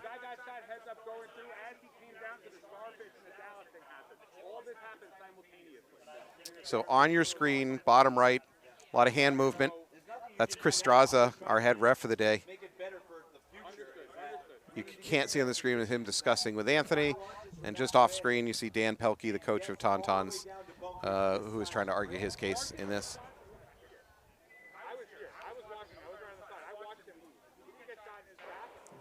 AG Invasion may want to send somebody over to throw in their 2 cents on this. someone should have been calling Clark with a major. So that's a swing point under a minute then, but now it's gone the other way. Well, your guy, I don't know what. But Clark would have happened first. Clark would have happened first. It happened simultaneously. It was kind of, yeah. It was a little, I would say probably a little first, yep. So, I mean, it is what it is. Well, as is normally the case, no one's ever happy walking away from these conversations. Everybody always feels, on both teams and the refs, feel like somehow they got screwed. Yeah, it's one of those things. I mean, we called it from up here. I think that they missed a call. Yeah. On both sides. Yep. If you had just called a call, I think people would be a little happier. I think we're good. But it happened fast. As refs are human. It happened very fast. Yeah. And 2 different incidents were going on simultaneously in that chaos. All right, here we go. Tauntaun, so they just launched. They do launch. They're going to D2 off the Rivers break. was shot in the back on the Dorito, too. Yep, he's coming off. Taking a walk. Invasion just needs to kill a few more seconds. 15 seconds left. Big sideways run. He gets shot in his back for Tauntaun trying to get in the snake. Now we're going to launch up the middle. That is going to get chewed up.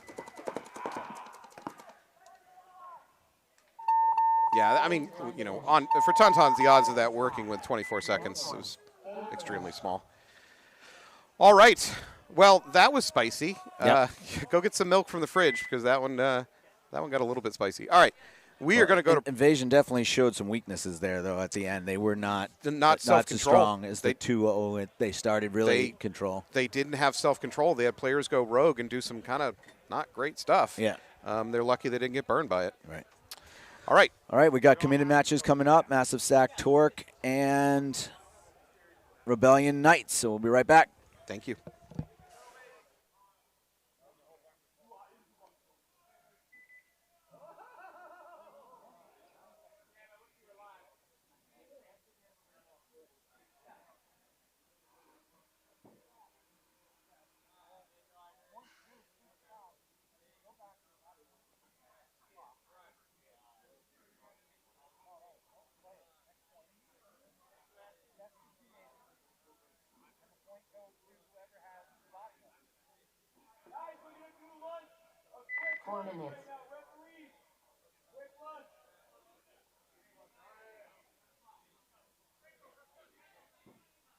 Hey, aren't we behind on schedule? We can. Oh, you're gonna do lunch. Okay, cool.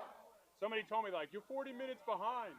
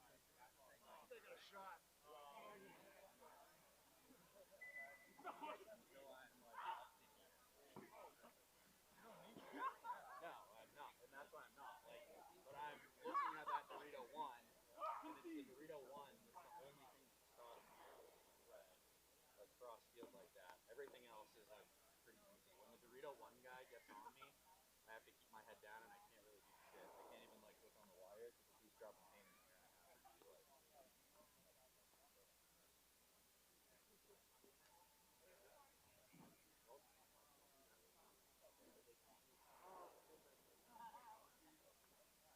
I haven't experienced it. Yeah, the Seattle's gonna follow the beach too. I think that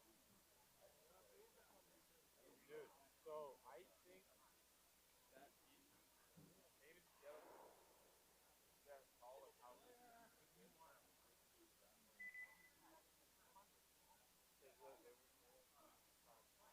You're dead. You're dead all day. Yeah, so I'm looking in. If there's someone here and you try that move, you're dead.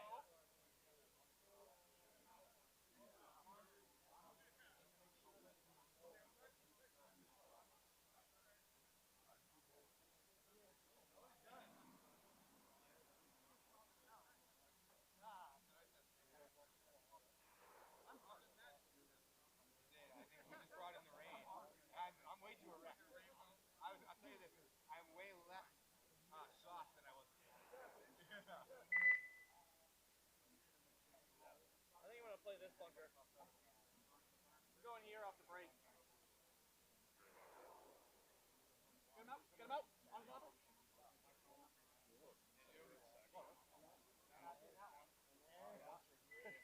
Stack down.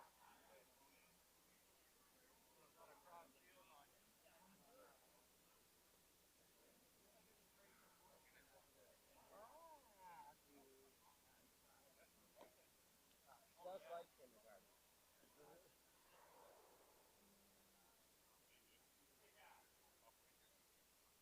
Well, I wouldn't be off break, you'd be laying safe and come here.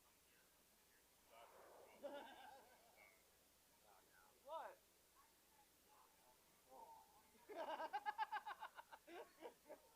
That's a funny haha.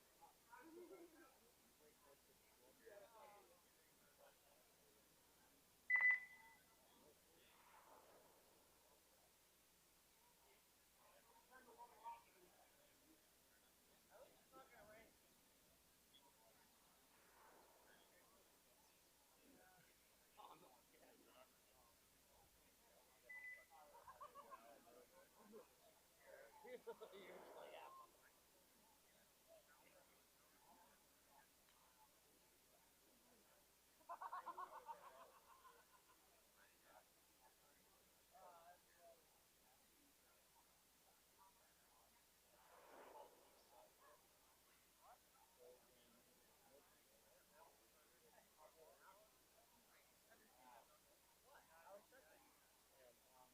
No, they all started coming around me. I did not sit there because they were there. I came through them. I was there first. Check those two off.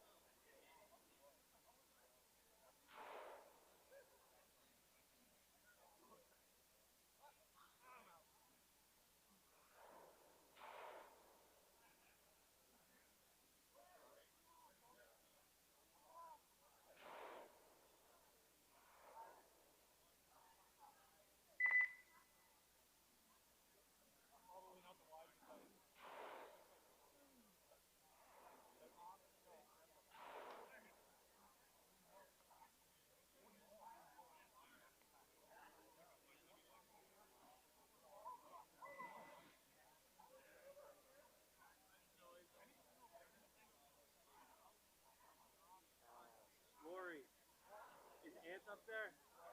There's a wicked divot going into the snake. Like the turf is like there's a hole.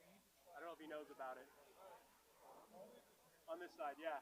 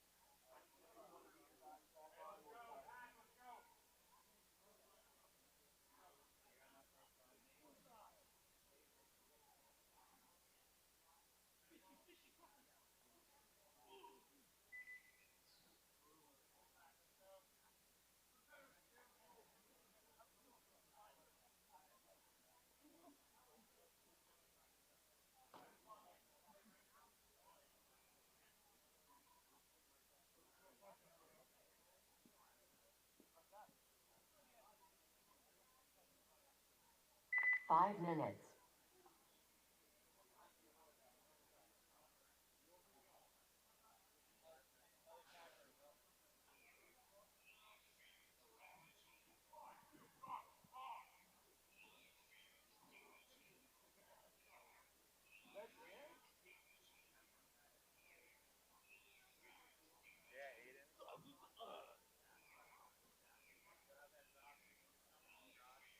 Terrible. I know. I need it. How much protein was on that? Oh, your macros are fucked. Oh, no. Damn. Today they're out the window. Actually, probably not really.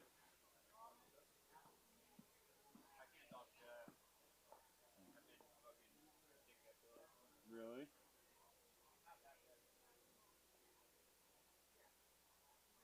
Four minutes.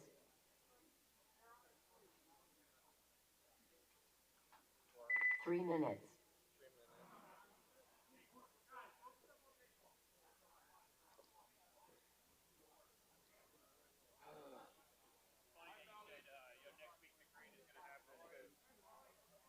just had Bell and Evans last night. Pick that shit up. That shit was good. That shit is good.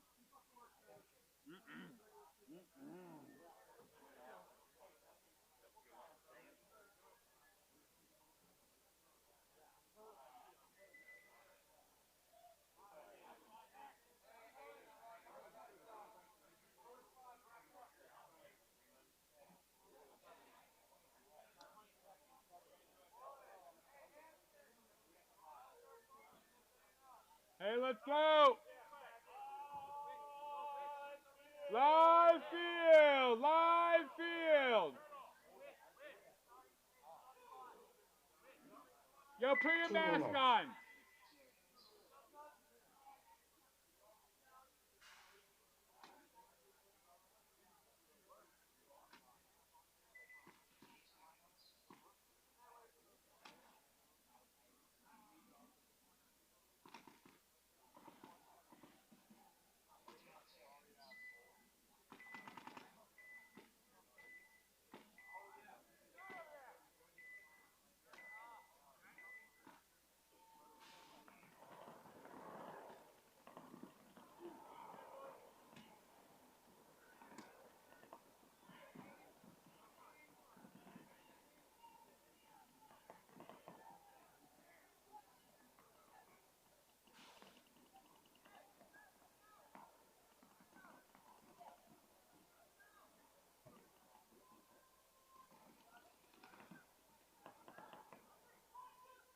1 minute.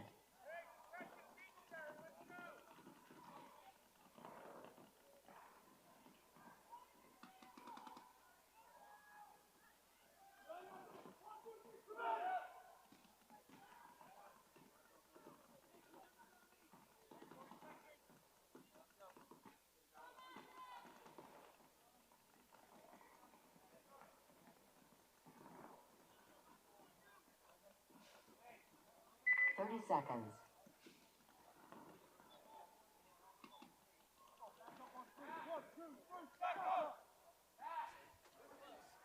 20 seconds. All right, welcome back from lunch break. We are satiated and ready to webcast. It's Massive Sack versus Torque. Again, a little bit of an AG matchup. A lot of AG on AG violence today. It was like the third or fourth time I've had to say that. This is a committed star match.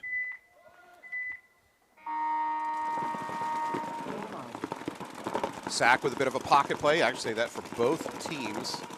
And Massive Sack, I believe, is 2-1, while Torque is 0-3 or 1-2. Yeah, Torque is having a very rough day. They've lost 2 games and they tied 1, which is about as good as a loss.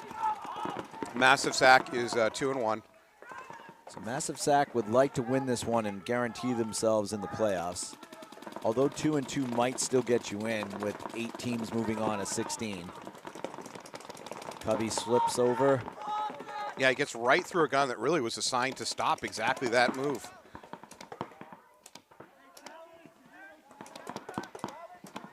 Torque is on the wire by themselves.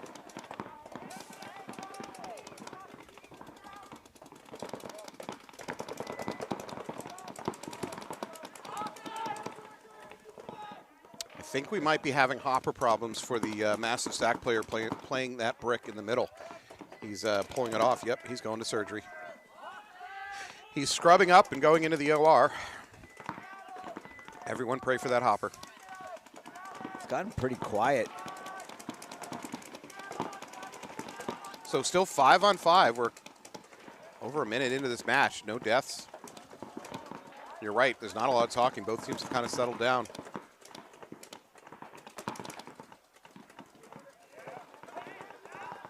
Oh, I'm over the top. Managed to shoot one of the Torque players playing that wedge. That's Brian or Greg. Leach. Yeah, Greg Leach taking a walk, unfortunately. Not sure where he got caught from.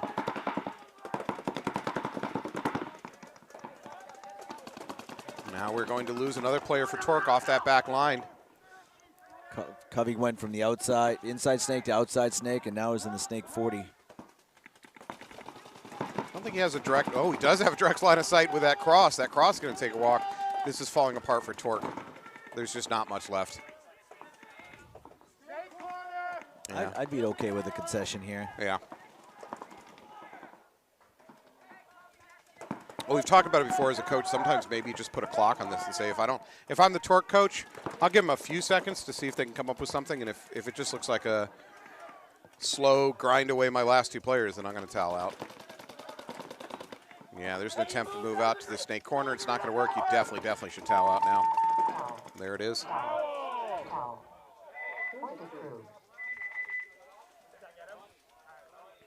We'll give Covey a little love on that one. Yeah. I think he's the one that took Greg out of that wedge in the middle. Good movement. Yeah, he had 2 kills for sure. Mm-hmm. All right, we're going to see Rebellion taking on AG Knights. What do we got for scoring on those guys? What is Rebellion at? Well, I know the Knights are 3-0. Yeah, Knights are 3-0. Rebellion is 2 losses and 1 win, so they have to win this. They have to win this and then hope for a little bit of tiebreaker magic. What is our primary tiebreaker in NEXL? Just like anything else, it's head-to-head, but after that, it's going to be point differential, yeah. Okay. So the WNXL and the NXL Men's Pro, the tiebreaker is actually points won. So you want to win as many points as you can, yeah. 10 seconds. All right, Rebellion's on your left, Knights on your right. These two teams are certainly familiar with each other. They've put in a lot of spins up on the AG airball field against each other. Huge run up. It does not work for Rebellion. I'm not sure what that run was. I don't like the design. High too, yeah. Yeah, I don't like the design of that run. He was going to run through a gun that was not necessarily waiting for him, but waiting for somebody behind him. He had to run, especially run essentially straight into the gun. It means that you extend how much time that you're at risk from that gun. I don't. Oh, I got a rub. Yes. You got bunker rub. All right, Anthony gets finally. Bingo bunker rub. 4-on-3 for the Knights. This is, I believe, Thomas Zera working the wedge here for Rebellion.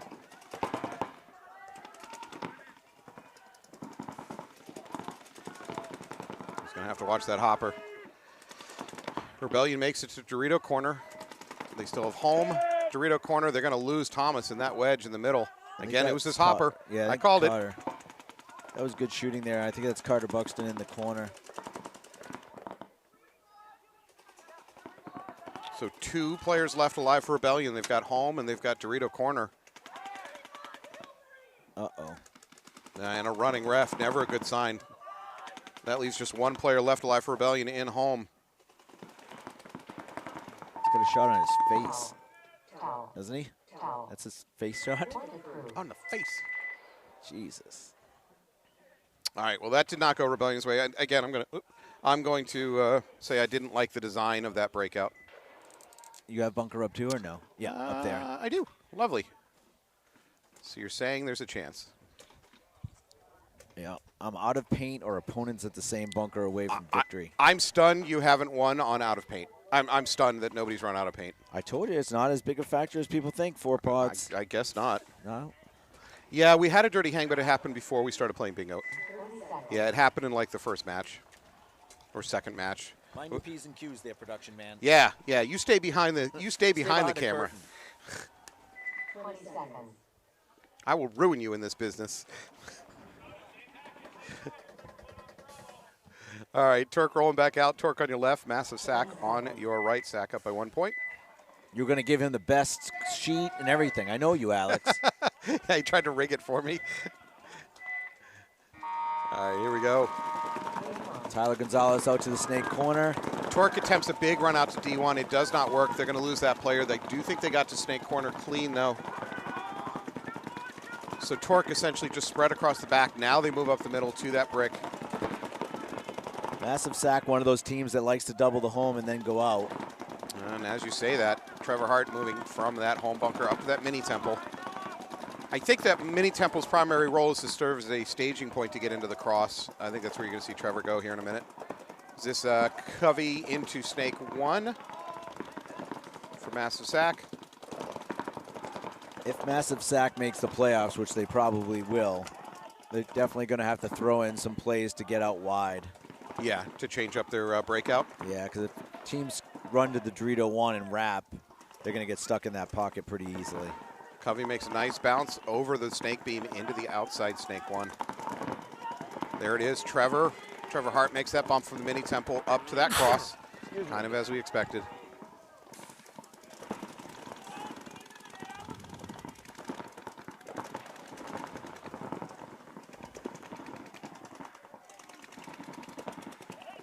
Oh, Noah McLeod dancing out of the way of Paintball, coming to take his life.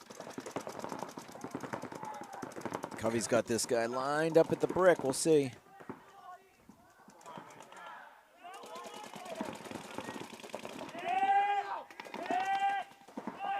No, Covey shoots the Dorito. Oh, and then loses his life, maybe to that wedge in the middle. That bunker looks a little bit further forward than it needs to be, too. Torque loses a player off the Dorito side. So Torque's got 3 players. It's a 4-on-3 for massive sack. Noah now joining Tyler. Well, actually, he's falling up Covey into the snake. Noah's going to take over snake duties. Trevor is going to take a walk out of that cross for massive sack. 3-on-3. They don't know that Tyler's here at all. Yeah, this is Tyler Gonzalez in the D2 for Torque. Yeah, he needed to hit that guy in his first engagement.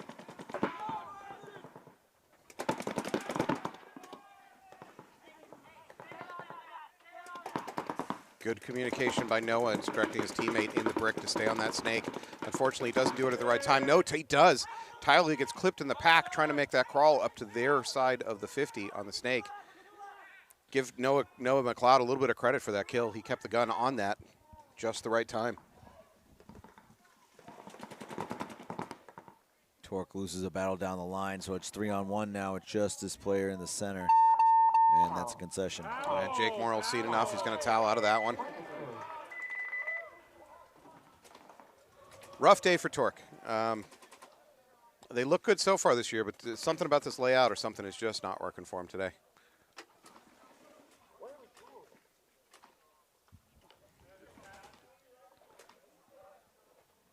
McLeod, right, you said? Yeah, that's Noah McLeod.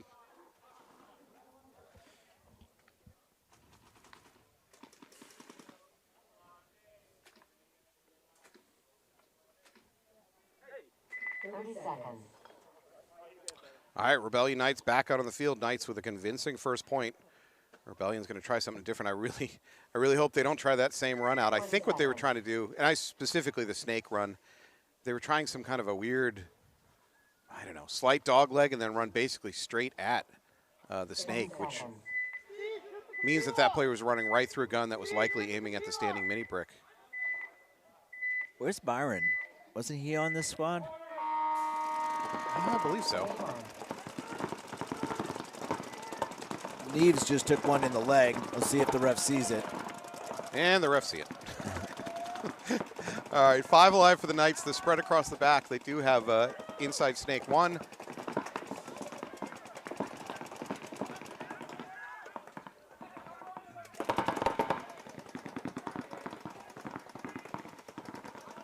Knights make a slight bump up into the D1. Rebellion does the same thing coming from snake corner.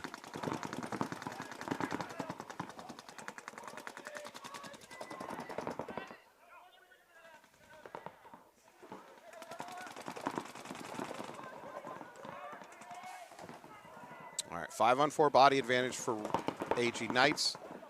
Knights into the Snake 1, inside Snake 1, and the D1 Rebellion D1 themselves. Home, Dorito side tower, and Snake corner.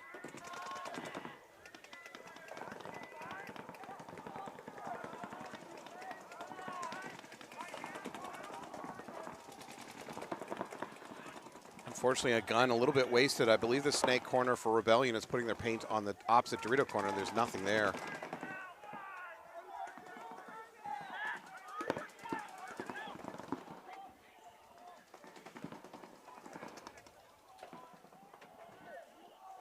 We got a nice movement into Snake 2. Is that Haslam for the Knights? No, it's Buxton. Carter Buxton asking for a check. He feels like he might have got hit on his head. He did. We're going to lose Buxton, so that brings the match back to a 4-on-4. I think advantage Rebellion based on positioning. Knights are still essentially spread across the back, taking no territory. They are up 1 point, but that's not all that much to rest your laurels on. Monahan, number 77, up the middle. For Rebellion, he's going to try to stay locked on that Dorito side. I don't think he has an angle that can stop the bump from D1 to D2, except maybe at the very, very tail end of that run.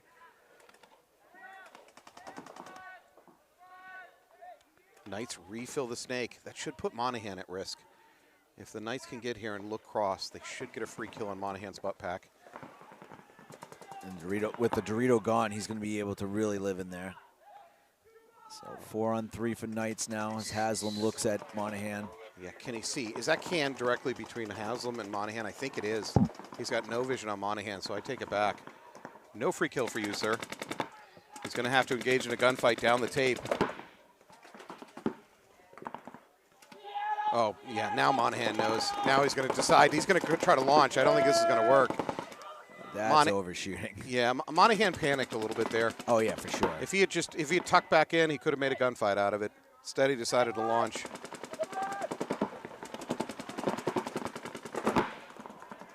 Haslam's going to launch down. Did he overcommit? He's going to ask for a check. Yeah, he overcommitted to that run. Haslam's going to walk off. That is a wasted body. For Rebellion, that leaves essentially, I believe, just the corners alive, so they're in a decent cross-up situation. Kyle Ozier up the middle at the wedge for the Knights. Knights have no Snake presence. At this point, if I were the Knights, I actually would slow it down just a little bit and make the 2 push into you.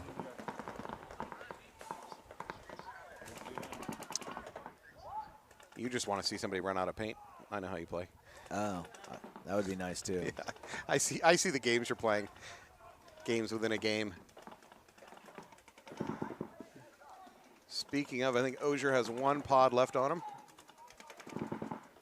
Shoot it, baby. Now an inside move up the Dorito line. I like that for the Knights. They move from D1 to D2 by going to the inside, thereby reducing the risk of running into a gun looking straight down the tape line. He's going to do it again. What is that Snake guy doing over here? He's definitely not looking cross. Yeah, well, he's trying to wrap and look cross. I think he's locked onto Ozier here on the wedge. He's locked on losing this point. Wow, the Knights just keep choosing the inside lane, moving down that Dorito side. Yeah, I think he just hurt himself. Is this Byron? No. Yeah, all right, that's Byron. I was wondering where he's been. Knights are going to lose their forward Dorito player, so it's back to a 2-on-2. Oh, Kyle took a huge bounce. Second live.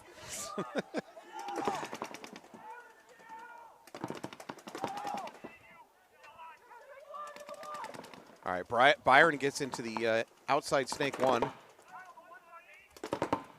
think Kyle has the advantage in this gunfight as far as bunker.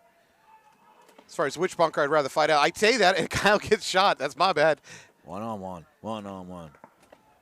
So 1-on-1 diagonal across the field. You got Baby Dorito fighting the D1. AG Knights, get out of that Baby Dorito. Go to the cross. I like that. Get the hell out of that Baby Dorito. He doesn't know that he went behind him now. Don't do anything, Byron. Just let him keep going and then go for the buzzer. Don't shoot. It's so hard not. You're right. You're 100% right, but it's so hard not to shoot as a player. Smart. There you go. Star points. Shall we talk Byron? We should talk Byron. That was I was wondering where he was. Remember, I was like, "Where's Byron at?" Yeah. There he is. Where in the world is Byron of Rebellion? So back to when it was a 3-on-2 Knights, and I said, "Don't push." I think they should have not pushed. But that Dorito guy, like I said, he made good moves, but you just didn't need to do that. You know what I mean? You're up 1-0, you're up 3-2. Make these guys push into you. I'm sure Will's going to yell at some people in the pit in a minute. He's going to use his disappointed dad voice. We're not going to friendlies after this now. Yeah, ice cream's off the table. You guys just lost it. No, we were going to ride back in the team van in silence. Yeah, you had a chance for 2 scoops and Jimmy's, and you just fucked up. Conehead Sunday was on the table. It's gone now, guys. We're going to get 1 cone, 1 scoop, and you're going to pass it around. 20 seconds. All right, massive sack, 2-point lead over Torque. 6:23 on the clock. 10 seconds. I'm seeing Noah, Covey, Trevor. I believe that's Nate Aguirre in the brown hat. Same thing, pocket 2 home for but Torque doing something similar, but went up to the plus sign. Torque loses Bates and the plus sign, so it's a 5-on-3 massive sack. We had a hopper explosion, I guess, on the snake. All right, Nate Aguirre now up into D1. Look at massive sack just launching all their secondary moves simultaneously. Torque with a 3-on-5 situation. I would expect to see Covey go sideways. Noah McLeod's going to cover him. Covey's going to go sideways into the snake. Like you said, they have someone set up for Torque to do that. I like that Torque's still pushing. Yeah. Nice move, too, out into that D1. I think that might be Brian.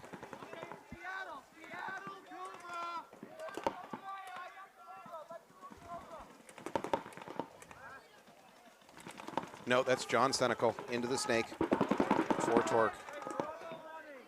Torque needs to shoot somebody right now. Yeah, so 3-on-5 advantage for massive sack. Covey's looking to go, and he should get shot if he goes. Yeah, yep. So it's Noah's in charge right now of Covey. Noah should be the one telling Covey when to go and when not to go.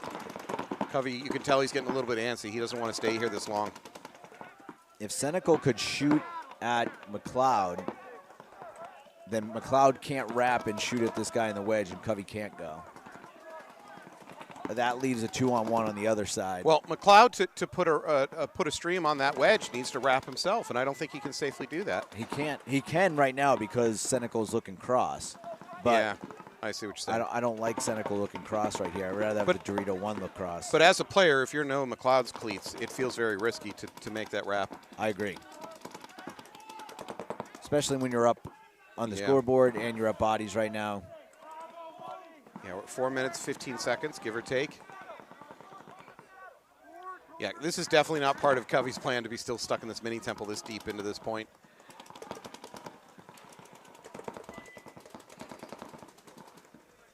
And I believe that's Nate Aguirre in the brown cap playing the Dorito side for massive sack. Looks like he's kind of stuck at D1. Made a good move to get there, but he's struggling to find a lane to move up to D2. So give Torque credit. In a down body situation, they've done a good job stabilizing this. They're going to try to force massive sack into making the mistake. Anthony, we might be in a run out of paint situation. Good news. That would be nice.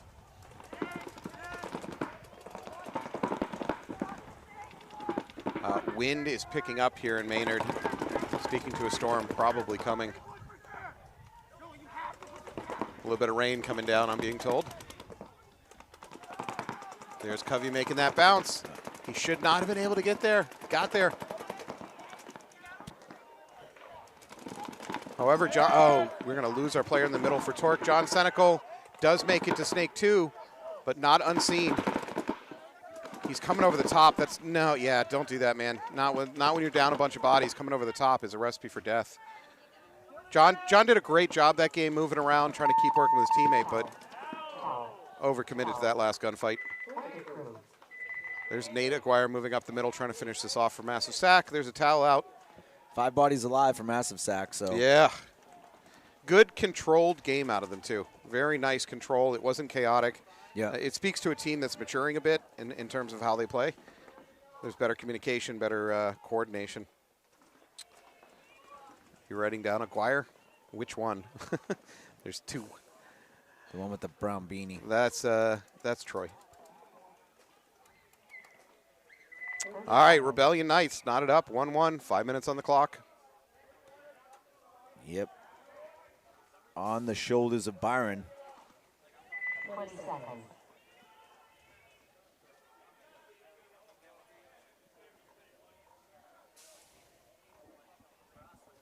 Seconds.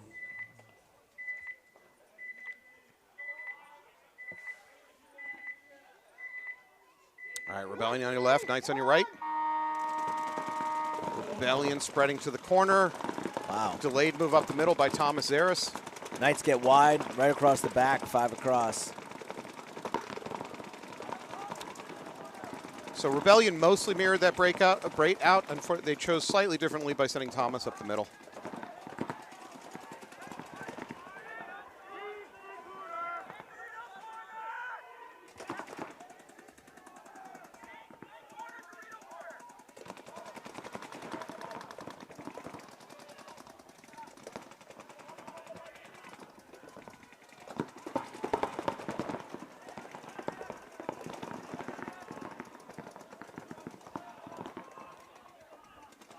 Knights into the inside snake. Thomas gets domed, stays a little bit over the top, a little bit too long. I suspect that was the snake corner that took him. Yeah, it was Buxton again.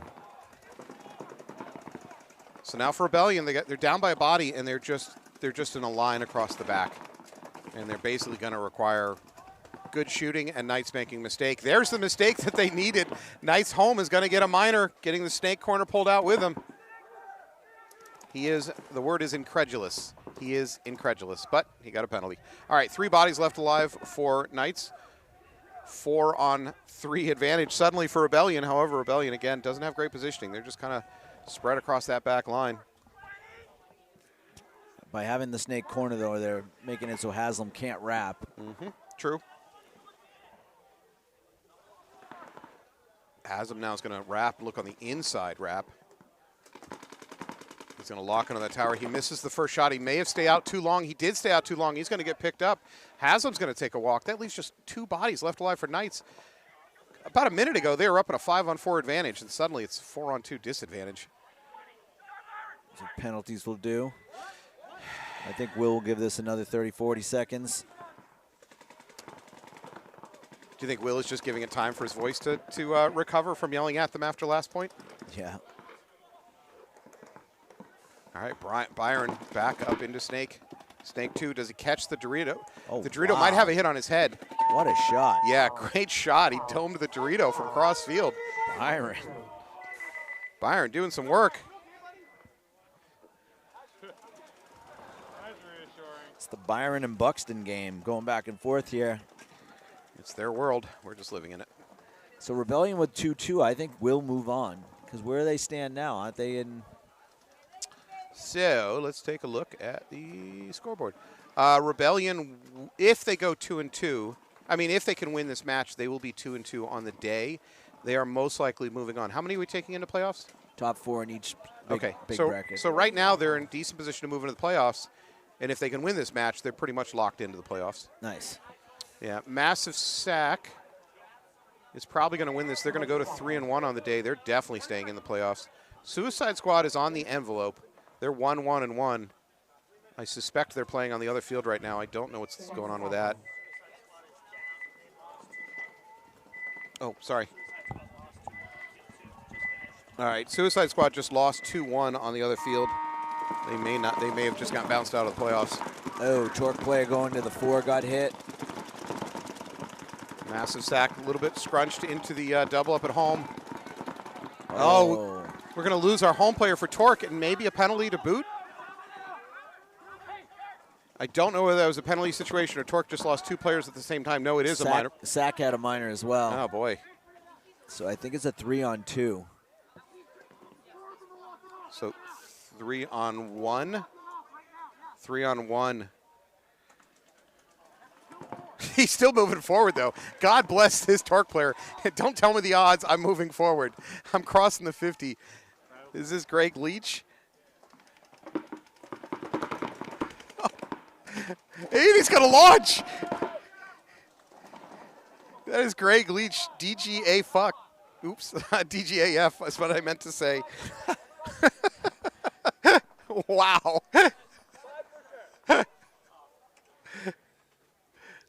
Massive Sack is going to win this one 4-0. Covey just said 5 for sure. Is he saying he got 5 kills on that point? No. Okay. Get out of here, Covey. You can go argue with him. He's still going to get a 3-star. yeah, just not. Oh, you think he wanted 5 stars? I don't know. First time in NEXL history.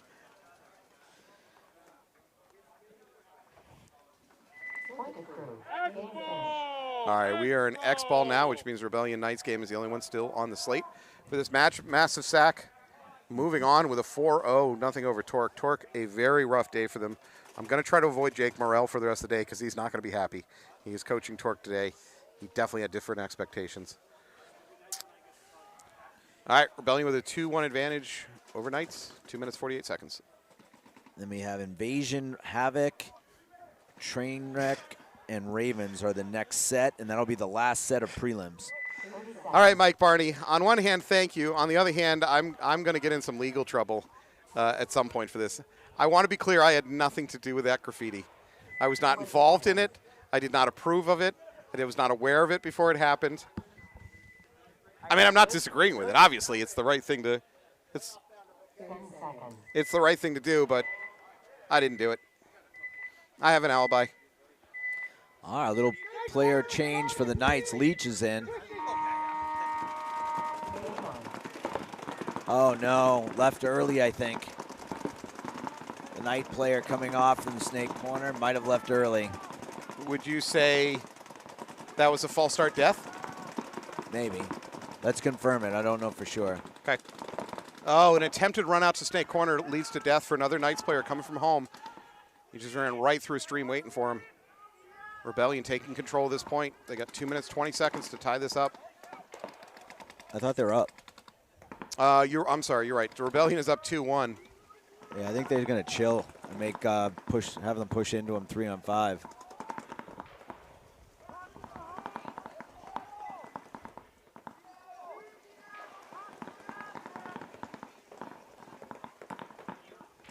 All right, for Knights, they have home, they have tower, or what you call the 4, and they've got this wedge up the middle near the snake side.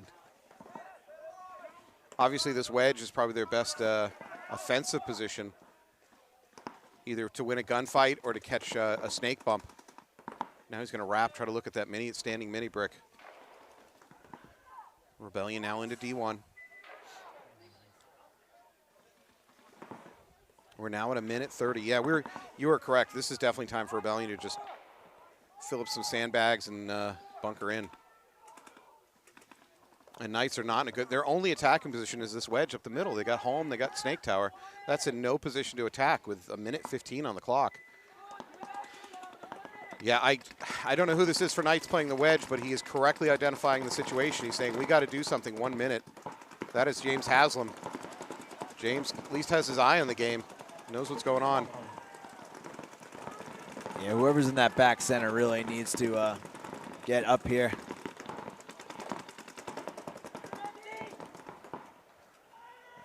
I don't know if that's Kyle Ozier or not.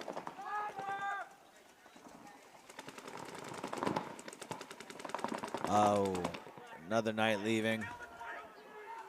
So that's really hope slipping away. We're now at 30 seconds. 2 Knights left alive against 5 players. 1 Knight. Haslam over-engaged. I don't blame him. I think that might be Kyle Ozier alone on an island back there. He's going to need a miracle. May the hot dog gods guide you. It's not going to work. Kyle's going to get bunkered clean. Oh, that was very, very risque. Doing that rundown? No, hitting the button. Oh, yeah. There was a chance he was shot by his own players. All right. Rebellion has got to be happy about that win against, again, a local team that they've put a lot of spins against in practice. Knights a little Plus bit 17 seconds. You could have just waited to under 10. There's lots of things, Thomas. I know he was excited and everything, but. Oh, that was Eris that hit the buzzer? Yeah. Let the big man eat. Let him have his moment. I'll give him a star potentially. Grudgingly.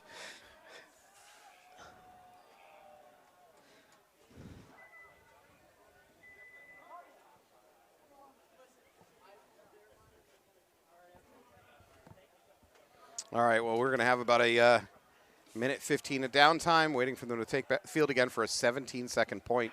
Down 3-1. There's kind of no point to that. I wouldn't mind the coaches just coming to a gentleman's agreement to just Agreed. Just let it go. Rebellion is not going to need that to make the playoffs. Like even a potential. No, I take it back. Rebellion, with this win, will go to 2-2. I could see Rebellion wanting to win this, as a 4-1, but 17 seconds. Yep. You're going to have to take such risks to try to win it in 17 seconds that you're begging for a penalty.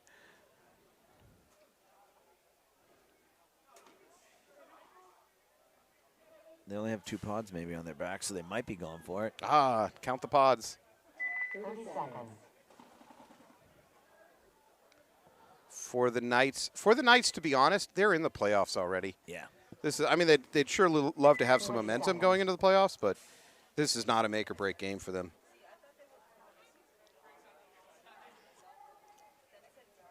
Do you think they'll run out of paint at this point? Not in 17 seconds, dude. Temper your expectations. God damn. What else do I need? Opponents at the same bunker could happen. Run, run. Huge run. Gets away with it. That's an amazing run. Oh, he's got some moves. He's got to keep going. Refs have got to get on the inside to make sure he's not hit on the inside. If someone could just go down the middle, what is this guy doing? What are all 3 of you? Definitely no ice cream. No ice cream for you 3. That one could have happened. Go sit in the back of the team van. Think about what you've done. That one actually could have happened. Yeah, it had potential there. Even if they had won that, they first of all, they're locked into the playoffs. Yeah, no, I got it. And second of all, even if they won that, they were still going to lose the match because they were down 3-1. But yeah. If you're not going to play, then you should have just forfeited the 17 seconds. I agree. Should have just come to a coach's agreement. All right. Well, that is going to wrap up that match. We're going to take about a 5-minute break. And when we come back, you're going to watch Trainwreck taking on the Ravens and Invasion taking on Havoc.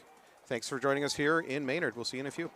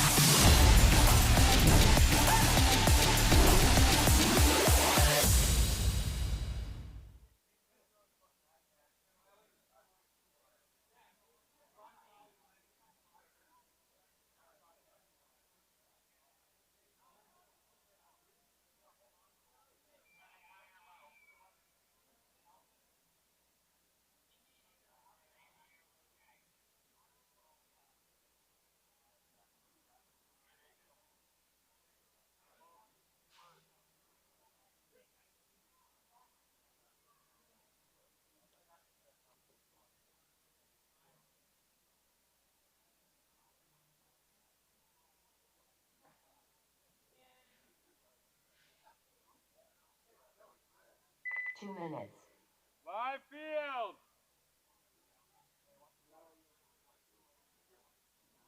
One second, guys.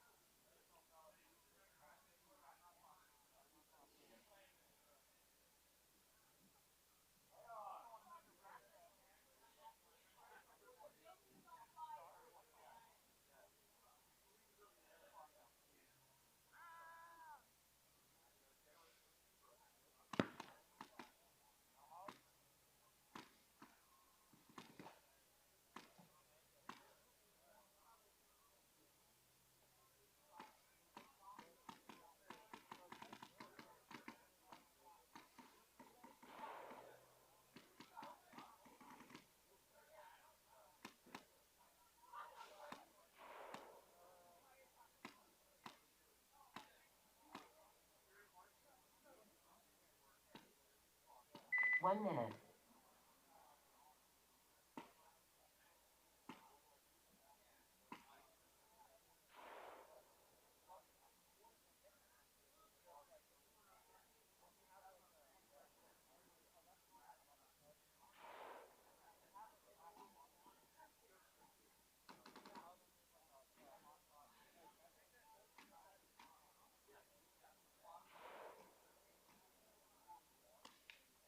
Thirty seconds.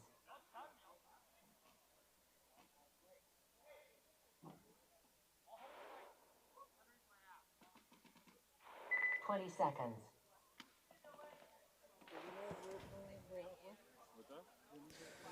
We back. We back, whether you like it or not. 10 seconds. Invasion versus Mass Havoc. You certainly have to think Invasion's the favorite in this one. This is the last prelim set. Running right on time here. Il Ducci, he made the trains run on time. Havoc, nice run into the snake on the break. Invasion's going to get pulled out on the snake corner. If he's lucky, there's no penalty. Yep, no penalty. Oh, there is the penalty. I take it back. Two players left alive for Invasion immediately. Havoc is going to make me eat my words. Favoring Invasion on this one. Ashton goes into the D1. I think this is Justin Hutt in the middle. Hutt manages to catch one of the Havoc players trying to take the Dorito. So great news, Invasion. It's only a 4-on-2. Hutt misses that move sideways into the snake. Ashton out in the D1 under a lot of pressure. Yeah, both their guns are out wide. There's a lot of open real estate to come up this center here and potentially get on their side of the field. Oh, Havoc. Havoc loses their standing mini brick. How, and who? I think he might add Hopper. Yeah, the refs called him on a Hopper hit. So 3-on-2. In that confusion, actually, both the Invasion players move forward. Hutt moved up to the wedge. Ashton moves up to the D2. Havoc moving sideways into that snake corner. I'm okay with that. That can tamp down a little bit of what Ashton can do to you. So 3-on-2 advantage for Havoc. Havoc, big move up to the snake 2. I think he's going to overcommit to a gunfight here a little bit. He needs to chill. This is Leak. So they're playing a bounce shot right now.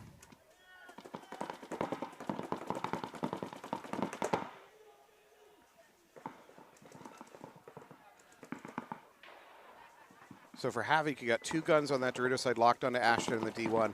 Leak doing basically a one-on-one against Justin Hutt over here on the snake side. Again, if I can talk to a Havoc player in the middle, stop putting your back to the bunker. That's, yeah, weird body positioning.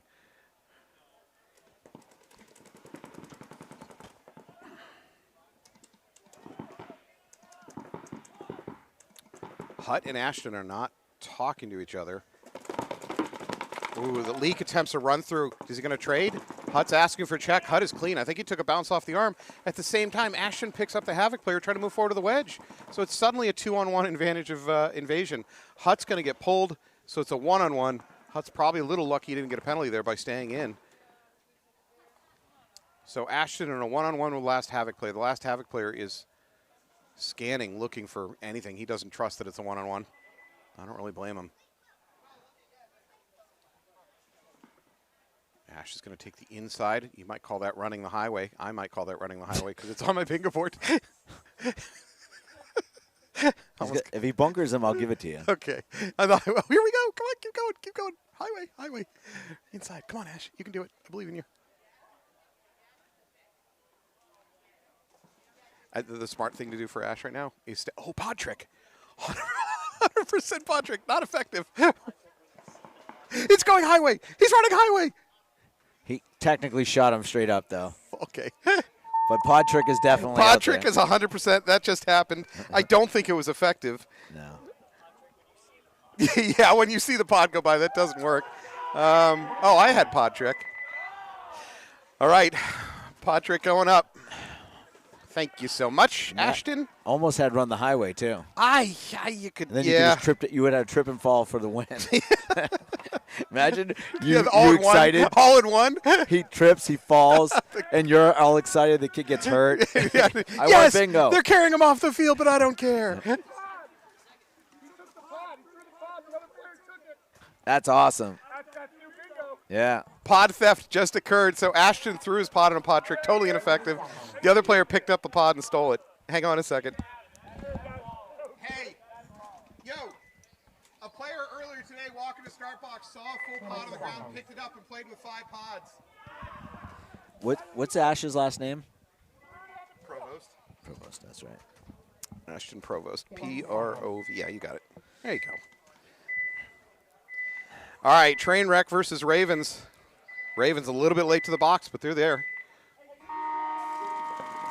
Trainwreck on your left. They're that's a core sample. That's a trip and fall. That's either a trip and fall or a core sample. I would say core sample. Yeah, because this barrel went into the turf. That was ugly. But he seems like he's okay. How was his barrel? Is it full of sludge? We'll find out in a couple seconds. It's clean as a whistle. No broken paint. All right, 5. Well, I was about to say 5 live. Trainwreck overcommits to a gunfight here from this mini temple. He's going to take a walk. 4 bodies left alive for Trainwreck. 4 for Ravens. 3 for Ravens. Ravens are going to lose. You're going to lose Barry from. I think that's Barry from the tower. Barry. No. Oh, that's Humble. I'm thinking of. Excuse me. Bassett's here. Should have a free one on that on that tower. Once he comes back this way. Don't shoot. There it is. There it is. There it is. No, I see bunkering coming. Don't run wide. Don't run wide. Trainwreck runs wide, loses his life. He does get the kill. He gets the trade. 2. No, he got 2. Did he get both? Yeah. All right. Is this a star point? Yes, it is. So that was number 79. 79 for Trainwreck. I'll not give a star nomination.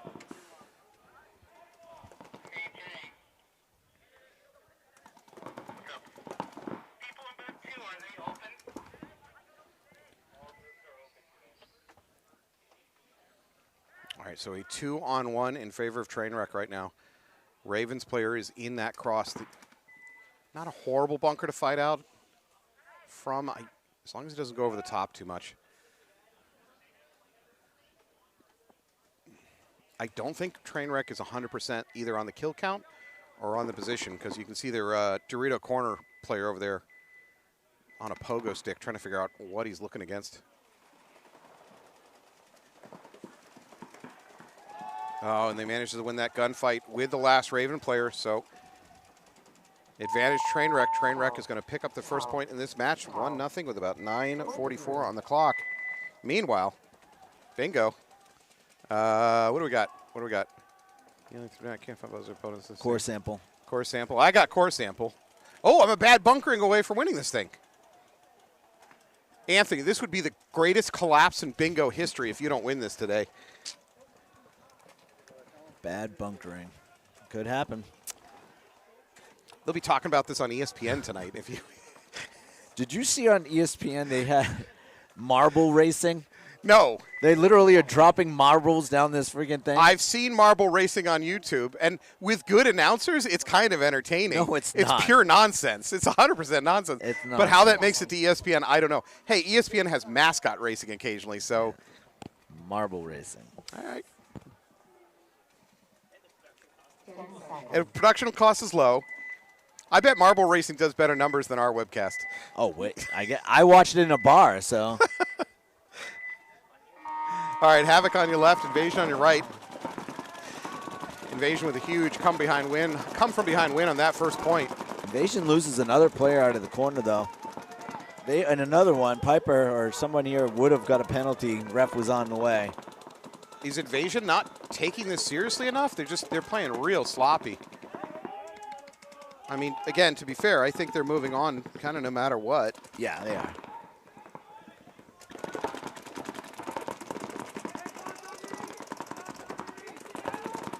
All right, Caleb looking to make that bounce into the snake. Now he's going to come off of it. He needs to work with Piper to make it happen. Piper is fighting with the inside snake one of Havoc. Piper's going to move forward. Unfortunately, that means Caleb's going to have to do it himself. He does do it himself. Gets in. That's Kurt. Is that Kurt Lyons? Yeah, Caleb got shot, I believe. Okay, fair enough. Kurt, you're doing great. We're all really proud of you up here.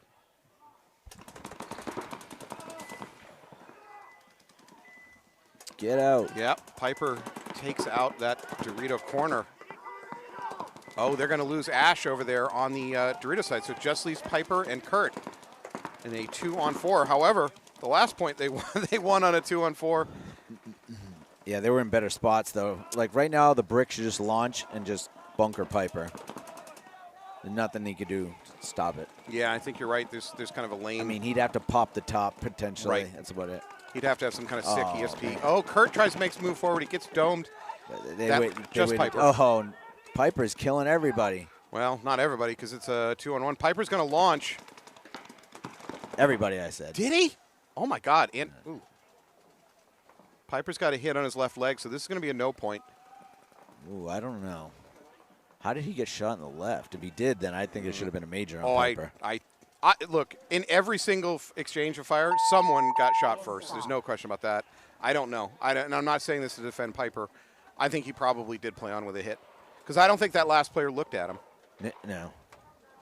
Yeah. Or the only time, so the last player, which was behind the mini brick, he wrapped for a split second. I think shot at him. I think that's probably when Piper got hit. Right. Piper finished the run through. Right. And then shot that mini brick in the back, who was kind of crunched up tight at that point. Yeah. I mean, I don't know. I mean, to be honest, it's on Mass Havoc. When they were 4-on-2, they should have just launched up the center and took Piper out.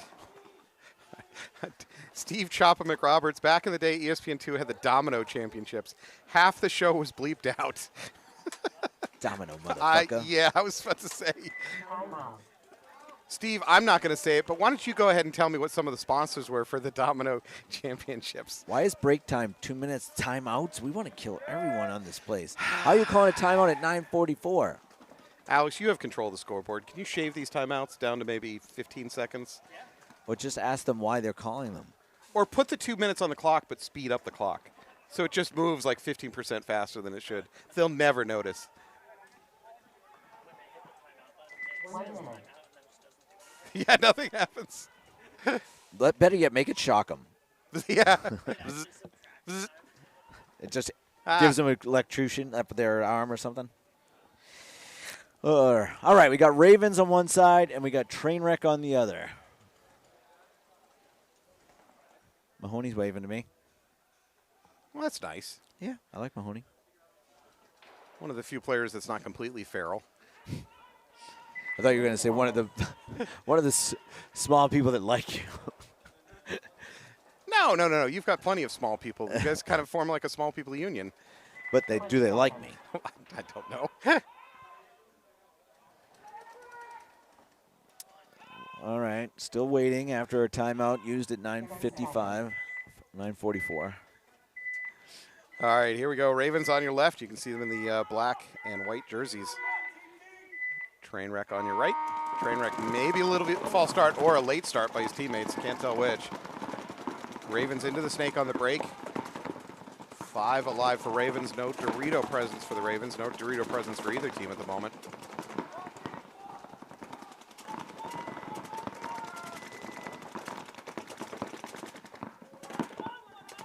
We are into the snake here for Trainwreck. Into the outside snake 1. Inside snake 1 for Ravens.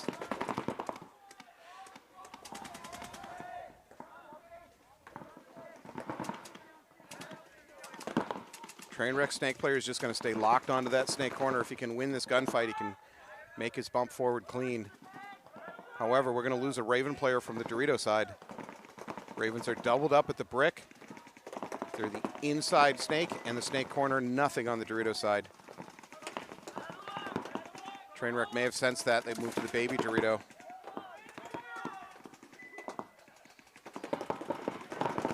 Ooh, Gunses.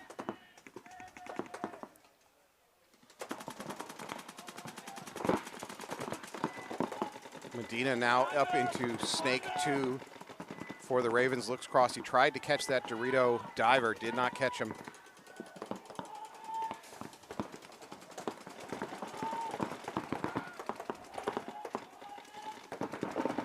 So Trainwreck doubled up in the snake, although Medina's got a better position for the Ravens. He's up at D2.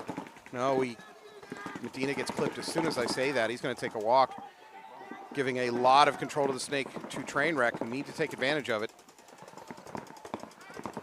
He's going to drop low crawl. He might have a shot on that cross.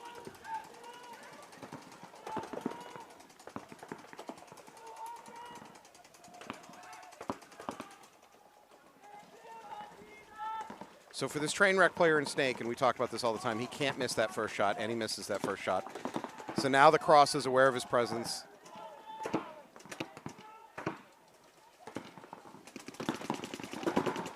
And he shot.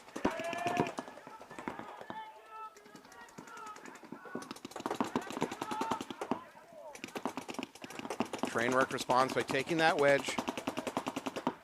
He's going to try to lock onto the snake. He's got, okay, I'm not picking on you, but for the Trainwreck player, he's got to learn how to shoot in his offhand. As he shoots somebody. All right, now, yeah, well, see, that makes criticism easier to take when you're being successful. Yeah, but he's...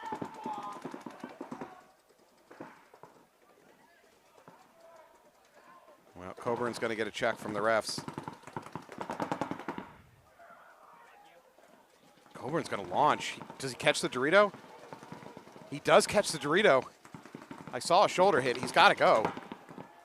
Coburn's going to get hit by a run through from Murby. However, that's fine. Coburn just... I'm fairly certain Coburn hit that Dorito player on the shoulder. Oh, Mahoney punishes him.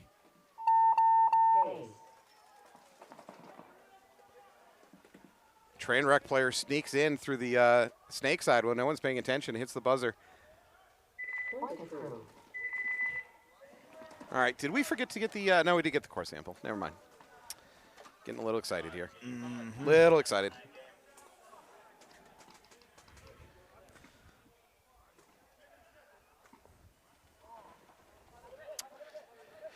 All right, you're still out of paint, can't find buzzer.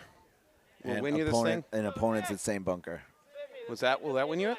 Oh yeah, you have so many ways to win this thing. I still have bad. If I can get bad bunkering,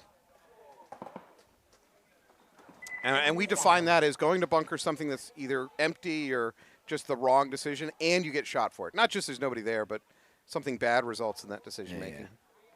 20 seconds. All right, Invasion up 1 point over Mass Havoc. If I remember correctly, that last point ended in a no point. Might have gotten away with a little something on that run through. And the 1 point that they did win, they won a 2-on-4. Yeah, huge come from behind. That's what she said. Oh. Havoc loses their Dorito runner. All right, 5 alive for Invasion. They're playing this a little bit more conservatively.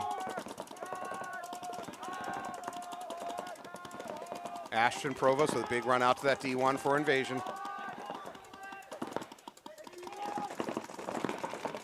Piper coming up over the top from that brick. You know, I don't love that. That's dangerous. I don't know if that was coordinated or coincidental, but Piper exited that brick just the same moment that Clark filled it in. Oh, it looked very penalty coordinated. pulled over here. All right, Invasion's down to 2 bodies on 5. Excuse me. Havoc is down with 2 bodies remaining against Invasion's 5. Oof, look at this feeding frenzy. Towel. Okay, well, that was a convincing point by Invasion. It's hard to argue with that one. So they're going to go up 2-0. 6.5 on the clock.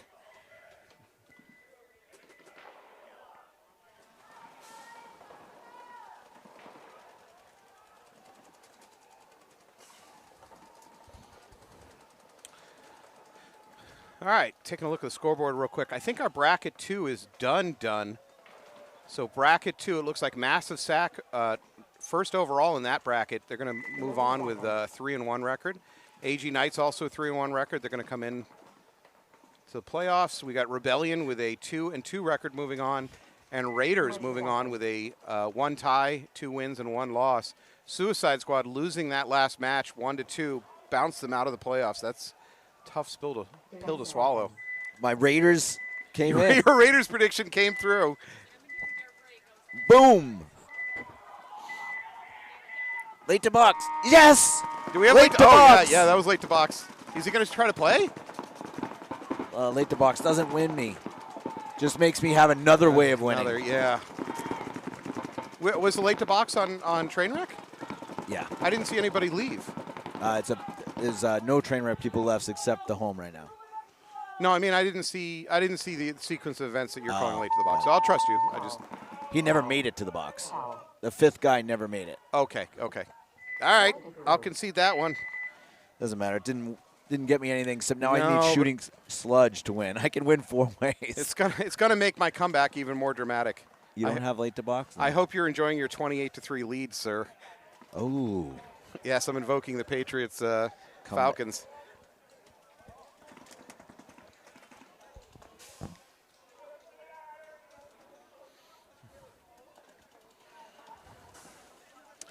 All right, Invasion with a 2-0 lead over Mass Havoc. I mean, Mass Havoc had had some real opportunities to right now actually probably be tied or up on this one. They just couldn't finish out in a couple of those games. Actually, 2 of those games, they were definitely up, and they just couldn't finish it out, and then penalties doesn't help.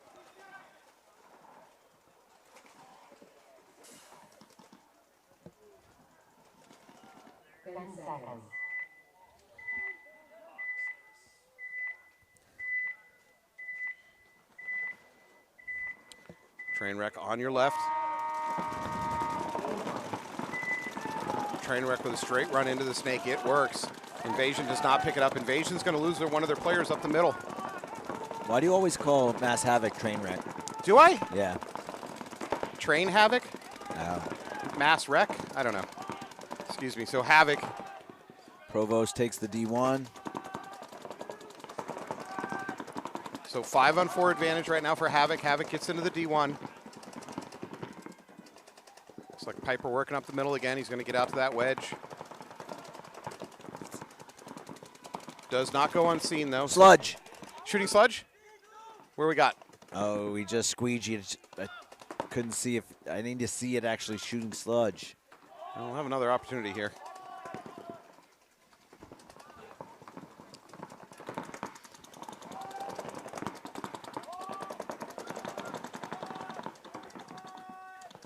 Nope, no sludge. Wah, wah, wah, wah.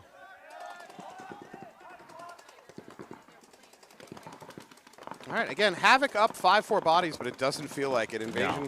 Invasion has the momentum. They seem like they're in better position to push this thing.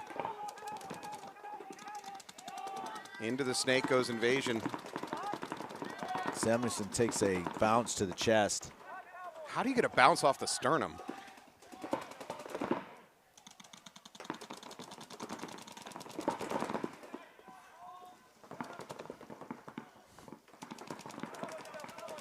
Looks like Piper's trying to get on their side of the field. Yeah, he's got those kind of antsy legs, like he's looking for an opportunity. I'm not against it. No, I don't think if that, well, it depends on the D1. If the D1's looking inside, there's no way Piper can move forward. He will get absolutely chewed up. Havoc attempts to make a jump from the inside snake to the outside snake. Piper eats that one alive. So we're in a 4-on-4.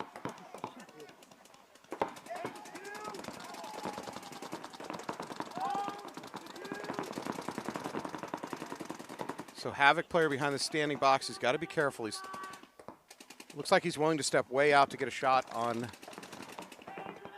the snake, and yep, there it is. Playing a little bit too wide. He's going to lose that battle with Caleb's going to take him.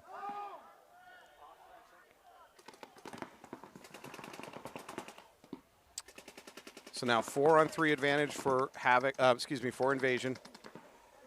Samuelson is going to get into the snake too. Piper is going to make his dream come true, getting up to their wedge.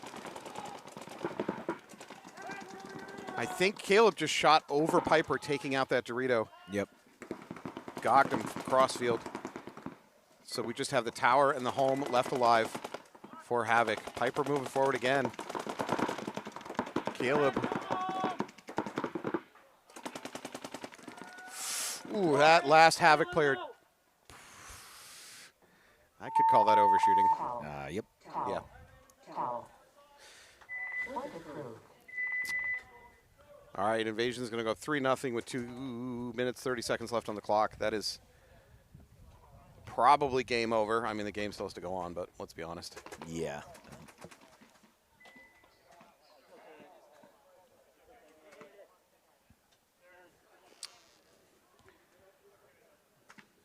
All right, Trainwreck versus Ravens. Trainwreck up 2-0. 6 minutes on the clock. Going back to that other match, if you're Havoc, you've had multiple games where you've been up on bodies and you have opportunities here to put Invasion away on these different points. Invasion just keeps bouncing back. 20 seconds. All right, in this division, in this bracket, Mass Havoc is definitely out of it. Ravens are definitely out of it. Trainwreck is out of the running for the playoffs. Yeah. OG Killers are on the cusp. They're 2-1, and they're in the middle of a match on the field too.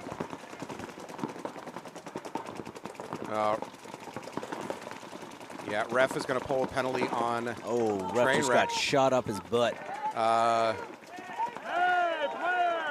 Dare I say, ref shot up is on the bingo board, Anthony. He got 2 in the butthole.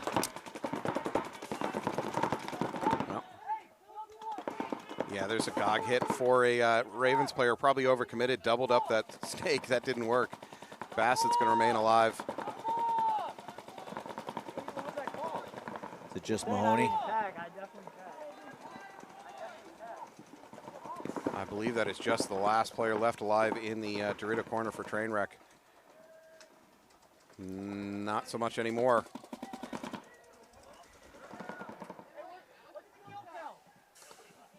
Ravens asking for the kill count. I wish I could tell them it's 4-0.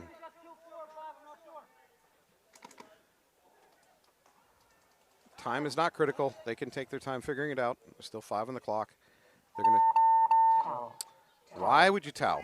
I guess it's in the end, it's kind of a push. It doesn't really matter. But for Trainwreck to towel, it was Trainwreck that toweled. Nothing gained, nothing lost. That was kind of a, I don't know. Yeah. Unless they feel like they want to play 2 points. Yeah, you've said that before. If you think you're the better team, you want as many points as possible. Speaking of points, ref shot up, top left. Can I take it? Yep. Okay, the words came out of your mouth. Oh, yeah, he got shot in his butt twice. I'm not going to feel bad about that one. I'm not going to feel bad either because I have it. Do you? Ah, damn it. Where is it? Ref shot up? You're playing checkers, kid. I coaxed you right into that one. You're playing chess. I'm playing watercolors. All right, we got Invasion over here. They're up 3-0. Mass Havoc. Did they win anything today? Any matches? Mass Havoc so far have not. Okay. It's been a rough day for them. Which, again, is a shame. Against Invasion, they've had some very good points. The score is not indicative of this match. Invasion, conservative breakout, 2 at home. Delayed break up the middle to the brick. Delayed break to the mini temple. Now from the mini temple into that wedge. Again, Invasion has great secondary movement, very clean, very livable. Now outside of the D1. Yeah, Invasion just doesn't need to take crazy runouts because they're so good at taking their secondaries and living. I wonder if the teams like Storm and Knights are watching. I don't see Will watching, actually. I'm looking at him right now. But to try and trap them in the pocket, you know what I mean? Mm-hmm. Make them have to try and risk bodies off the break.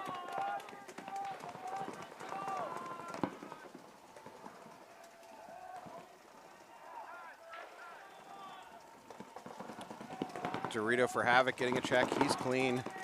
Havoc down by 1 body. Invasion has no reason to push. Minute and a half on the clock. They're up by 3 points. They could just sit and chill. Oh, Havoc's going to lose their Snake player now and lose their tower on the Dorito side, leaving 2 Havoc players left alive. Going from impossible to win this match to impossibler. Havoc is going to lose this match. 3-0, maybe 4-0.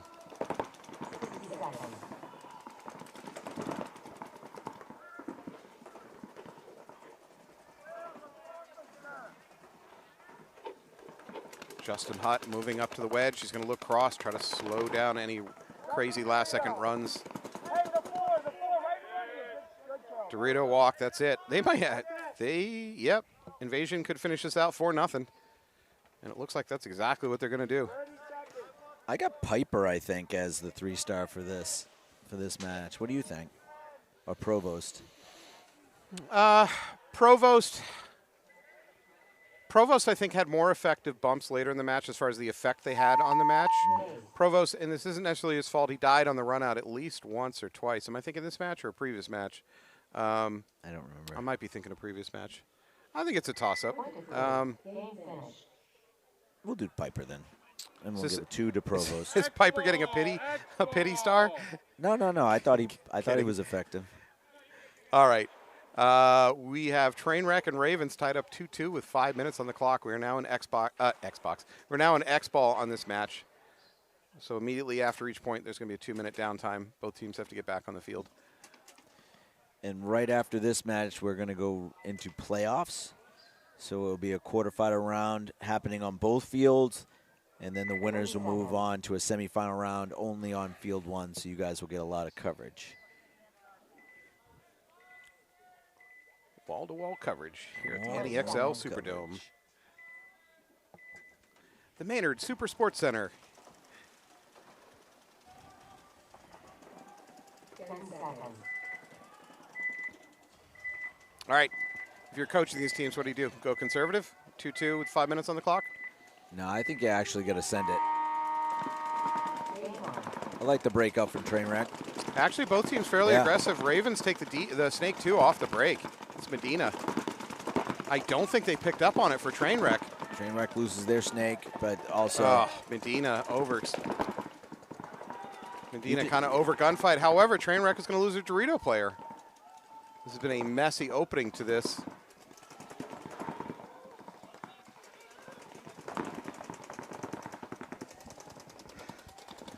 That was a brave run for Sansa. Stayed completely upright the whole run. Still gets into the Snake, even though there's a gun kind of looking that way for the whole run. Like this. Sansa should be able to smoke this tower. If he wraps just a little bit more, there's the wrap. No, he doesn't shoot fast enough. Tower gets his gun up. Sansa's going to have to back off.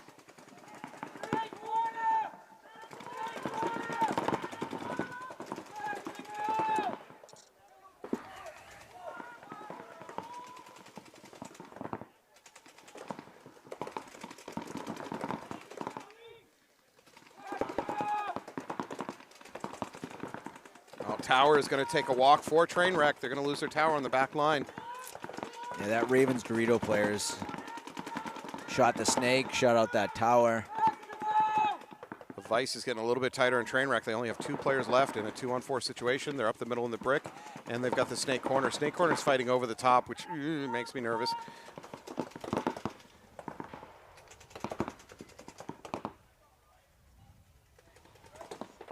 Either Sansa needs to work with his back player, one of the two just needs to stay on Snake corner.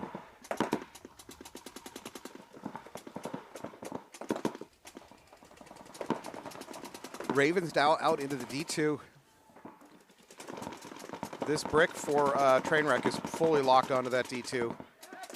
There's a run-through opportunity here. Oh, that was not a great move when there's a gun waiting for you. The Ravens player tried to jump to their D2.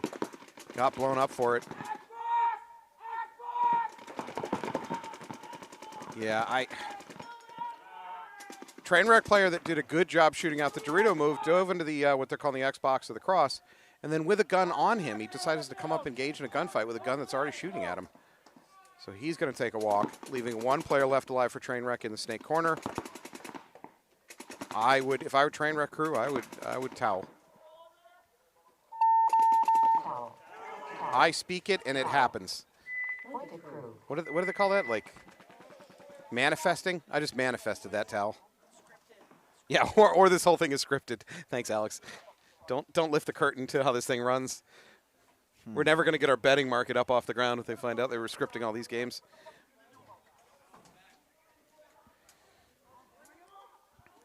I think that Dorito guy was 69. Oh, I can hear from here the argument going on in the, I think that's Trainwreck's pit, about that towel. A disagreement over the 3-on-1, the viability of a 3-on-1. Spirited disagreement, let's say. 222. I think it was the right thing to do. I mean, you're 3-on-1 player-wise, you're likely going to go down a point. You should save the clock. I can't hear anything we're saying. I think that person might be lucky. You mean the chat? Yeah. Yeah, the stream's audio's down. You're welcome.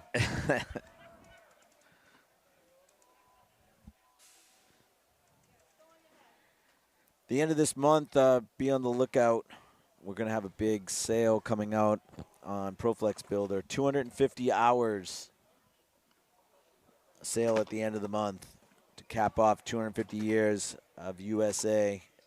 So I think it's going to start whenever that is, July 21st or 22nd to the end of the month. Some really cool specials that JT's allowing us to do. You should include a tea bag in every shipment. 20 seconds. The Salada. What kind of tea bag? Is that a tea? I don't know. Tetley is the only tea I know off the top of my head. Tetley's an English tea. That would be ironic. No, that's the point. Didn't we dump English tea in the harbor? Yeah. Yeah, that's perfect. All right, a little bit of a late start for Trainwreck there. Ravens attempt a giant run up into the snake. It works. No, it doesn't work. He's going to get picked. Probably a pack hit. Ravens lose 2, lose 3. Hey. So Trainwreck is up 5-on-2 right now. Yeah, with 2 minutes on the clock. Finish this out, Trainwreck. They should try and finish it early so they have another chance of winning versus tying. There goes Mahoney into the Dorito 1.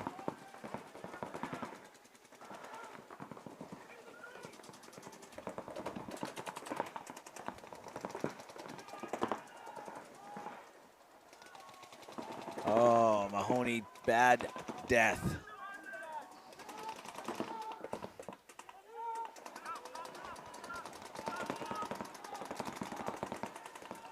So Ravens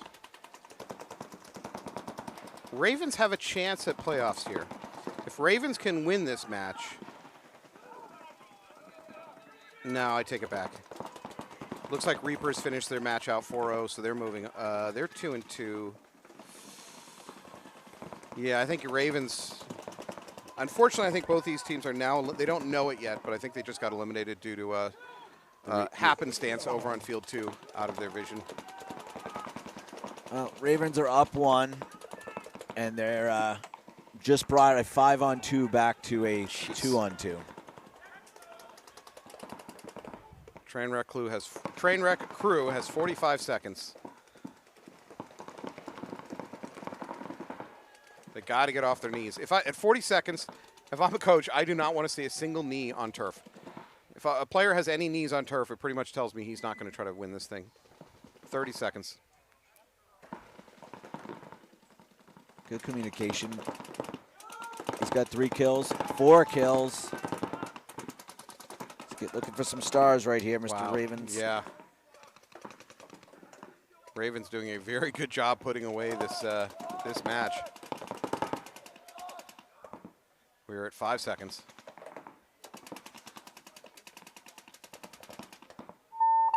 Oh, he was looking for a 5. Yeah. No points. Game finished. Jones? Number 96, Jones.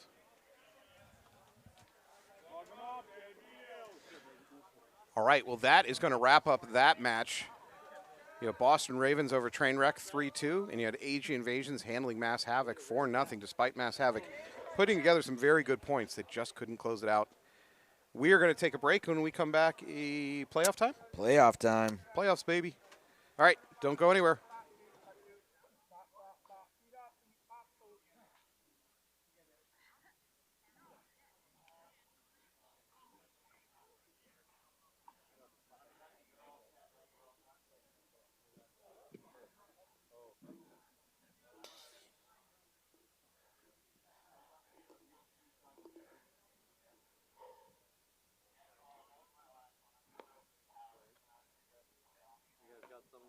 strap down there. Off the break. Yeah, right to the gods, man. Well, I was assuming it's off God. That was more personal for you.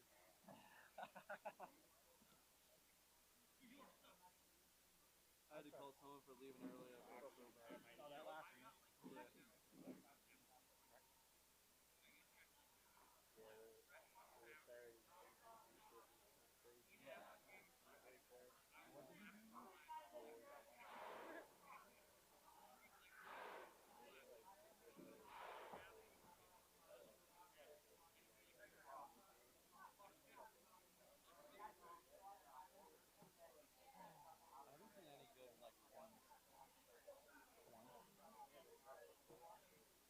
Which team?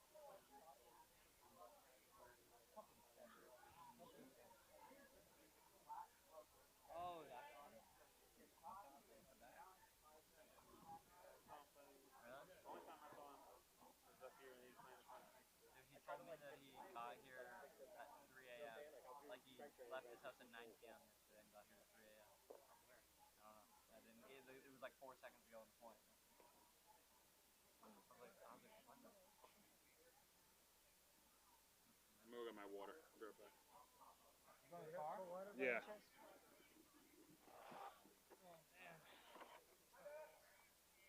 The players are pretty honest though. But then like fucking watch out for these guys on that.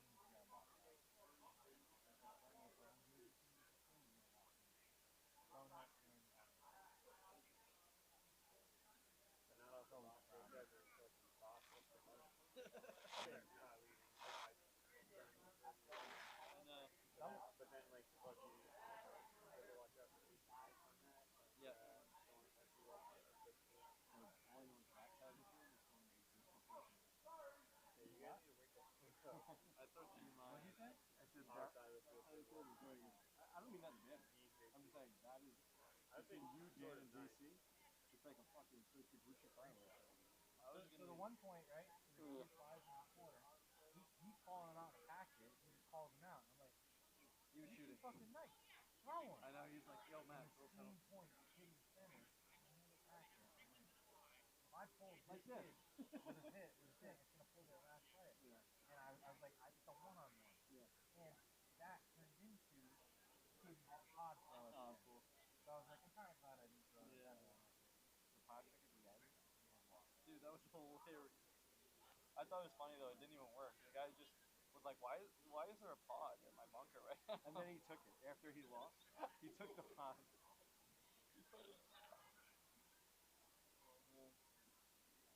It would have been so baller if that pod hit through the bunker and the guy just took off. Got roasted. Yeah. So Shazza said 2 full sets. Three more. So He said 2 full sets in next one. Yeah. each field is doing a full set. Okay. That's Then great. they're done. I need you semifinals. Separate? Separate sets? Like in 2 exclamation? Well, it'll be 1 full set, then a set for the semis, and then next ball.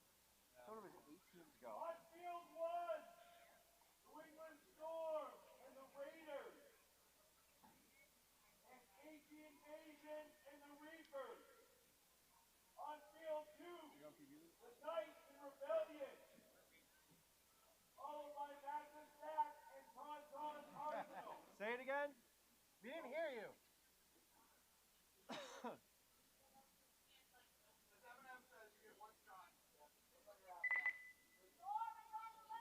you have 1 D2 player play D4? Women and children. Can you do that or not? Can you have 1 D2 player play D4? On a D4? 1 D2 player on a D4. That's insane. A D2 player on this? Yeah, I was D2 last year.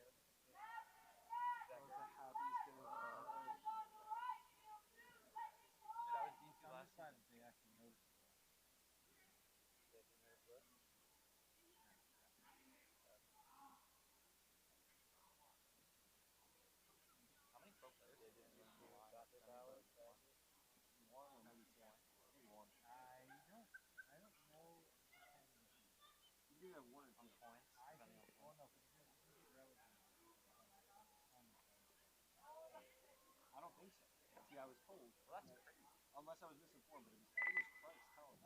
Because I was like, wait, so your team's going to play back because you're not allowed to play Sunday? That's what I'm saying. I think if you're just a club and you want to go play Taco, I think you should do it. So if you get relegated, you can have an entire line. Pretty sure. That makes sense, though. I think what I think is you're a higher percentage, you're a higher percentage, you're a higher point line. You're a higher point semi-pro than like me or. Is he semi-pro or D1? That's the same thing. No, it's not. I don't know. Actually, I don't know if I am. That's what it is. You get relegated, you become semi-pro. If you just play semi-pro, you're only D1. Unless you, do fairly well. Yeah, right. It's like it's a point. It's a certain. How much? 3,900 points. 4,200. Honestly, the ranking system for NXL is pretty good.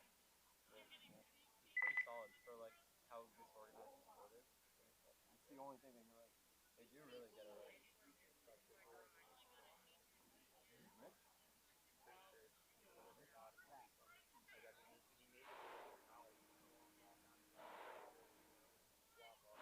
Rich? Like, you think he's making like 200 grand a year, or do you think he's making like? I think he has another job too.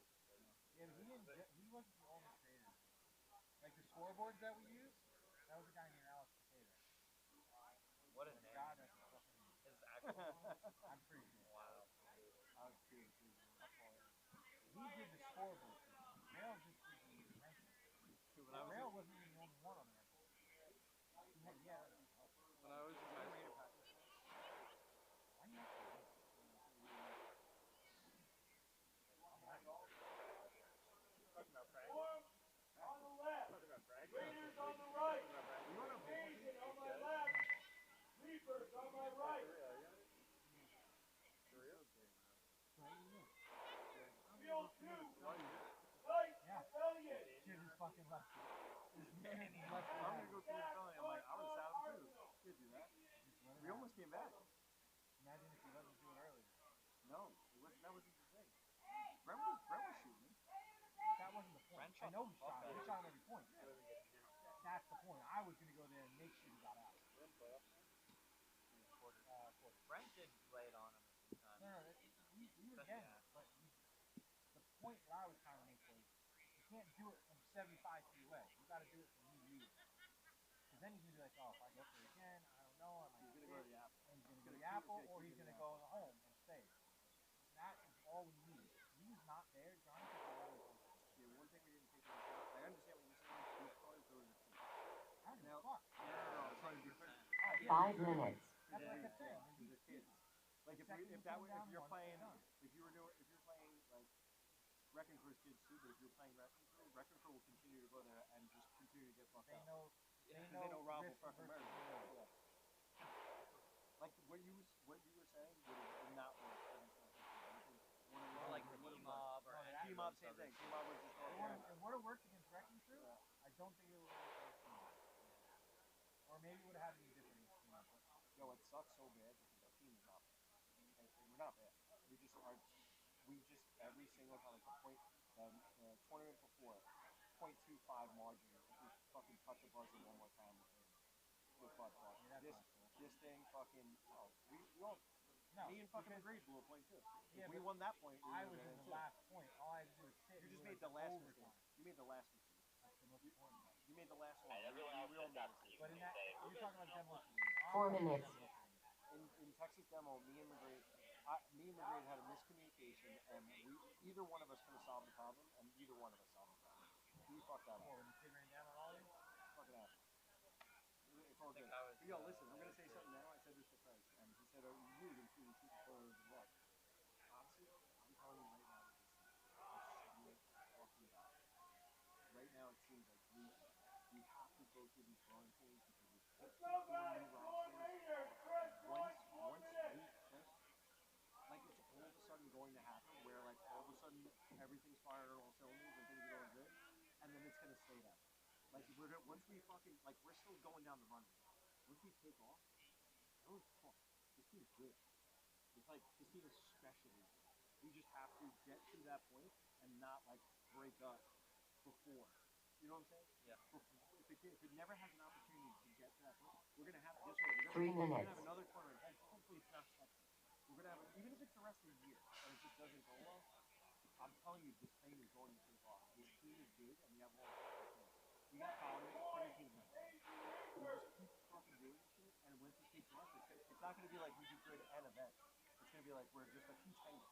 Once it clicks, be a little. You just gotta put in the time. Take the lumps, like every other sport.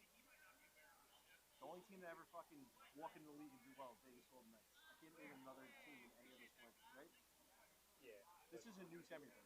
Yeah, but they only did it for that like, first year. No, they've been consistent. Consistent's good, but they only did it for first year. The expansion rules were very favorable to the Expansion team. They wanted the new underdogs. I get it, but how do they actually go ahead and do it? by like 2 minutes. the way that they like made the rules for what players they could take. They were able to. You had to like protect a certain amount of your roster, and then the rest of the team's rosters were kind of like fair game. 4 or 5 guys on each team. So they would just be like, I'm going to take these two from your team, and you can't do anything about it. Exactly. So I'm going to take these two You from could your protect. team. Say it was our team, you could be like, oh, these 3 guys, 4 guys, you can't touch. Everybody else is fair game. So they look at the whole league and they go, who's the 5th best guy on every team? And those are the guys that made up for the And not only that, Las Vegas Golden Knights then took advantage of the all SDR rules and all that weekend rules, where they like cut players on that teams weren't going to need to be on that, so that they could acquire more at the deadline, and then bang, all of a sudden those LSDR guys are no longer hurt. Let's go, chrono up. It's a miracle. I feel great.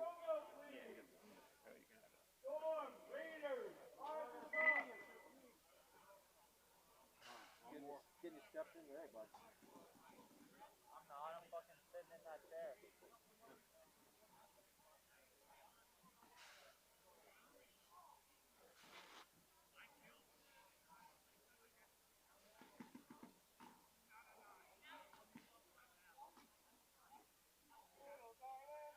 what's the weather tomorrow for Creek? Going either way. I don't think it's supposed to rain. I'm asking. I have no idea. I just check it. I'm excited to play tomorrow. I've been itching. You're a real scallywag, you know that?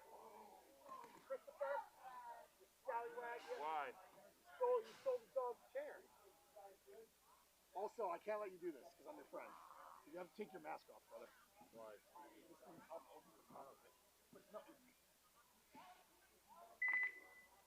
30 seconds. Ready. Welcome back here at Maynard, Massachusetts. We are now in playoff time, and we are now in rain time. It's New England Storm appropriately against New England Raiders as the skies have started to open up on us. It's not as bad as it could be, so let's just hope it doesn't get any worse. But like you said, we've got Storm, who I think is sitting in first place right now. Storm is second place overall. To whom? To Invasion. Really? Yep. I thought Invasion was in 7th place on the first event. Oh, you're talking about for the year. I meant for the day. I don't know. Don't talk about things you don't know. I don't know a lot, and yet I talk a lot. What are you going to do? All right, Storm loses at least 1 player, maybe 2. Raiders are going to lose their mini Dorito. Oh, Carter taking a bad death out of there.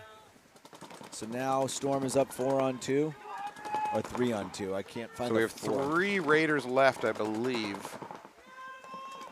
Where's the 3rd Raider? He's in heaven with the Angels.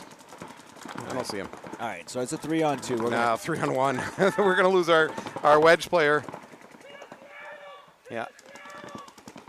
So unless there's a Raider or multiple Raiders hiding somewhere, it's just this last guy trying to pull it off. Oh. Yeah, there's the towel. For a brief shining moment there, Anthony, that Raider reached for his butt pack. There's nothing on his pack, and I thought you were about to win on the out of paint.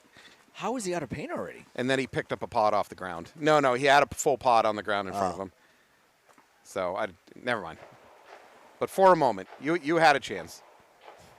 Saying there's a chance. I'm saying there's a chance. Well, it's raining now. Maybe I can get some shooting sludge. Overslides? Overslide. That's back on the table. Not for me. I've got 4 ways to win. I got 2. Bad bunkering and yelling through net will win it for me. Yelling through the net. That could happen, too. It could easily happen, especially in the playoffs.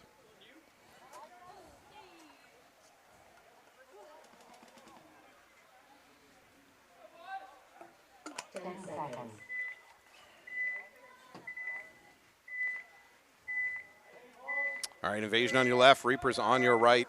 Invasion looked a little bit shaky, let's be honest, in that last match. Perhaps because they didn't need it. Klempa definitely not having his best day here. Cannot survive the break. So Piper ran out with an empty hopper. Maybe they've been having paint breakage. That's interesting. He went to the bunker with an empty hopper. That's very, and he only went to the Aztec? Yeah. Well, he went to the wedge in the middle. Got it. That's very I don't know what to make of that, unless they're having paint breakage issues. Or he forgot. Yeah, there's that. Smokes a lot of weed. Yeah, Clark gets clipped on, I think, the leg. Snake Corner gets shot, too. 3-on-3. Piper gets clipped. 3-on-2. Invasion is kind of losing their mojo late in the day. They looked so strong the first few matches. And don't get the score wrong. They won their last match 4-0, but they had to come from behind a number of those points. So for Invasion, we have Ashton Provost working that D1. And they have the tower right behind him. Not sure who played in the tower for Invasion. Yeah, Murphy just needs to make sure if he's going to come through this gap, he's got to go gun up. He's got to go quick. So Ashton's gun is not looking this way, but it could come out this way real quick.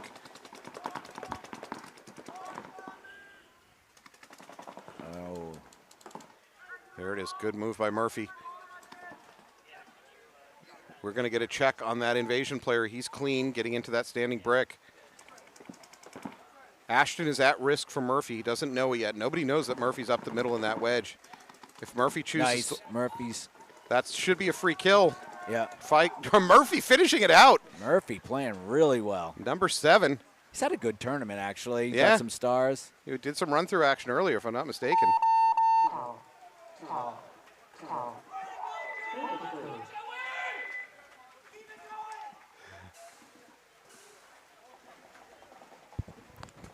There you go. Kevin, can you look at the home bunker on the black side? South Shore Reapers taking the first point against Invasion. Reapers certainly a good squad on their own. All right, New England Storm versus New England Raiders. Raiders are the prophecy pick by Anthony to win everything. Oh, my God. The universal title of paintball is on the line, according to Anthony. I said that they had a good chance of having a good day, and I was 100% right. They're just a few wins away from They are. Dale Price himself ascending onto the field and handing him the legacy trophy. It looks like fogging is an issue. Yeah, the rain is steady now. Hey, Ann, I need a steak for the home.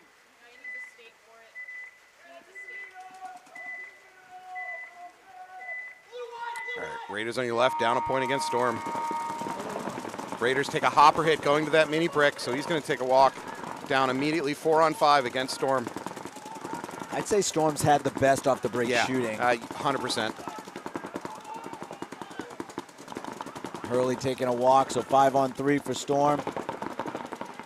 A little bit of a risky run out there to the snake, but it looks like he got away with it for Storm. You said that is Hollis? If he's got a Colin Gruska, then it's, Hollis McBride. This is Drew Kraft here in the snake. The Raiders moving up to the wedge. Oh, he wraps and gets blown up. Raiders going to lose their wedge player. Number 31 there, which just got a little bit too overeager wrapping. This is Kraft, like you said, in the snake. Storm player going to ask for a check. Oh, that's a hit, yep. Storm player tries to take that wedge. He gets caught. Last two Raiders kind of pinched in the middle here. Home can is going to take a walk. That leaves just the tower. And a 4-on-1 situation. God bless you. Good luck. Storm looking real good in this opening match.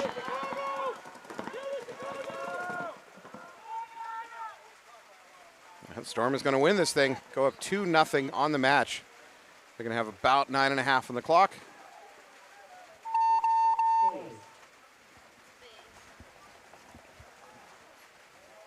Assuming he's clean, he is clean. Do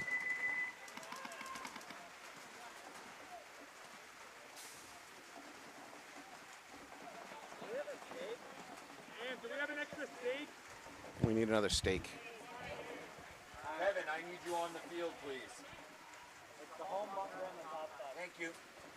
Kevin, home bunker on the black side. You got it, Ann. Thank you. Go again. No, that's 3 times. You're fired. All right, we're trying to do a little bit of restaking on the field.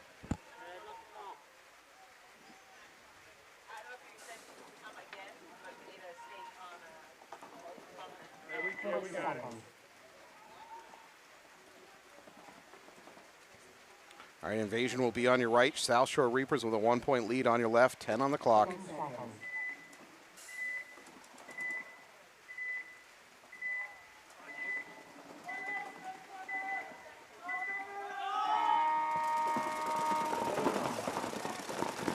Cam Pelkey going up the middle, actually doubling up the middle. It goes the Reapers to that brick. Klempa just might as well not play.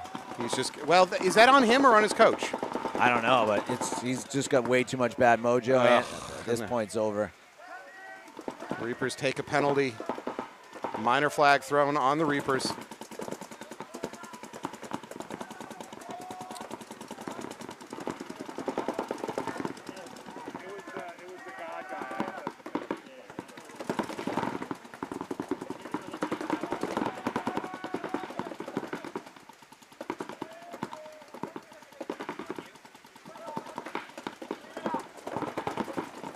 We are in the splash zone because apparently some people can't aim. Caleb now looking for the close. I think he's going to launch through the middle there, come around the backside. Cam Pelkey lives. Oh, Caleb, something's wrong with Caleb. Did he get shot in the nuts? Yeah, I think you're right. Oh, his day may be over. Oh, he is. Oh, that is hard to watch. Caleb. I think we may be seeing puking on the field here in a second. Nah, he's okay. Well, I don't know. Tell me he's okay. He does not look okay. Is that okay? That's not my definition of okay.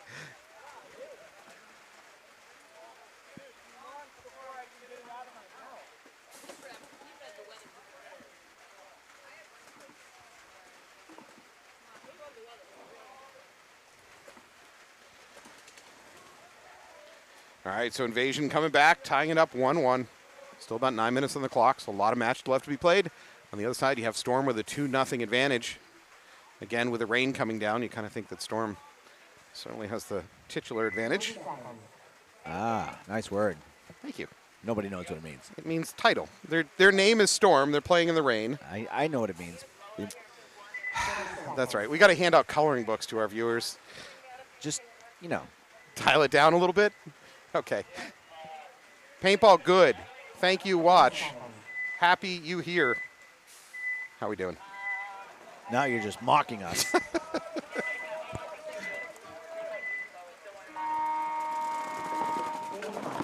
All right, Storm on your left. Ron Wong up the middle to the brick for Storm. Storm loses 2. Raiders 5-on-3. So 3 bodies left for Storm. They're kind of crunched into a pocket. Now there's an attempt to break out to the snake corner. Can he make it? I think he made it clean. He does. All right, good sideways movement by one of the Storm players from home.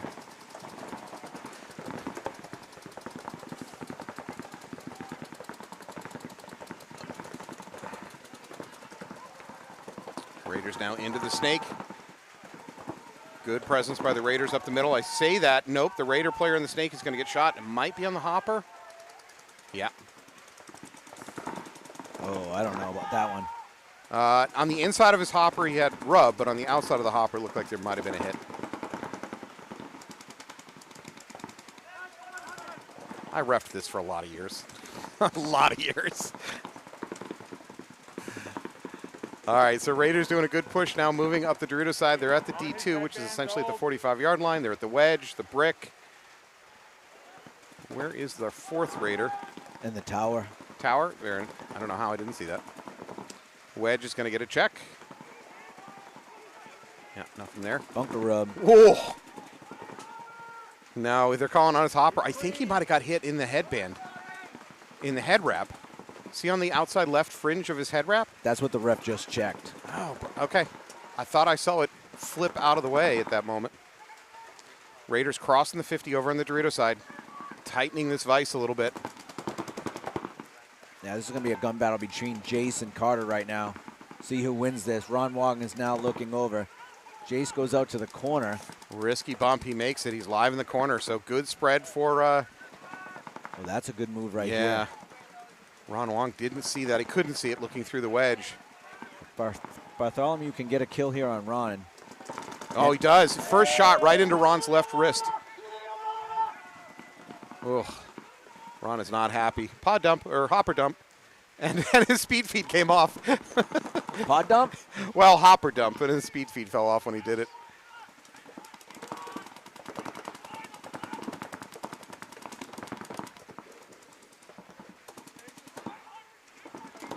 Ooh, I don't know if this is overextending.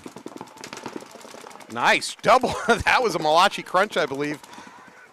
Yeah, that corner is in all sorts of trouble. He's going to take a walk. Right. Yeah, that's not cool. Yeah, Raiders are like if you don't know he's out, you're crazy. Yeah. Poor AJ was in a car accident a couple weeks ago. Was everybody else okay? Yeah, but he's just got like concussion protocol. He couldn't play the last event. Got it. Yeah, they're very lucky that he didn't get overshooting. Yeah. All right, Reapers tied up 1-1. We still got about 9 minutes on the clock. And I mean, the Raiders shouldn't be unhappy if they get overshot in the next point. Right. Payback time? Yeah, it should be, and probably will be. Yeah. I think you and I have a similar stance. Like overshooting doesn't, like there's no need for it to happen. But just if it doesn't get called, then it kind of needs to come back so it doesn't happen. Yeah. I understand teams, they're going to take justice in their own hand if the refs aren't going to do anything about it. Right. I completely get that. And by the way, if you're doing a run through and you're playing dirty, you get what you deserve. You can get lit up. I don't consider that overshooting. Right. It's shooting a clearly surrendered dead player who's trying to get off the field. All right, here we go. Reapers on your right, Invasion on your left. Invasion definitely Where has... is Klemper going? Oh, my God. He gets there. Don't complain. 2 bodies dropping from Invasion via a flag. Thank you very much. Invasion also has a gun problem in the mini temple. I see he was beating on his hopper. I think he got it working again. All right, Klemper needs to just chill out, stay alive, and make sure a gun stays his way. I like that. Invasion gets out of that mini temple up to the brick. Much more survivable. Klemper gets his gun on that brick. I don't like the fact that Klemper gave up that. Klemper had gun dominance on that brick, and then he gives it up.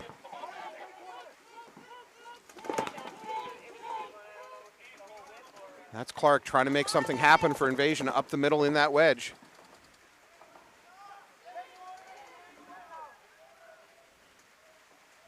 Our other Invasion players have gone pretty much quiet. This is Clark kind of trying to do it all up in the middle. Oh, Klemper's going to lose that gunfight. I know. How? Yikes.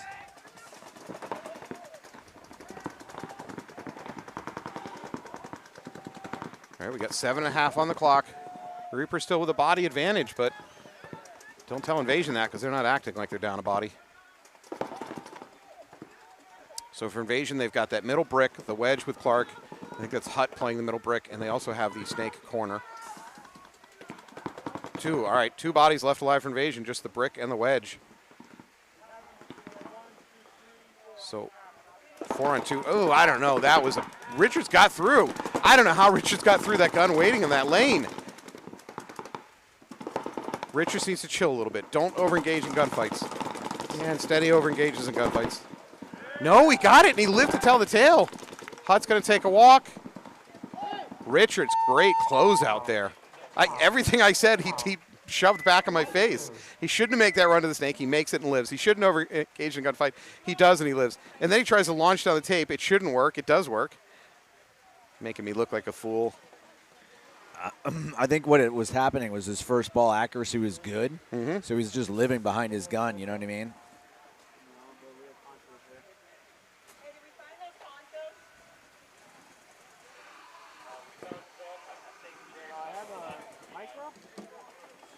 All right, Reaper's nice. Close out on that one. 30 seconds.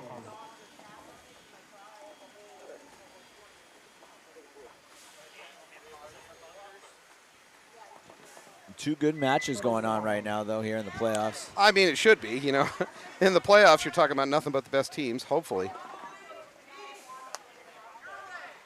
10 seconds. Hey, on the next round, I'm going to go to this side, okay? Reaper's on the left, down by 1 point to Storm. A little bit under 7 minutes on the clock. Oh, again, Storm, great off the break shooting, takes that mini brick. Raiders down to 4 on 5. Raiders are out wide on the Doritos side if they can get into that. Yep, they do, the Dorito 1. It's going to be up to Carter here if he can wrap. Aaron Kent goes to the corner. He does look like he got shot. Ref's going to check him, maybe. The ref feels differently. Yep.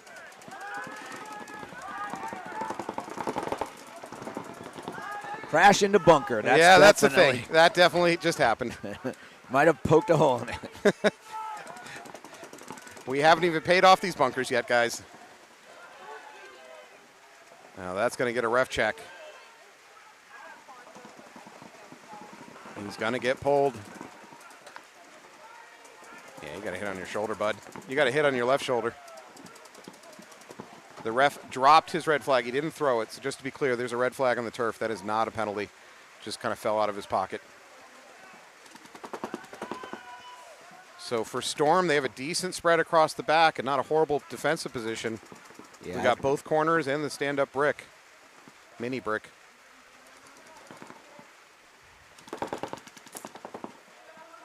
Yeah, the Raiders need to start putting something together early just in case they lose a point.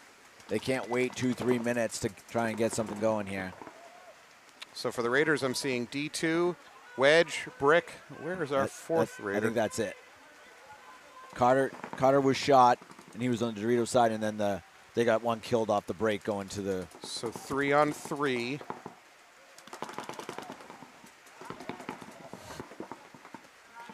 I'm going to have a record of the amount of... nice move right there. Yeah. Very nice move by the Raiders going inside from the Doritos to the cross. I think that's Hurley. Nice dive and slide. Good movement. He's got a good protective position to put pressure on. The only negative of it is the brick is kind of blocking some of his vision. If that player is hit, that should be a penalty. Quinteros. Oh, he's feeling like he's alive. Just to be clear, you or I yelling that's a penalty does not go on the bingo board for future reference. I said if he is hit, that is a penalty. All right, Raiders losing another player up the middle. Being a little bit too sloppy with their lives. So 3-on-2 advantage for Storm. This Raiders player up at the cross, he needs to do damage. He's got to do damage.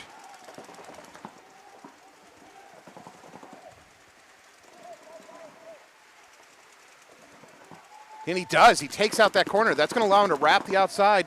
He should be able to wrap the outside of that cross. That standing brick should be the first to fall. Hey, finally we got 22 coming in the game. He was on the reserves.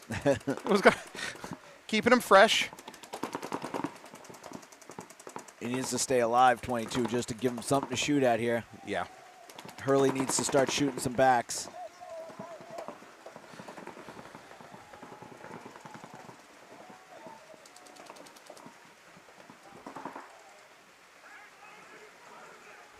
All right, so it is 2-on-2. Good, very good positioning for the Raiders. This is a tough situation for Storm. Oh, Storm shoots their way out of it. Now a 2-on-1. Is it a 2-on-none? No, the Raiders player in the wedge is alive, but he's now in a 1-on-2 situation. What a wasted opportunity. Huge wasted opportunity If for the that Raiders. player has a hit on him right now,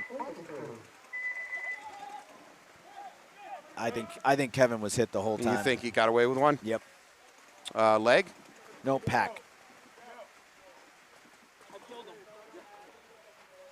No, I don't see it on the top of his belt. I see a little bit of yellow. Yeah.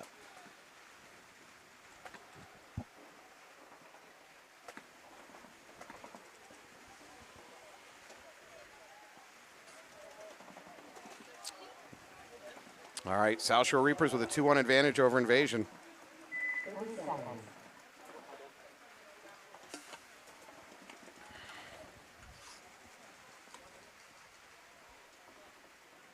20 seconds. All right, if I'm the Reapers coach, I got to come up with a running route for Klempa that's not going to get him shot. They've sent him into harm's way just one too many times.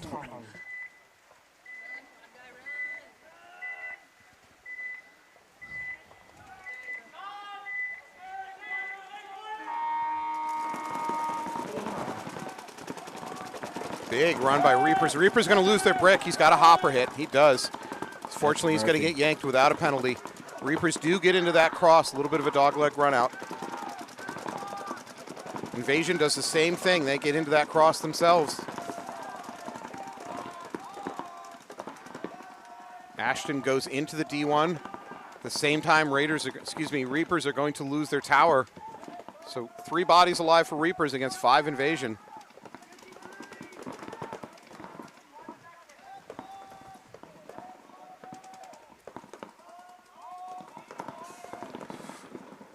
Ashton overcommits to a gunfight, gets taken by his mirror in the cross. Cross, however, gets picked up by Waters shooting from the snake.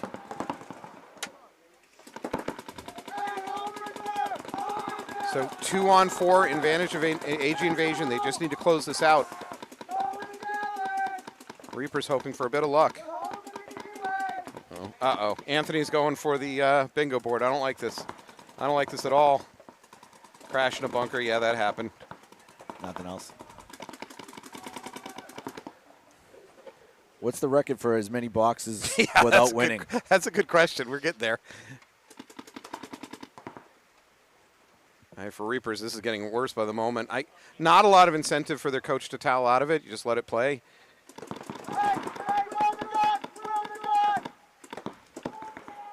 If Nick Waters gets another opportunity to wrap here, he should be able to blow up that home. There it is. That home is in a world of trouble.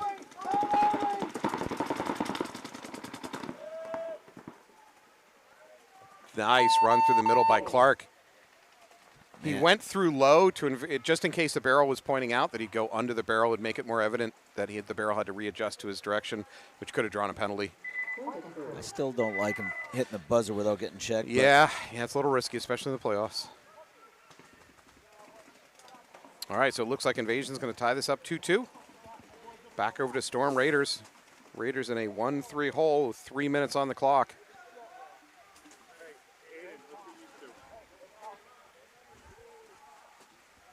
I would make the claim that this is not a fast field, and that 3 minutes, we say 3 minutes to get 2 points, is not that generous of a time on this field, not what we've seen today.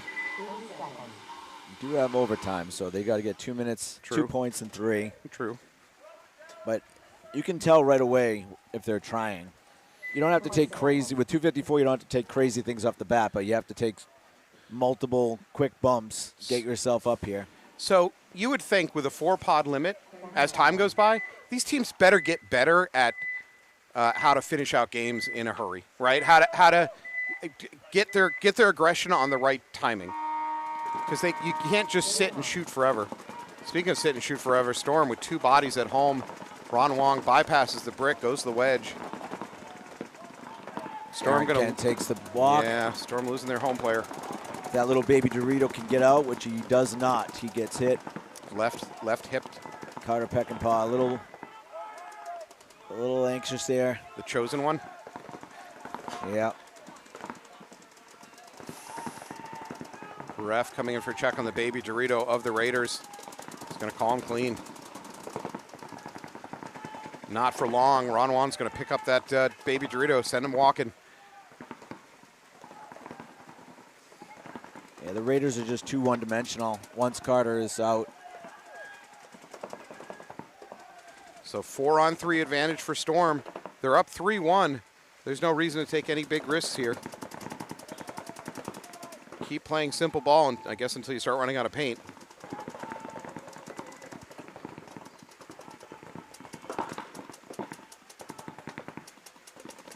As I say that, Storm pushing the matter out the Dorito side. They're up to D1.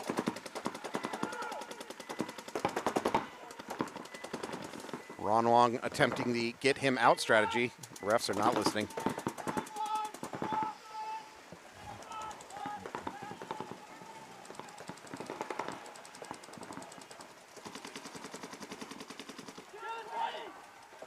Nice shooting. Storm takes the D2, immediately turns and shoots out the Dorito side. At this point for Raiders coach, you can't, I don't think you can towel out. Well, you can't towel out because you hit the mercy anyways. Yeah, it's over. Yeah, there's just no good outcome here. Ooh, takes a couple to the back from Farah.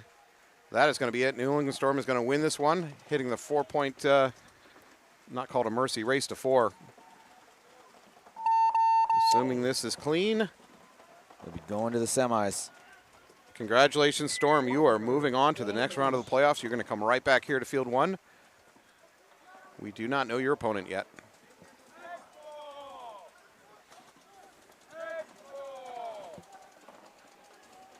I can see in the background, massive sack attempting to move on the playoffs themselves. They're on the opponent's side of the field doing that right now. Yeah, looks like a good closeout for them. Can you see the scoreboard over there? 0-2 in favor. Not massive sack. No. Okay, massive sack down 2-0. Maybe bringing it to 1-2 here in a second.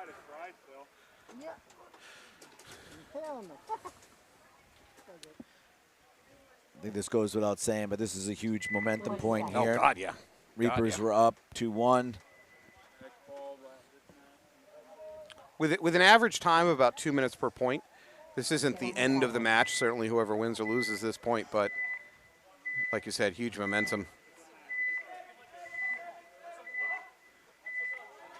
Invasion on your left, Reapers on your right. Reapers lose 2 players immediately. 1 player coming off for Invasion. Somehow Invasion gets through the gun waiting for them from the wedge into the D2 snake. I think I might hear yelling through the net. I think it's Storm and the Raiders yelling at each other. They're shaking hands behind us. Ooh, did we get a head hit? We did get a head hit. Clark is going to take a walk for Invasion. Reapers managing to stabilize the situation a little bit. 2 Raiders left alive against 3 Invasion. Invasion, it looks like Ashton Provost over in the D1. Someone's in the snake corner. Snake corner, yep. Might be Nick Waters. I think you are correct. The 3rd player. 3rd Invasion player to be named later. I don't know if it's Klemper's fault or not, but they have to start playing a different 5th player. Well, then that's not Klemper's fault. If you're saying that if it's not his fault, you know. I don't know. I'm just saying that he has not been effective all day. I would argue that he's gotten into the snake a few times and done some good work. My problem is that he's gotten shot too many times trying to get to the snake. Yeah. To me, that's more of a game plan issue. You can't keep sending players into these same, death zones and then expect different results.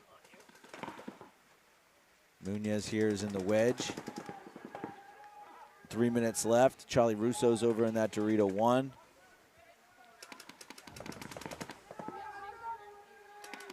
So again, are we looking at a 2-on-2? I can't find the 3rd Invasion player. Don't know for sure if there's somebody in that brick. I don't think so, unless he's tunneling. It's possible.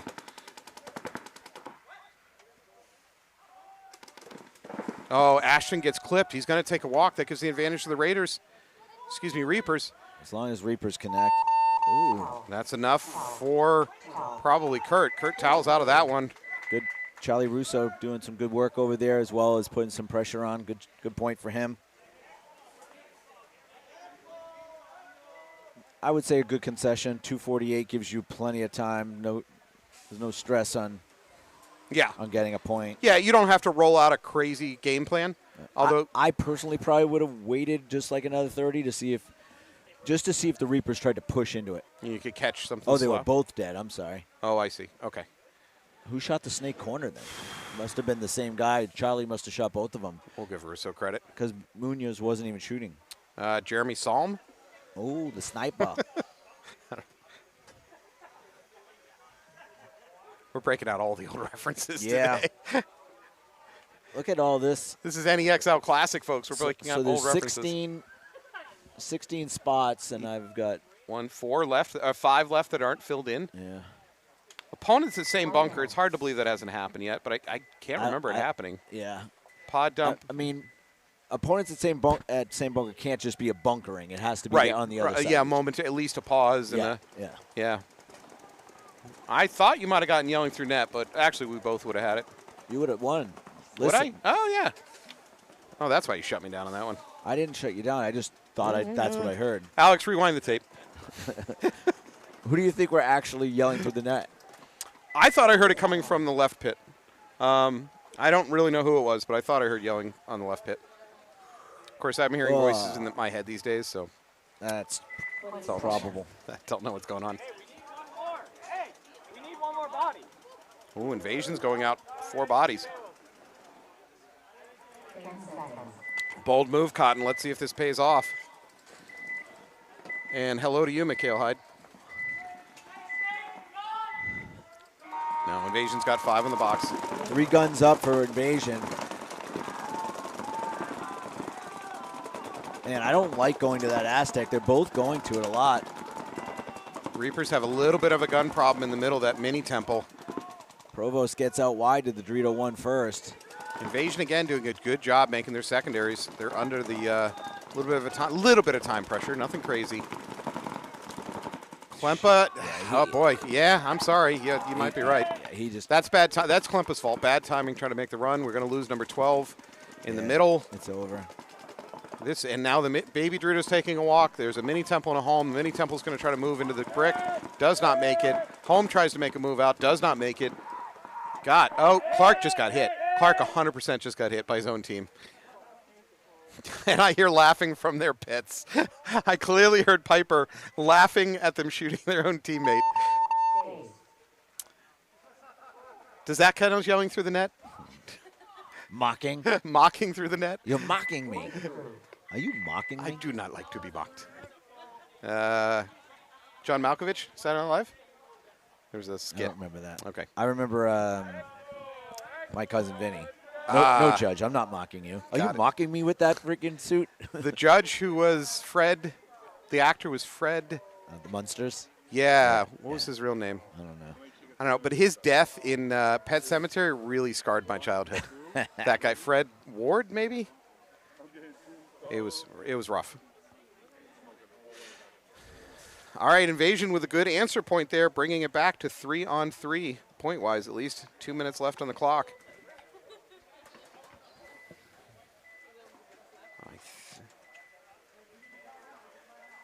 You got a minute.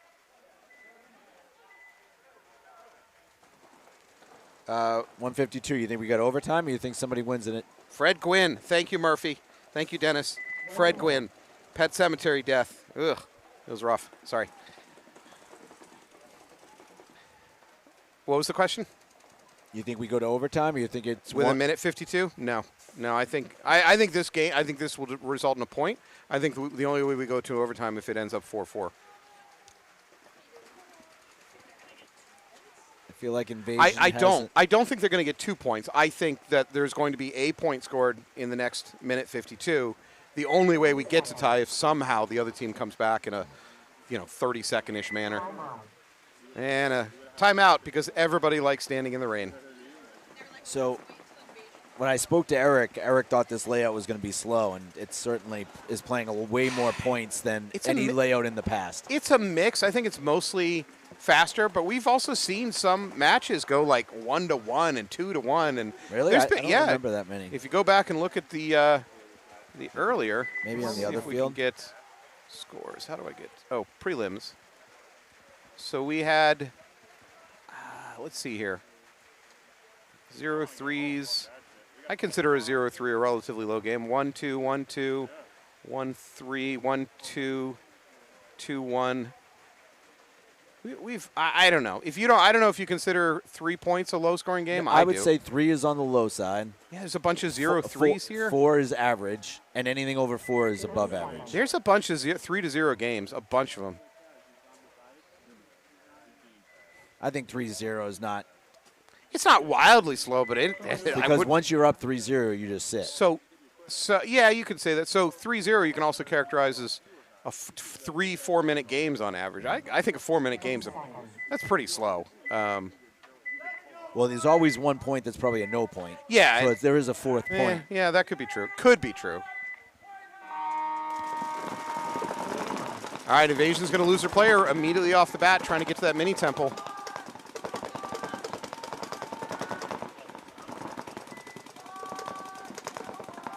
We are having some kind of gun issue for the Invasion player at the mini brick. His eyes are definitely off. He's only shooting about every other ball. Oh, he's breaking paint too, maybe? Maybe. Is that sludge or is that just smoke? Nah, I think it's smoke. See if he squeegees. All right, so 4-on-5, advantage Reapers right now. Kind of a mystery to me how teams can be up bodies on Invasion. Invasion just dances right through their gunfire and makes their secondaries. It shouldn't work. Yeah. Klumpin needs to go to the back corner instead of trying to go to the back. I don't know why people are not pushing right now. Yeah, I mean, Reapers with a body advantage and good positioning up the middle of the field. I'd say it's in their best interest to push. Seeing a little bit of movement, taking the baby Dorito. I mean, at least try. Yeah, agreed.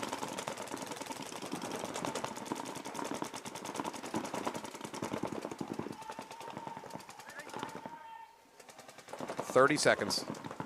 I stand corrected. I guess this is going to go to tie and overtime. If anybody, Invasion's the only one trying to push. They're going to lose a body trying to get into that baby Dorito. Raiders now moving out to the D2. It would have been better if they did that about a minute ago. Hutt is going to get a welcome to the NXL moment. They just waited way too long. Yeah. Reapers had all the opportunities. Hey, Ant, what happened? With what? It said 2 minutes. It went from 10 seconds to 2 minutes. Yeah, that's a tied game. No points. Overtime. All right, I'm going to go back to this pod conversation I started and we didn't really finish. I'd like to think that with only 4 pods, these teams are going to have to generally get a better sense of just of less sit and shoot ball and a little bit more pushing, a little bit more aggression. Doesn't mean wild craziness, but yeah, this is 3 events in for most of these teams playing 4-pod ball, but they're not. Nobody's running out of paint. Obviously, I haven't won. No. So it's not a factor. Then I'm wrong. Then what I'm saying is wrong. If they're not running out of paint, then there's no pressure to push any earlier than they do. But for years now, it's frustrated me watching teams that are in clear and obvious, we have to push now situations, and they sit. I don't know about you, but I pull my hair out watching it. Well, as a coach, like you just said, they shot somebody off the break. They were 5 alive. They were wide on the Dorito side. They were far up the center. The Reapers need to try and make something happen.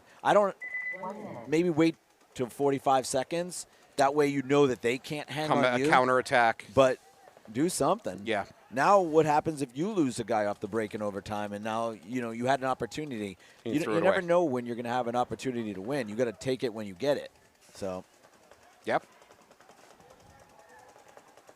I kind of understand it watching D5, teams that aren't prepared on how to close out games or push even if they're in down body situations, push when they have to push, when the scoreboard on the clock.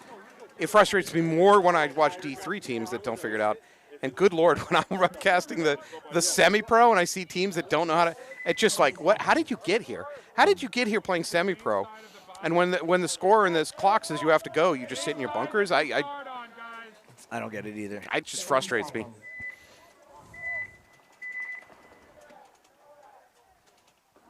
All right, Reapers rolling back out. Reapers on your right. Invasion on your left. 10 seconds. And here we go.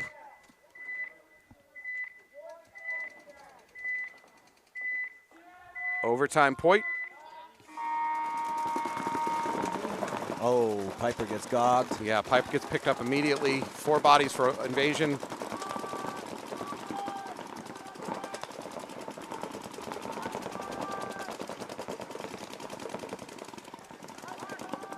So Reaper's taking that wedge, and they're using it to put a lane over on the Dorito side. They're hoping to catch Ash, making his jump into that D1. Oh, another.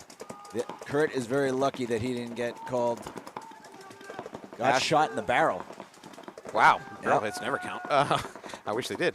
Ashton makes the bump to Mini Dorito. And he's shot too. So now 2 bodies left for Invasion. 5-on-2 advantage. Favor of the Reapers. So what the Reapers need to do now is not lose a body. They just need to chill out, find out where the 2 are.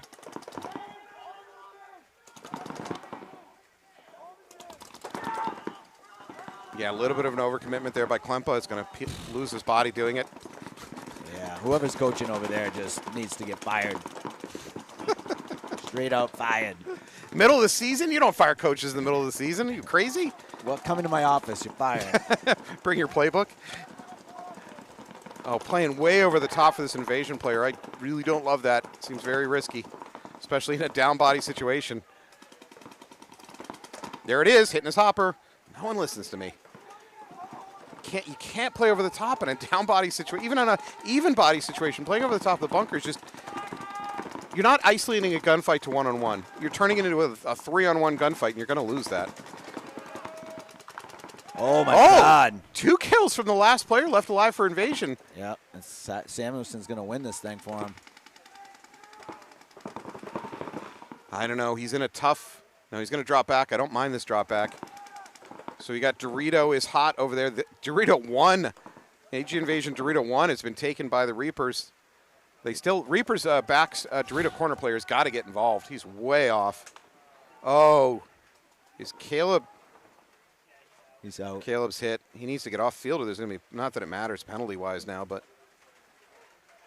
oh, that's heartbreaking. Watch that body language walking off at home.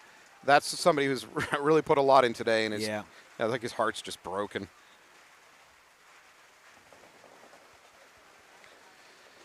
Oh, okay. Well, congratulations, Reapers. Again, look who's there at the end. It's Murphy.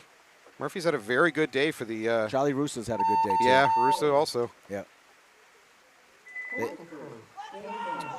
I mean, to be honest, Reapers played better than Invasion throughout this match and had opportunities to win it in regulation. So I guess that they're supposed to win, but I really think Invasion. If you had asked me to bet money going into overtime, I thought Invasion was going to win. I agreed. All right, well, there we go. That is the end of round 1 of playoffs. We're going to take a break. When we come back, you're going to watch some semifinal action here on Field 1, Maynard, Massachusetts. Thank you.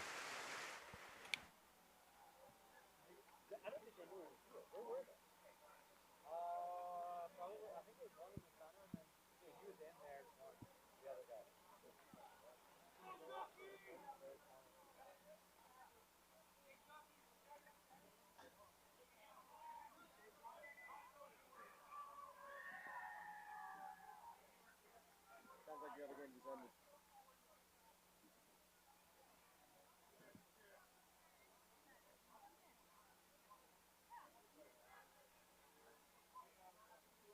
That guy was falling hard.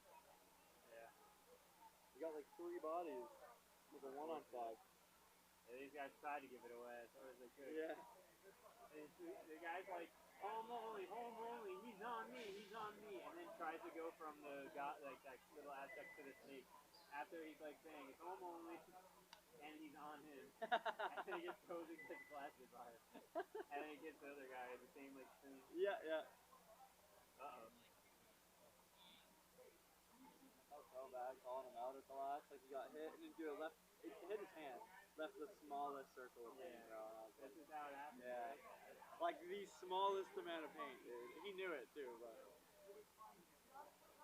I called someone out on a barrel hit the last point too, dude. I heard it hit his barrel, and I'm like, if there's no paint, I'm just gonna leave him in. And I come over, and the second he saw me, he just walked right out. He knew. Because he didn't want a penalty, but I wasn't gonna throw a penalty. I love that when you start to approach them and they just like call themselves out Dude, because they know. the second I came over, he just walked out. He was like, I know. I fucking heard it. And it was, dude, it was on the last inch of his barrel, right at the bottom.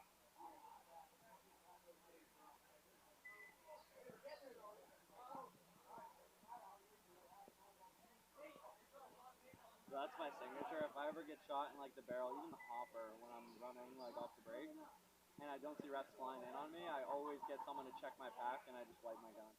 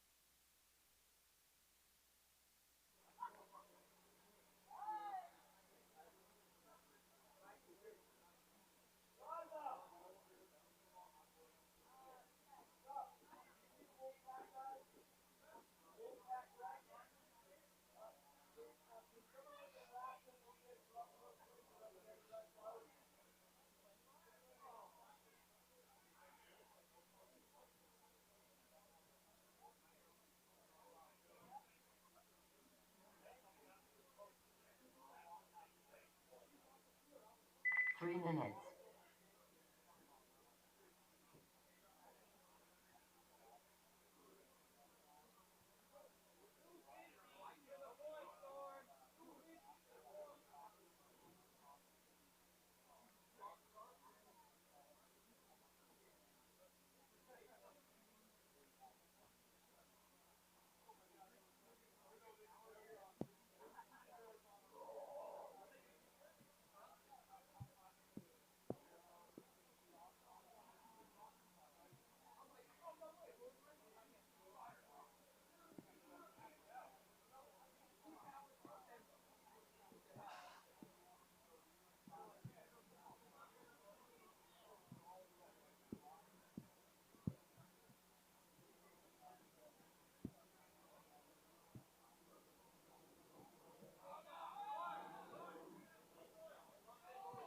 Two minutes.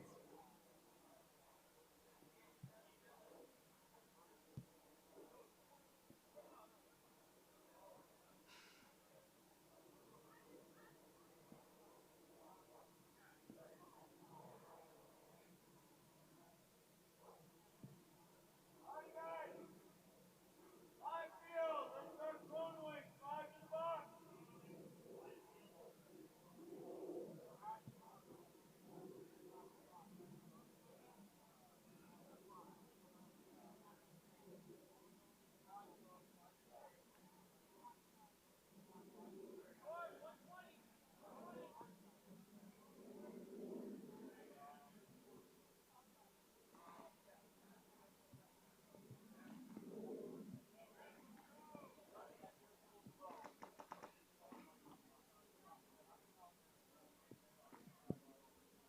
1 minute.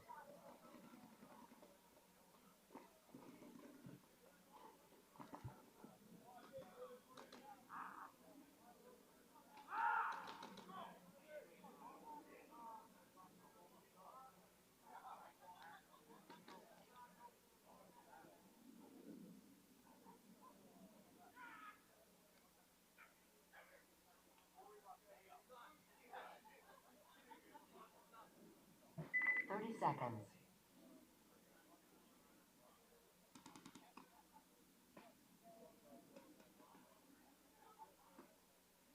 20 seconds.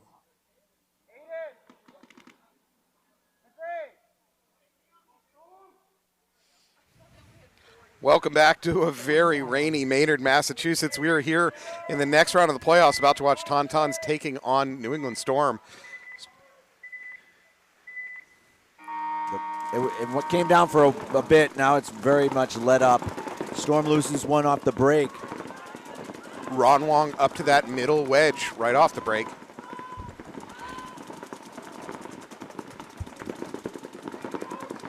We had quite a rainstorm move through. We waited. AJ Furman beats out his mirror that was going back and forth, so a 4-on-4 now.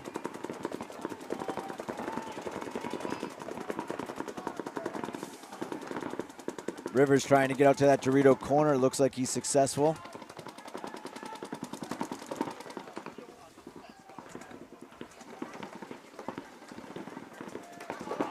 AJ getting out to the snake corner.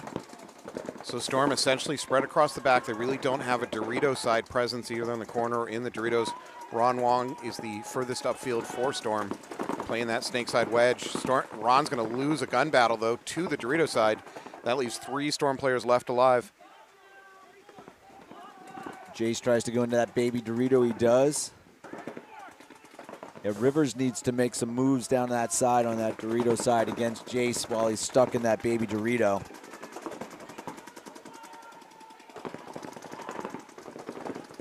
A lot of paintball is taking advantage of advantages you already have. So you're 4-on-3, you have them trapped, but now you let them out wide. Yeah, Storm now into D1.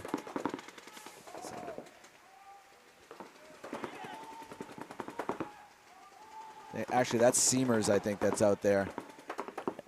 Now he's battling the home.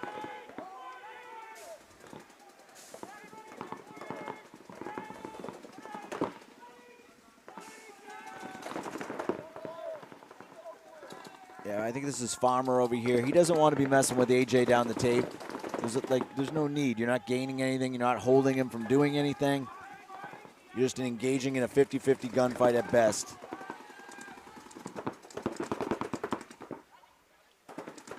The player in the snake 1 right now has the ball.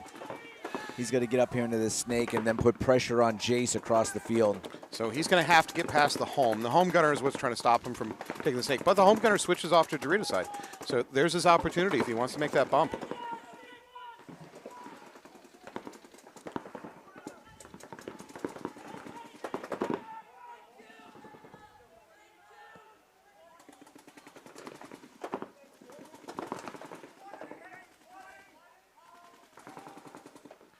So this game has slowed down quite a bit. Snake corner dies. Now the advantage is gone. So 3-on-3. Storm has snake corner. Tauntauns have an inside snake presence. Both teams mirrored up in the Dorito side.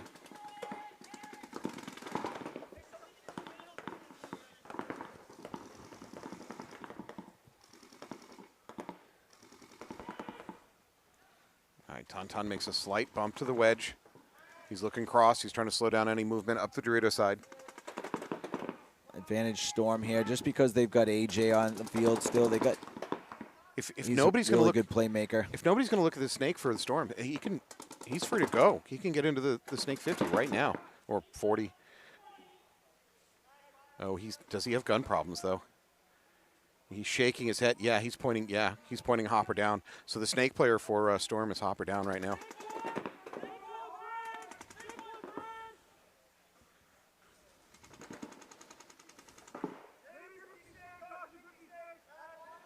Yeah, Tauntaun is incorrect. They're cautioning 50 snake. That is wrong. Even better than they realize that the snake player for Storm is gunned down. Good. This is playing slow because the players are not confident. They're not putting anything together. There's no reason that this should be playing like this.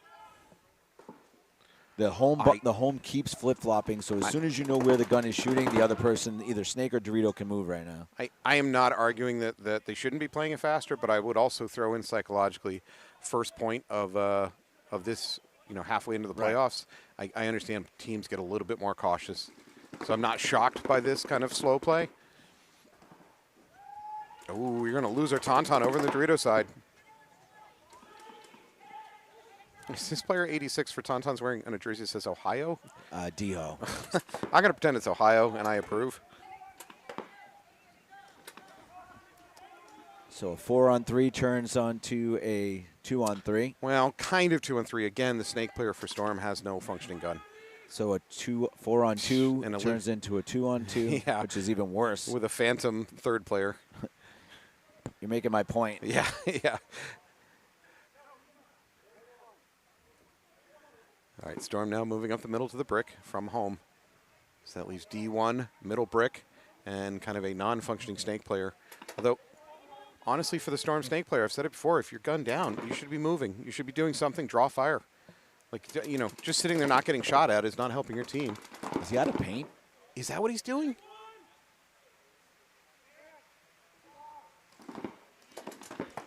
Maybe he's out of paint. Uh-oh, this could be a bingo. This might be a bingo seal here. I think it's both. I don't know. He's tapping his hopper. Someone just shot. We'll see if he has no pods on his back. Corey, can you get in on that? See if he has any pods on his back? Put goggles on. Get on the field, Corey. Run through coming. That's a trade. Storm is going to win this thing. If he has no pods on his back, this is over. I don't see any pods on his back. Congratulations, Storm number 33. You just won one of us bingo. Yeah. Oh, you just won Anthony bingo. Damn it. Yep. All right, Anthony, would you like to do the honors? Dun, dun, dun. Out of paint. Good match. Congratulations. I'm sorry, everybody at home. I know you were pulling for me. All right. Well, if there's any good news from this rain, it's purged all the smoke out of the air. That's something. At least it's we can breathe a little bit freer. Canada does their every year attempt to burn themselves to the ground. They have essentially an entirely lumberjack-based economy, so I can't imagine this was good state planning on their part. All right, South Shore Reapers on your left, Rebellion on your right. That was a long point by Storm and Tauntauns. That was about a 6-minute point, a little bit over.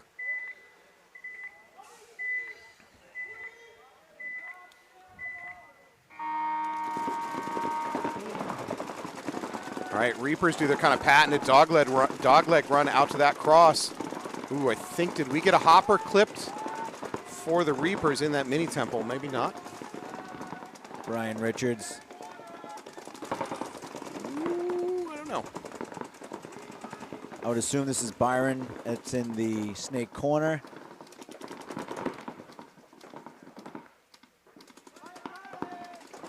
Reapers going to lose their tower over on the Dorito side. So 4-on-5, advantage Rebellion. Oh, Byron took one in the hopper, I think. Nope, it's clean.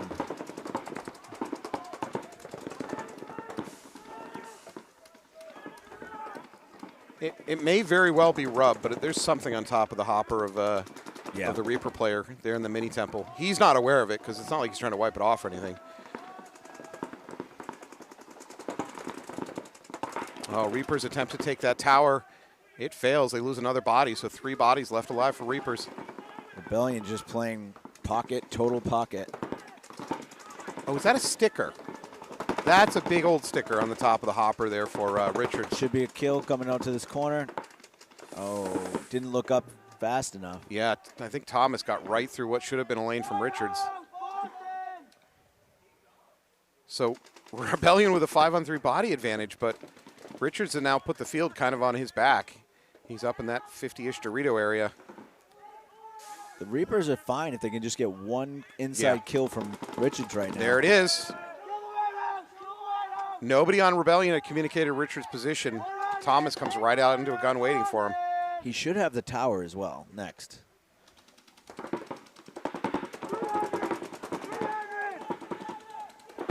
So if Munoz needs to get out wide to pull that Doritos gun out wide, that way Richards can shoot the tower guy. Yeah, if he can put, you're saying if Munoz can put some pressure, force the tower to pull back a little bit? Yeah. Yep. Which if you walk the field and you're doing progressions, you should know that when you get to this bunker, which guys you can kill.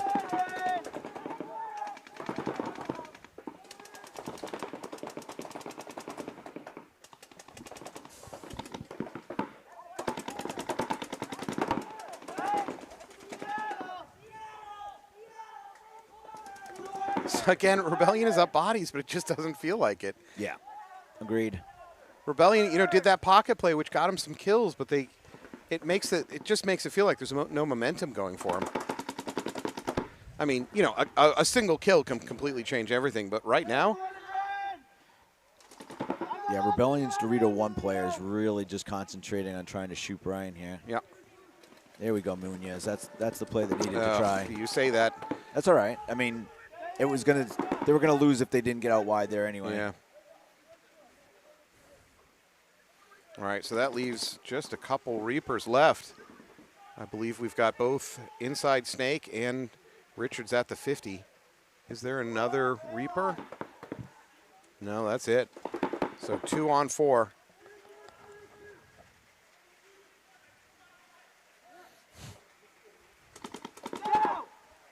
Nice shot. Nice shot by Richards. Is that Jeremy? I think that's Jeremy taking a walk for Rebellion.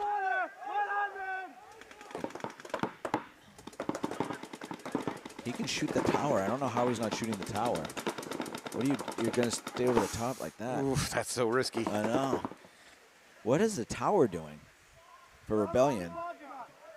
When he's up over the top like that, I don't understand why he's not shooting him. Well, at that moment, the tower for Rebellion looked to the Klempa, Dorito terrible side. death. Just terrible. No. And that's enough. Reaper's going to towel out of that one. Game effort by Richards. He really tried to put that game on his back, and he did a lot of damage there, but just not enough.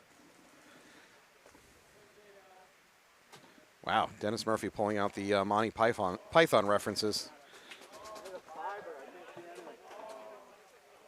Another long point.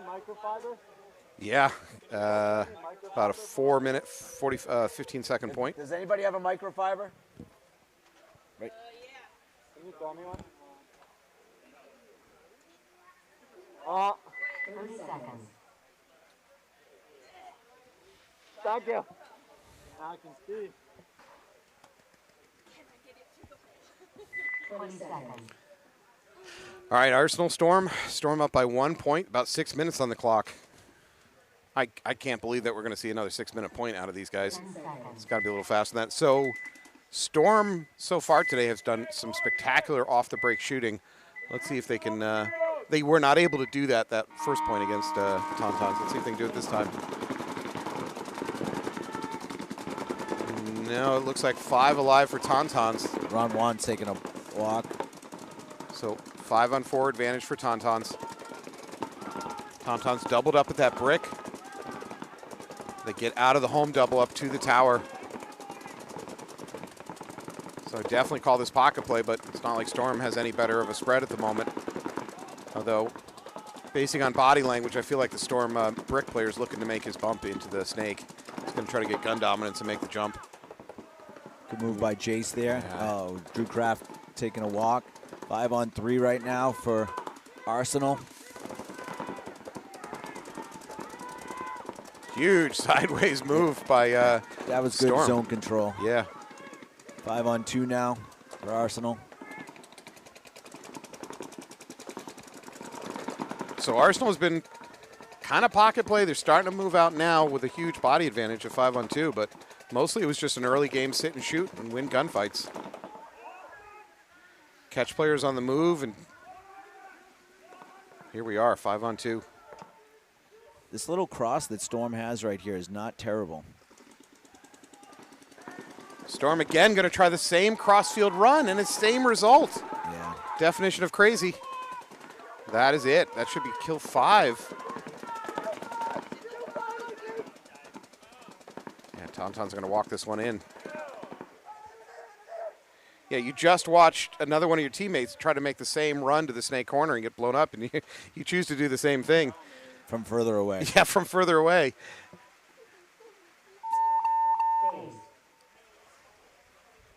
All right, he is clean. So Tauntaun's going to tie, Tauntaun Arsenal going to tie this up 1-1.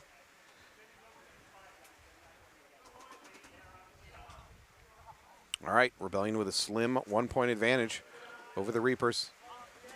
All right, Anthony, I'm going to say it. Either this point or next point, they're going to send Munoz on some giant run to the 50 on the breakout. I would rather have Munoz go wide than what he's been doing up the center. Mm-hmm. Although Storm is a decent team off the break for shooting, so it will be hard, to get him out around the D1, but I'd be okay even going to the Dorito corner and then having him fight into the Dorito 1. I am predicting, not encouraging. I think what you're saying is sound tactical advice. I just know that the Reapers playbook often will just send a Munoz runner out. It's pretty predictable if he lines up on the Dorito side. You're right at this point. Yeah, he hasn't played it much all day. Yeah, he's going for the X again.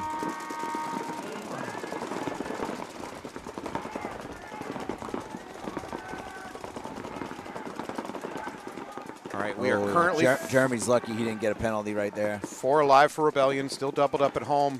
4 alive for Reapers.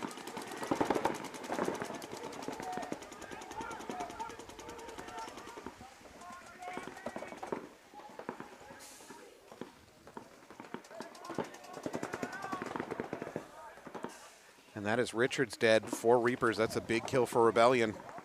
That removes one of the big attackers for the Reapers. Are we having gun trouble for the Reapers in the mini brick, or is he just reloading? I don't know. The standing mini? No, he's just reloading. We were asking for a pack check on the Dorito of the Rebellion player. I don't think there's anything there. I think that's just an aspirational paint check request. Yeah, Munoz, that was his job, right? So, yeah, he's probably not too happy that he let that person get through. Well, he's unaware that the Snake 2 is now hot, which puts Munoz's butt pack at a lot of risk. As soon as this Rebellion player looks inside, I think Munoz... I don't know what Klimp is looking at because that's his job right here.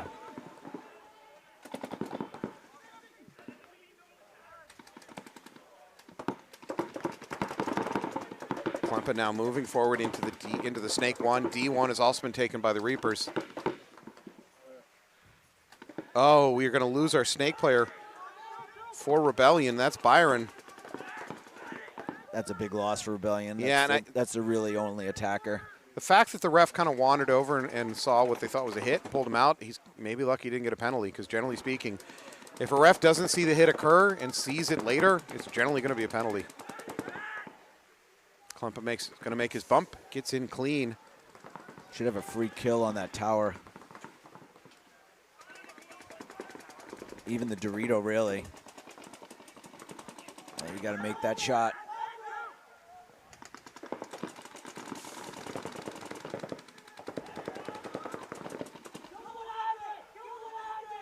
All right.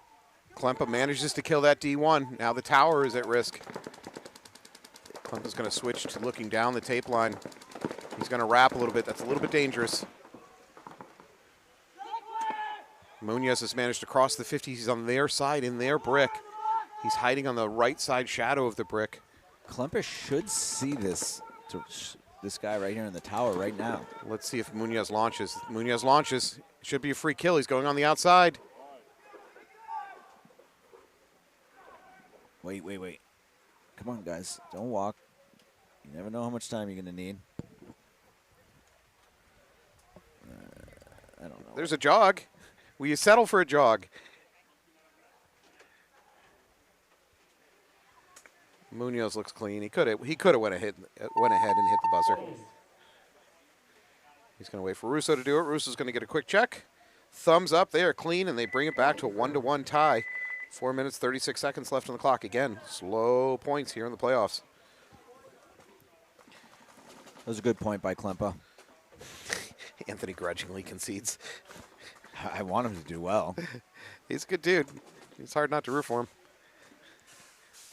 All right, so we got Storm here and Tauntauns. Tauntauns actually should have won the first point too, so they've been definitely giving it to Storm. Now, which way do you mean they've been giving it to Storm? They've been giving away points they should have taken, or they've I'm been saying that they're all playing them. Okay.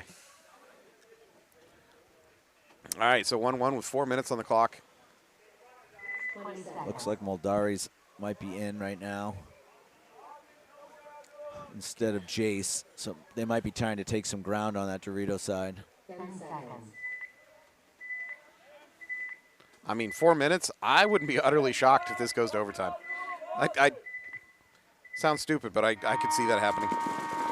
All right, we are launched. Double up the middle for Tauntauns. I think they eliminated the Snake corner. They did. Good shooting there by the Tauntauns. 54, and they got him trapped in the pocket right now. Oh, now they're going to lose one of their home players for Storm. They need to be wrapping right now the outside of those bunkers and making sure they contain him. They got them all three in the pocket.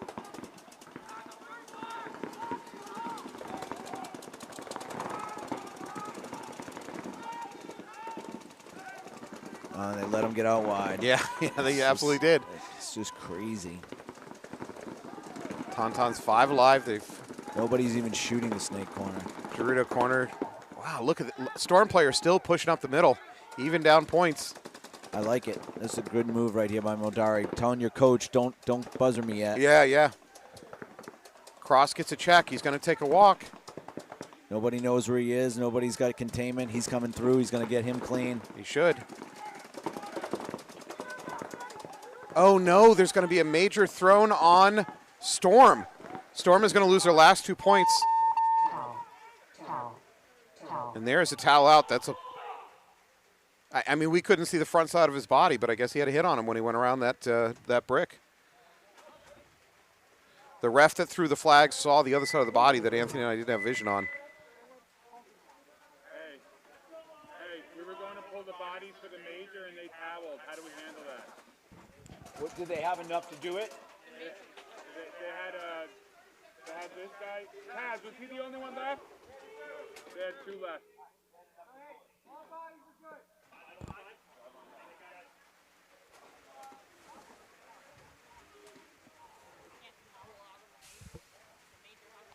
There's a shirtless pod runner on the field, obviously trying to save what little dry clothing he has for the drive home. Looks like Dunderdale. Not a horrible decision, to be really honest. It's got to be cold. I don't care what. Yeah. 20 seconds. Or maybe this is a new motivational strategy. The team has seized his shirt. He gets it back after he's collected 20 pods from the field. 10 seconds. I like this program. All right, Reapers Rebellion tied up 1-1, 4.5 on the clock.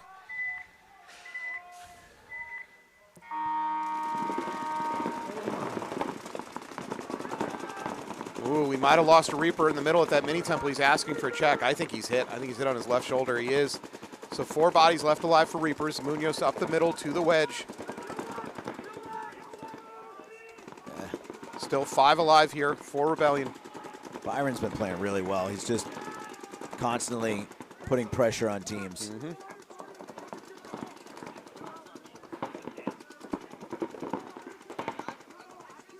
Who's in the Doritos for Rebellion? A guy with a gun. That's the best I can give you right now. Jersey number might be either 17 or 14.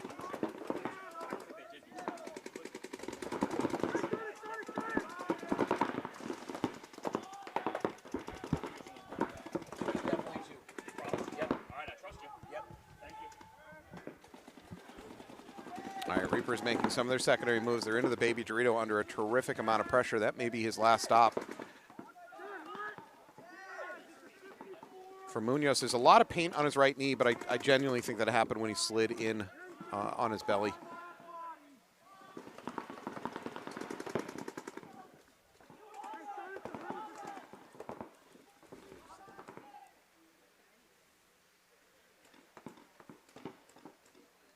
All right, single body advantage for Rebellion. We're now at the 3-minute mark.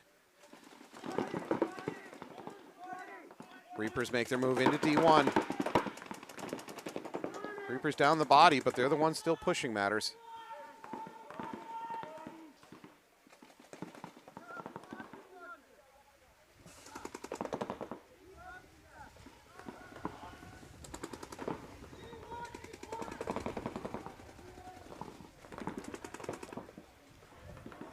If Byron gets through Munoz's gun right here when he tries to come up, it'll be really tough. That's a big ask. Then again, in this kind of rain, it's very possible you miss even at short range.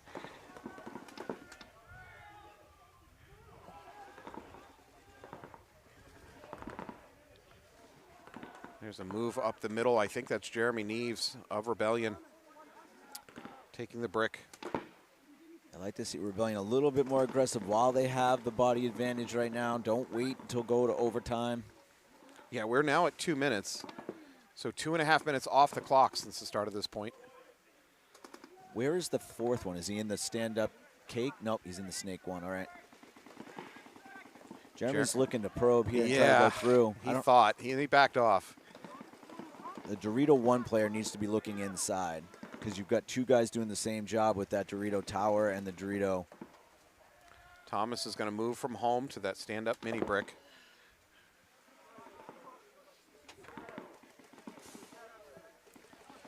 With only 1:28 left, if the Dorito 1 looks inside, the tower looks outside, and these 2 are already crossed right here, I don't think Rebellion can get through. This is looking more and more like it's going to go to time. Yes, it should, as long as that Dorito doesn't allow something crazy to happen. But, like, without him looking inside, Jeremy can come and dunk Munoz. But look, Jeremy's knees are back on the turf, which tells me he's not thinking about moving. Now, maybe the 60 seconds voiceover is going to spur a little bit of movement, but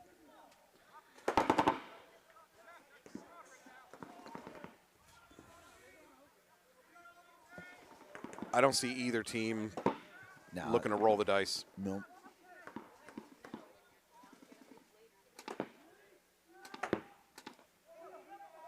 I don't fully understand it, I got to be honest, as a player, because your odds of winning a game don't suddenly get better because it's overtime than regulation. If you have an opportunity to go win the game, just try to go win the game. I mean, granted, they should have tried doing it about a minute ago, but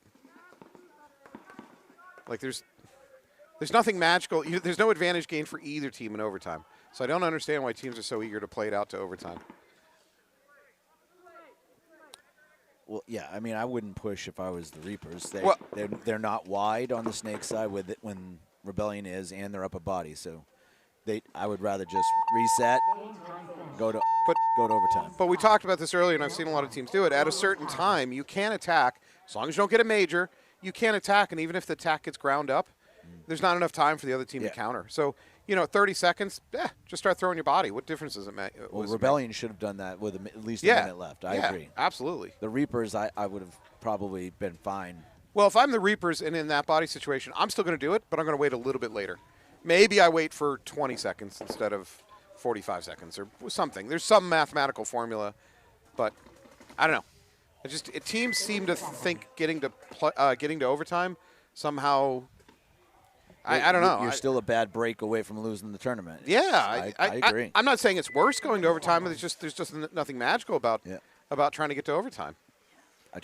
World Cup 2 years ago with the Heroines, we had back in my day story incoming in 5, 17 4, seconds. 3. We could have went to just we're just going to sit and go to overtime, but we won it in 17 seconds. And the consequence of not winning in 17 seconds? You go to overtime. 0. Yeah, you go to overtime. All right, here we go. Tauntauns double up that middle brick again. Storm has switched up a little bit. Ron Wong not playing the middle brick or middle wedge. Is this Ron? Yep. Oh, it is Ron. Reflective lenses. That is Ron playing the wedge. Sorry I ever doubted you. 5 alive, both teams. I don't think Tauntauns have any Dorito side presence. They do make it to the tower now.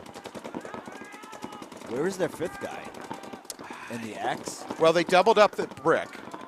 So they're pocket play right brick? now. Oh my God. 2 in brick. Drew Kraft needs to get on the outside Snake somehow. He's got to put his mirror in and go. There you go, Drew. First Tauntaun player peeling off from the brick, so 4 bodies alive for Arsenal.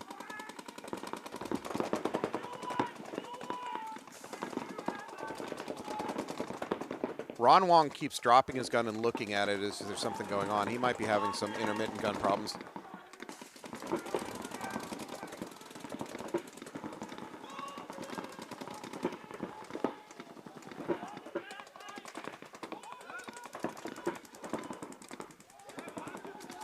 We're now at a minute 30. Remember, Storm is down a point. We just talked about when you got to launch. Storm's getting in that territory where they got to start launching players. If you go now, you don't have to do suicide runs. But if you wait another 30 seconds, you're going to have to do suicide runs.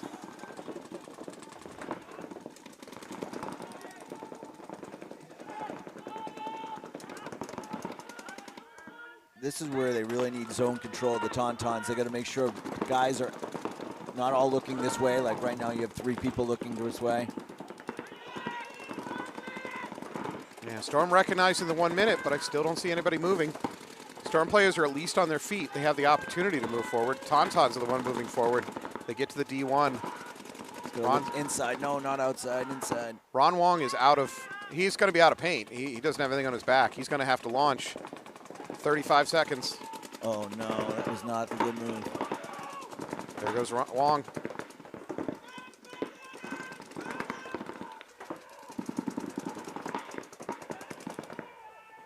Yeah, I hear players saying it's time to get going, but they should have been saying that 45 seconds ago. We're now under 20.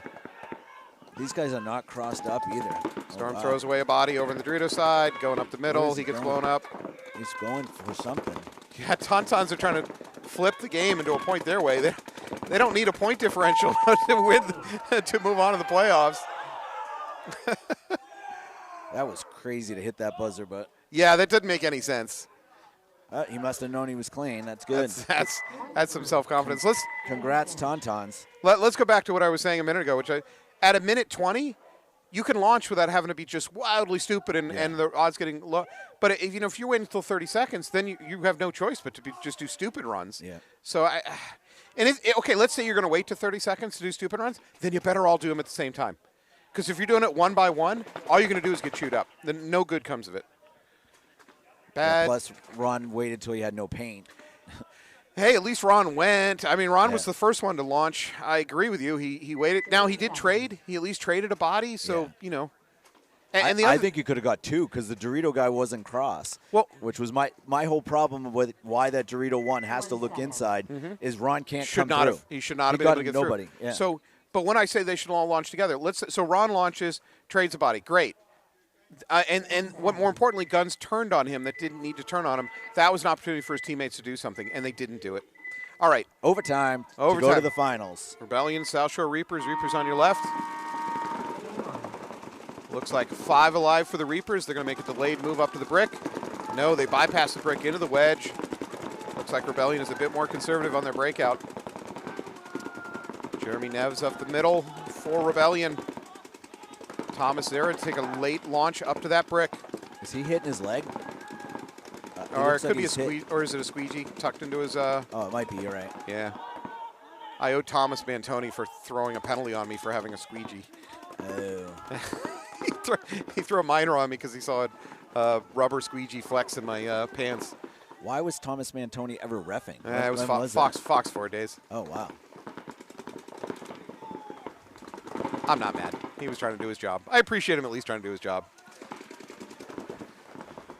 All right, rain is starting to pick up again. Klempa's going to make the move into the stake. He does so successfully. So we're now at 4 minutes. South Shore Reapers with a 1-body advantage. Which Rebellion person did they shoot? Well, I'm not sure, but Rebellion current situation is basically pocket play. Right. Tower, mini temple, home, and brick up the middle. Brian Rich is not learning that Aztec is not a stay there bunker. I don't. Yeah. I don't know why so many people are playing it. Like if Klemper uses the nipple right now, Jeremy Neves is done. So we did see some teams using it as a launch place to get into the snake, a sideways run, which is exactly what Jeremy's going to do. But I agree, as a sit and shoot bunker, it is very inferior.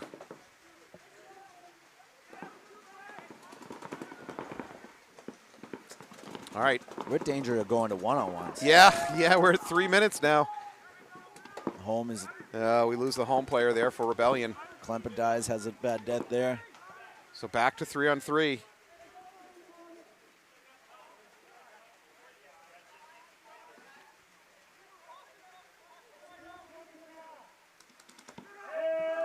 Thomas comes up a little bit high over the top. He's going to lose his life from that brick.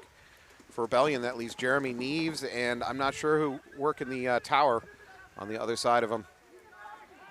2 minute, 30 seconds. Halfway through this overtime point. And Murphy's got to not go to the middle of the field, but... Yeah, Jeremy's got to be careful. Don't try to play tall. You're going to have to isolate gunfights. Oh, somebody takes out the Reapers player. 2 Reapers player walking out of the middle.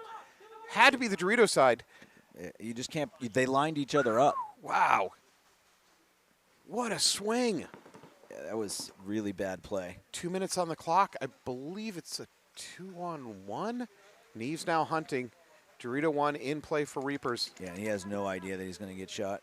No. Well, he's under the safety of that cross. Jeremy's going to either have to move to that wedge, which puts him at risk. He doesn't know where he is, or though. Catch him sleeping. Jeremy's definitely got the edge on him right now.